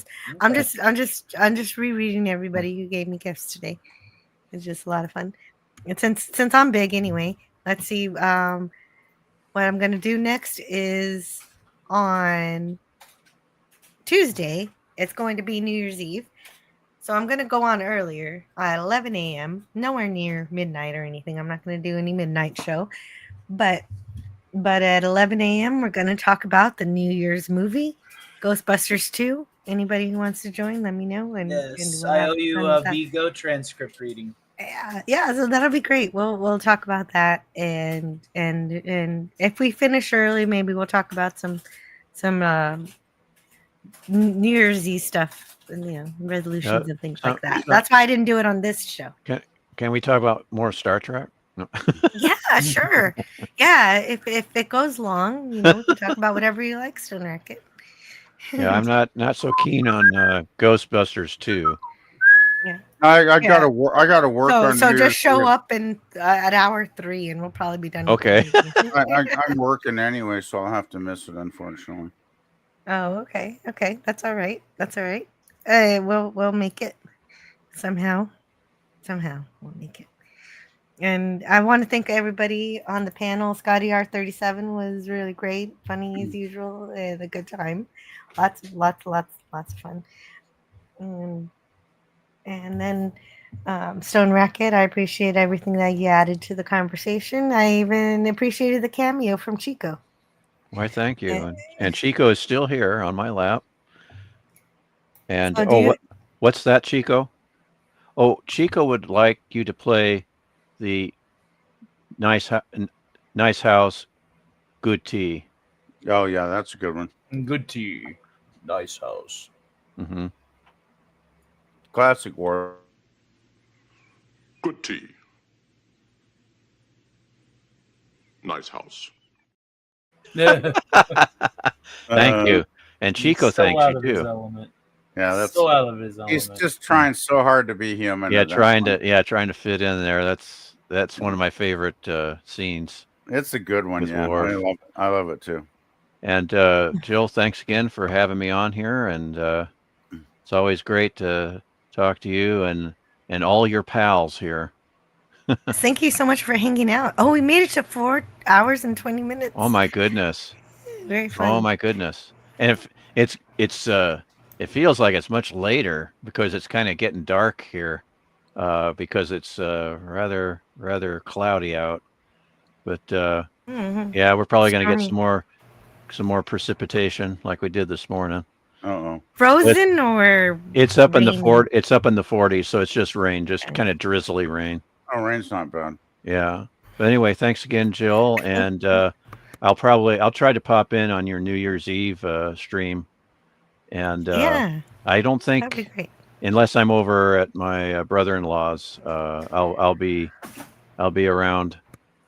And tomorrow I'm having 2 of my nephews over, and one of the films we're going to watch, Galaxy Quest on 4K. Oh, nice. Yeah, they haven't seen that one yet, so I'm looking forward to introducing them to it.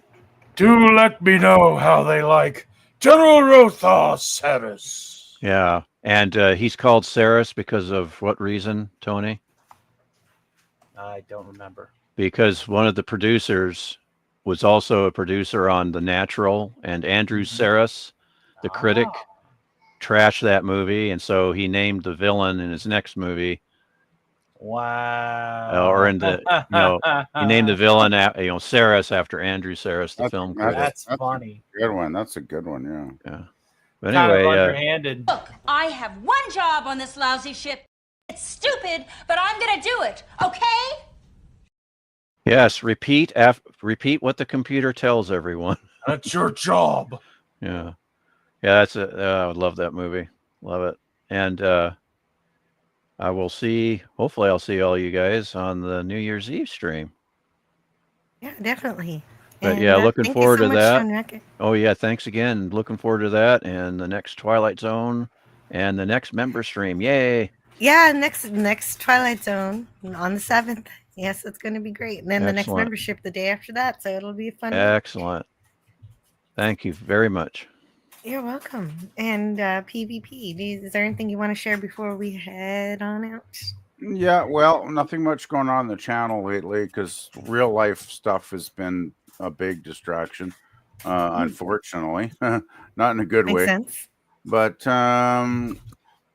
are you going to do one episode of Twilight Zone from now on, or two every week? I'm going to do 2 until it's an hour, because it's so short. Okay.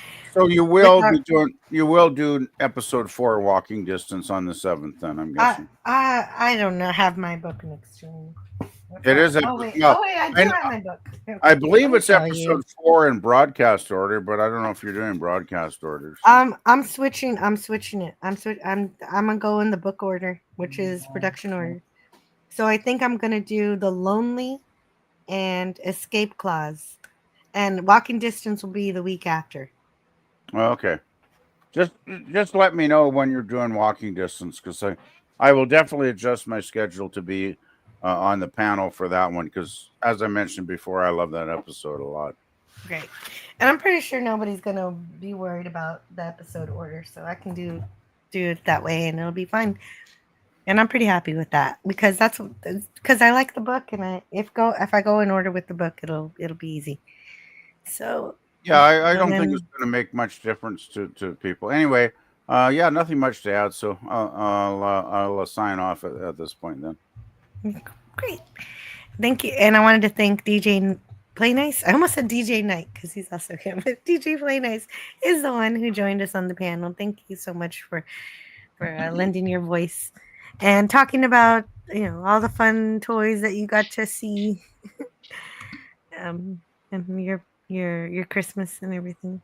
And I hope you have a very happy New Year if I don't see you on Tuesday. Right on. And thank you for providing the opportunity today. And please continue to do these as often as you like. And the late night pop-up versions are some of my favorite things. So I hope to see one of those sometime soon. Everybody be safe, have fun, take care of your crew, and rock. Very, very nice. Yeah, the late night ones, those happen only once a month. So, but they happen. They have happened ever since I started them. So they will continue. Thank you. And Tony from Stark of Iron. Oh, wait, I got to get your links. What? Oh, hey. Oh, yeah. Did you have something that you wanted to play first, or? Oh, no. No, I just need to find your... I just need to find your links. Okay. So go ahead and do the plug. Got it. Yes.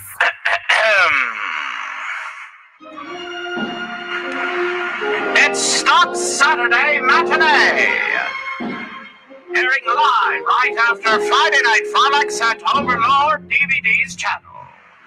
The purpose of the event, to continue with the variety entertainment way into the wee hours of the morning for those of you who just don't want to sleep or on the other side of Holy Terror. This blog was brought to you by the fine folks of Nuka-Cola, Grey Tortoise cigarettes, and Iodine toothpaste, for which if you are to ruin that smile, do so with bleach in a tube. We hope to see you all tonight for... I ruined the ad. There we go. That's what happens. See you then. Oh, okay. Yeah, thank you. Thank you, Tony. Thank you, Tony. That's great. Yeah. So definitely check out Tony after Jim Cock does his Friday Night Frolics. That'll be some fun. If you're not sleepy at the end, it'll be good. It's Good Friday. Thank you so much, Tony. Did you want to add anything else? I'm also going to be hanging out with Snowdub. Well, Alf will be later on tonight. So if you like puppets and you like the stuff we do over there at the Con Connection, you'll see Alf over there tonight as well. So Very good. Very good.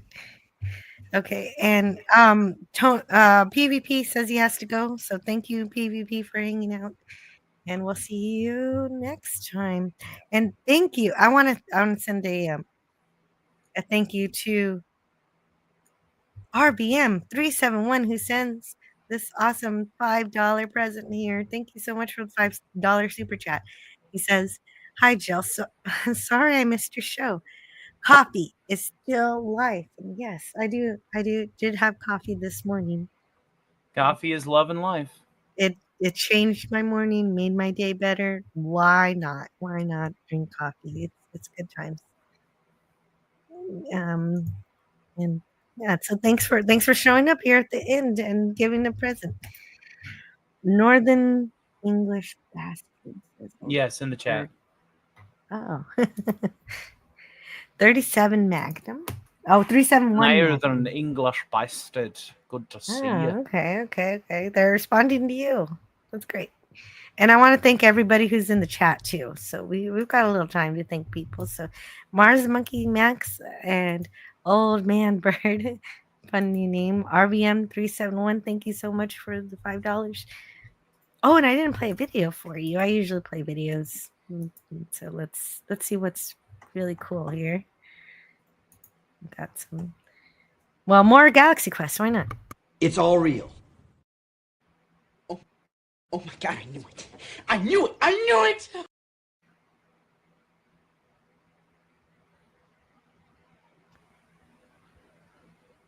Oh, and this one always brings up my spirits from Star Trek 4.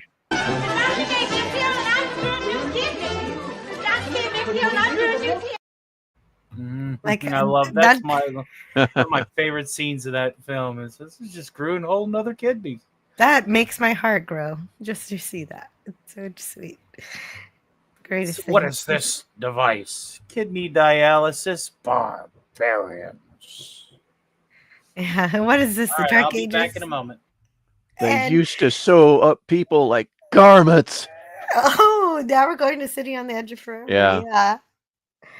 Needles and sutures. And then one more for good measure. They Live. I have come here to chew bubblegum and kick ass. And I'm all out of bubblegum. And let's see if I can name everybody without repeating names. Oh, the Northern English Bastard is here. I didn't realize that. Old Man Bird, everyone's a beautiful bastard. Even the ugly and fugly ones. Oh, that's a lovely philosophy to have in life. And Tiger Stripes has a request. She wants me to go in broadcast order. And for Tiger Stripes, I will do that. We'll do broadcast order. If that makes things easier for you, we'll go in broadcast order. And so I just have to make a choice, and it follows with my first live stream. I'm fine with that. I can flip through pages. I can find the right episode, right? I don't have to follow the book page by page. So Tiger Stripes, you get your Christmas wish. So there you go. Tiger Stripes wants broadcast. Let's do broadcast. Booger414 says, "Are you going to continue onto the various reboots and revivals?" Probably not, because for my Tuesday show, I like to switch the topics, switch the feelings. So I started my Tuesday show with the Orville. It was a brand new show, brand new season.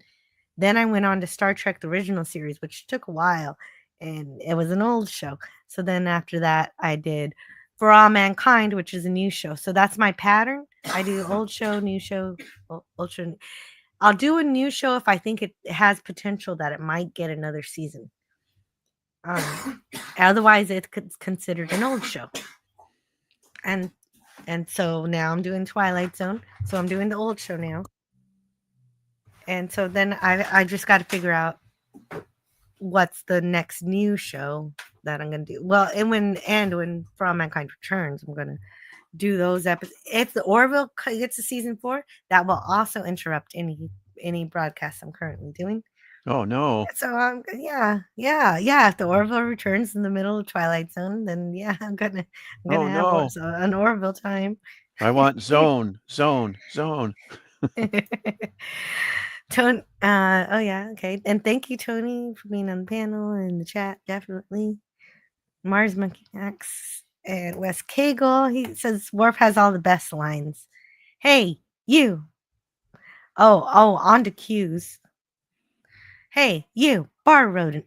Might be better than the best Worf singers. Yeah, that one always makes me laugh. That's a good one. Very funny. Well, it's funny because he's calling Neelix a bar rodent. And Centaur Ranger Johnny, he says, thank you, Jill, and I'll see some of you again soon. For others, have a great final weekend of the year. Happy 2025. Yes, I'm very excited about the new year. I feel a lot of hope, and it's hope springs eternal. So we're gonna hope that 2025 is a better year in all aspects than 2024 or the previous years. It has to get better sometime, right? Hopefully. Definitely. Canadian Spider-Man, thanks so much for your support, Russ Cagle. Yeah, thank you. Yes, agreed. And thank you, Spidey, for hanging out with us today in the chat. Poor rabbit. Oh no. There was a poor rabbit. Booger414, thank you. And he also says, Lower Decks can never be better than TNG because it was designed to be derivative of that era of Trek. It might not be better proves that it does a good job at meeting its own goals. Yeah, it could never be better than TNG. I definitely agree with that. And let's see, what DJ Knight. Oh, kissy kiss. Yeah, he's getting ready for New Year's. And he's talking about a lot of lovely ladies there. Yeah, he is. You just listed a bunch. And on that note, Harpo has just joined us. And Matt G, Swift -1, thank you so much for the free membership, the gifted membership, and for being here today. It was really great to see you, along with Kimberly Ann Hart, who I don't know if she was saying Batman was her favorite or Iron Man was her favorite. Oh, maybe both. Maybe both. Mars Monkey Max says his favorite superhero was Ghost Rider when he was a kid, and then Moon Knight. I guess Moon Knight now. And Sig Valdison, thank you for being here also. It was really awesome to see you here. And let's see who else we had. And Franco Walker, obviously the greatest wrench on my channel. I mean all of my wrenches are great. Oh, he's really good, guys. Sorry, I shouldn't play favorites, but but he's really good. Let's see. Star Trek Continues is canon, says Franco Walker. Yeah, it deserves to be canon. We had in here, and it was amazing. I liked when Scotty started calling her Nama Nama Nama. Yeah. No, Nama No. That's cute. And we had Terry. Yeah. Could use a little less Steed. That's what I was saying when I was a little kid watching the show. I wanted more Emma. More Emma. Less Steed. What? Oh, and there were some episodes where it was all Steed and there was like hardly any Emma. Hardly any Emma. Yeah. Yeah, I just wanted Emma Peel. She was the coolest. Mm-hmm. And she drove a better car than Steed. Oh yeah, her cars are way cooler. Yeah. Way cooler. Sure. James Caserta. Oh what? Oh my god, What? I haven't done that in years. They're old now. She was just fixing sandwiches, for crying out loud. Yeah, I fix sandwiches. I didn't do that. Yeah. I haven't breastfed my kids in years, so because they're old now. They're not babies. Let's see. The Padawannabe was in the chat. I don't even know if I said hi to you. So did Jill get to watch Star Wars Holiday Special? I may have missed it. Just got here. I watched most of it. I think I need to watch the last 20 minutes. Yeah, you get to hear Princess Leia sing a song. I didn't get to that part yet. I got to the part where the stormtroopers they messed up Lumpy's room, and he's all sad about his little dinosaur or something. I don't know what it was. I don't remember what it was. That bantha stuffed animal or something. Because they chopped its head off, like they ripped its head off. And it was like, oh no, the poor. Did you get to the Boba Fett cartoon? Yeah, that was actually kind of cool. Yeah, that's the highlight for me. Yeah, I did watch that part of it when it was first broadcast, but I just couldn't stomach it. But I did wait for the cartoon. Yeah. So I had it on the background then, because I think in Starlog magazine they kind of alerted us to the animated portion, if I recall correctly. Don't worry about this show, but Yeah. definitely tune in for this part. Yeah, my mom was watching it on the TV downstairs, and she was commenting on there's a sequence where I think Harvey Korman is kind of like a takeoff of Julia Child, chef with multiple arms or something, and it's getting the mother Wookiee all frustrated. She's trying to cook along with the TV. I think it was what it was. Oh yeah, but something like that. She didn't have enough arms or something. Yeah, and it's like, yeah, my mom was telling me about that. I'm like, well, no, I didn't watch that part. It's like, I was done with it before that. First you have to mix, then you have to hammer, and then I don't remember. What a bizarre historical document, right, Jill? It was supposed to be funny, but it really wasn't. Was not. Kind of. And then that whole Diane Carroll thing with the Papa Wookiee, it's just like, what? Where the hell is this Yeah, that's going? the grandpa. Yeah, Or the grandpa. He was. We were seeing his sexual fantasies for. Oh some my reason. goodness! It was like, what the hell? Wow, we're still going. I thought you would have ended by now. I had talked with my roommates. So. Oh, yeah, I am ending it, but I'm doing it the long way, saying goodbye to everybody in the chat, including Jill, Danny's you're hot the kind of topics. person that waits for everybody else to hang up in the phone call, aren't you? I thought so. No comment. No, you hang up. No, you hang up. No, you hang up. Startapoopas was here too. Well, I got it. I don't do this every time, so every once in a while I do the roll call for everybody in the chat. It's a callback to Clobber Times used to do this, and I loved it, and so it's something special. Low specs Linux gaming for your eyes only had trans. Yeah. Uh-oh. Oh, okay. That's fine. There's nothing wrong with that. However you want to dress is up to you. Booger believes in the Roger Moore era. Okay. Roger Moore. Rest in peace to toxic males. What the heck you talking about, Sonny? I don't know. Oh, Kronos left a long time ago, and I never said goodbye to Kronos, but I will say thank you for delighting the chat with your hilarious comments. Like you're really a lot of fun. I always enjoy when you're there. Sometimes I will be in the chat on a show simply because Kronos is there to talk to you. But Jill, Yes. I'm afraid of Maximilian. Maximilian. You're afraid of Maximilian? Yeah, Kronos is Avatar Maximilian from the Black Hole. I haven't seen the. I actually haven't seen the Black. Oh, you haven't? Oh, that's a line. I think it's, or maybe I'm paraphrasing it, but there's a line where one of the characters says he fears Maximilian or something like that. Okay, so for Kronos, I'm gonna go watch the Black Hole at some point. Yeah, it's a cool robot design for sure. Interesting design, production design, that movie. Thank you also to Watcher X. And yeah, I always love a good robot. Robots, androids, artificial intelligences of any kind.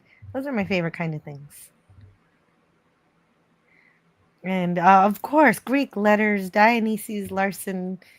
What did Reddy call you? The Russian hieroglyphics? I forget. Rennie L was here. That reminds me. Rennie L. That was awesome to see Rennie L. But I mean, I don't know where her chat is. She was up there somewhere. James Caserta. I think I'm running low now. I'm getting close to the end of the roll call. Let's see if there was anybody else that I missed. Gene Roddenberry having Terry Garr and fishnets.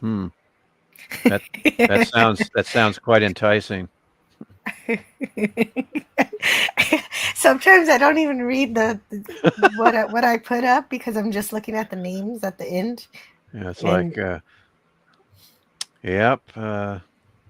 That would have been rather interesting. That's a nice thought. A nice thought to leave everybody on. Here, only 4 days away from the end of the year. Yeah. Oh, Lance from the Outcast Creative, yes. Oh, I love that one. The Frisbee. The Frisbee murders, yeah. that actually is well named. Scotty goes on a rampage. Yeah, that's cool. That's cool. He also got a Captain America shield. Mm-hmm. Yes. Yeah. Great Christmas. Yeah, he had a superhero Christmas. When DJ Play Nice came in talking about all the kids who had a superhero Christmas, Scotty had one too. Yeah. Okay, and I'm still scrolling. That helped a bit. Oh, of course, not a band account. I think Yesterday's Enterprise. Awesome episode. Oh yeah, definitely fantastic. I love the Enterprise seat. Very, very lovely ship. Mm-hmm. And Philip Gaming, can't forget saying goodbye to you. Excuse me. And Jim's Landscape LLC. See, I would have missed that if I would have stopped there. Who thinks I finished? Let's see. Well, when I have a lot of chat, this takes a little longer. Oh yeah, there you go.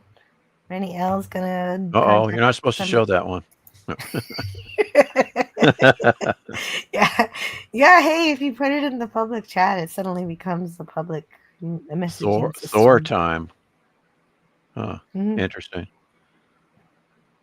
Maybe when Scotty was talking about, or who was talking about Mjolnir, having a Mjolnir.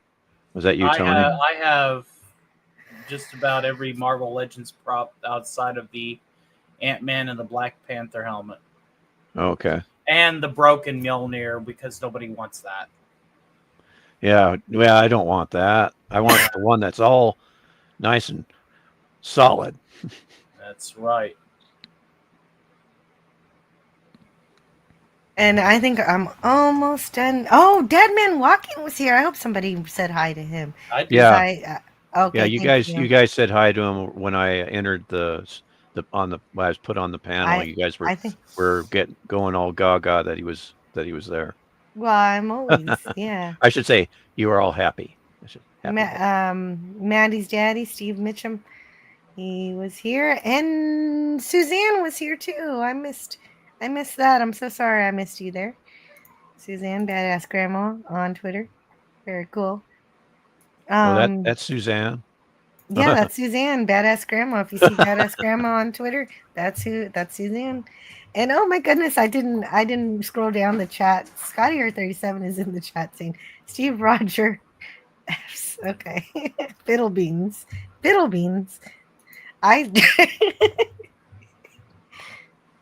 Okay. Hi, Scotty. Are you going to see Captain America: Brave New World? Is Daniel's Hot Topics question to Scotty Oh and no! I just Yeah, let's not talk about that. That I only have one thing to say about that. yeah. Yeah, it's basically Captain Falcon. Yes. Yeah, Yeah, so Anthony. Tiger Anthony. Stripes is happy. Merry Christmas to me. Merry Yay. Christmas! Yay! Yeah, Anthony Yeah. Mackie. He's awesome as the Falcon. Mhm. Landman is a good show. I just watched most of it. What's that? Landman. Is that a new superhero? With this friend, Sky Captain. In Yes. the world of tomorrow. Oh yeah, boy, what did you think of that film? It was something else. Yeah, it was something It was, else, wasn't it? oh, and it was an example of bringing back somebody who was no longer alive as an actor. That was really weird. As that giant head, I forget who it was. It proved to me that Gwyneth Paltrow can't act to green screen. She just wasn't convincing to me anyway. But it's been a while since I've seen that, so. Yeah, no, I was it's not the first time a dead actor has been exhumed. Yes, tell me who it is. Laurence Olivier. That's who they brought back from the dead yeah, for that yeah. movie. Laurence Olivier. But yeah, we did a whole live stream about it. It was good. It was interesting. Yeah. James Caserta wants me to do Enterprise. Oh no! Don't nix the I'm Twilight not gonna Zone. do that. Don't worry. Twilight Zone's awesome. Much better than Oh. Enterprise. Yeah. LDS is a cartoon parody for kids. You did a little too much LDS. Love it. You can picture directors walking around dressed as Italian artists with their fingers in the air. This is canon. Canon. Okay. And Daniel's Hot Topics. We talked about this at the first hour and a half of this live stream about how Discovery is now a parallel universe, so it's non-canon yet it's adjacent, but still canon. So that's the best of both worlds.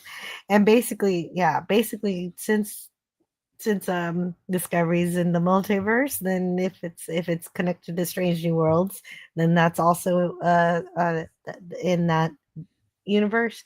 And guess what? Lower Decks had the crossover with Strange New Worlds, so it put itself in another parallel dimension. And why not? I think that works for me. If they made that an official explanation, I'd appreciate that. Unfortunately, Mike McMahon was just, I don't know, you decide. So Yeah, he was just cheeky about it. It's just all in one particular universe, the Filth universe. Yeah, and that works for me. That works definitely. Booger 414 On Life Day. Special. Almost every year on Life Day, whenever that is. Yeah, that's the old Wookiee thing. Yeah. And what'd you think of Han Solo hugging everybody? No, I haven't gotten to that one yet. Oh, He hasn't hugged anybody yet. I gotta watch the last 20 Yeah. minutes. yeah, he Lumpy hugs a had lot of people, if I remember stuffed correctly. bantha. I wanted one ever since I saw that show. I waited 27 years for mine, and my wife found me one for Christmas one year. Oh, that's so sweet. I want a stuffed Targ. Yeah, I don't have a stuffed bantha. I do have a stuffed woolly mammoth. Yeah, my younger brother got for me for Christmas one year. It's like, oh boy, that was almost 20 years ago. Daniel's Hot Topics wants to take a moment to remember Merry Christmas to pop culture curator Oh, yes. Five, Cardinal Sin. Oh, gosh. Yeah, that's sweet of Clobbering him times. to post that. Mhm. Yeah, He says, "Miss you a lot. Pray for you guys a lot." yeah. I miss him too. That's why I have I don't even know unfortunately a lot about Fantastic Four, but I have a Ben Grimm now. I have one. I have a thing to remind me of Clobby. Yeah, protect me from Maximilian. Yeah, thanks, Wes Cagle. Yeah, that's the line. North English Bastard says OG Trek was a horny show with all the beautiful ladies they had popping up. And I never even there are a lot of beautiful women on a lot of very beautiful women on that show for sure. Mm-hmm. It was an interesting movie and had potential for sequels, says Daniel's Hot Topics, about Sky Captain and the world of tomorrow. Yeah, it was definitely something. So I'll leave it there, and we'll pick back up on Tuesday with Ghostbusters 2, and I'll see you guys next time. Thank you. Alrighty, thanks again, Jill. You're welcome. I gotta update this membership stream, membership credits. I'll get it fixed for next time. Alrighty, have a great day. Have a wonderful Friday, everybody. Bye. Yeah, have a great weekend. Friday. Rock on. God bless.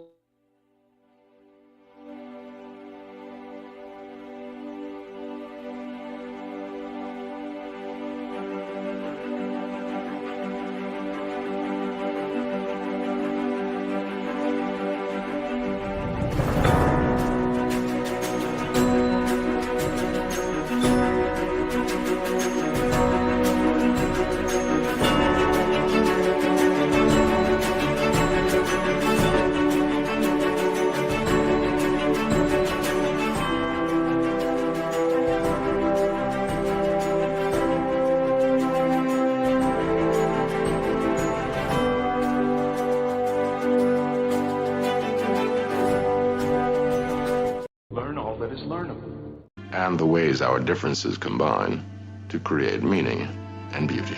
It has always been easier to destroy than to create. May we together become greater than the sum of both of us. Well, now you have something new to think about. Carry on. As Bertrand Russell once said, the only thing that will redeem mankind is cooperation.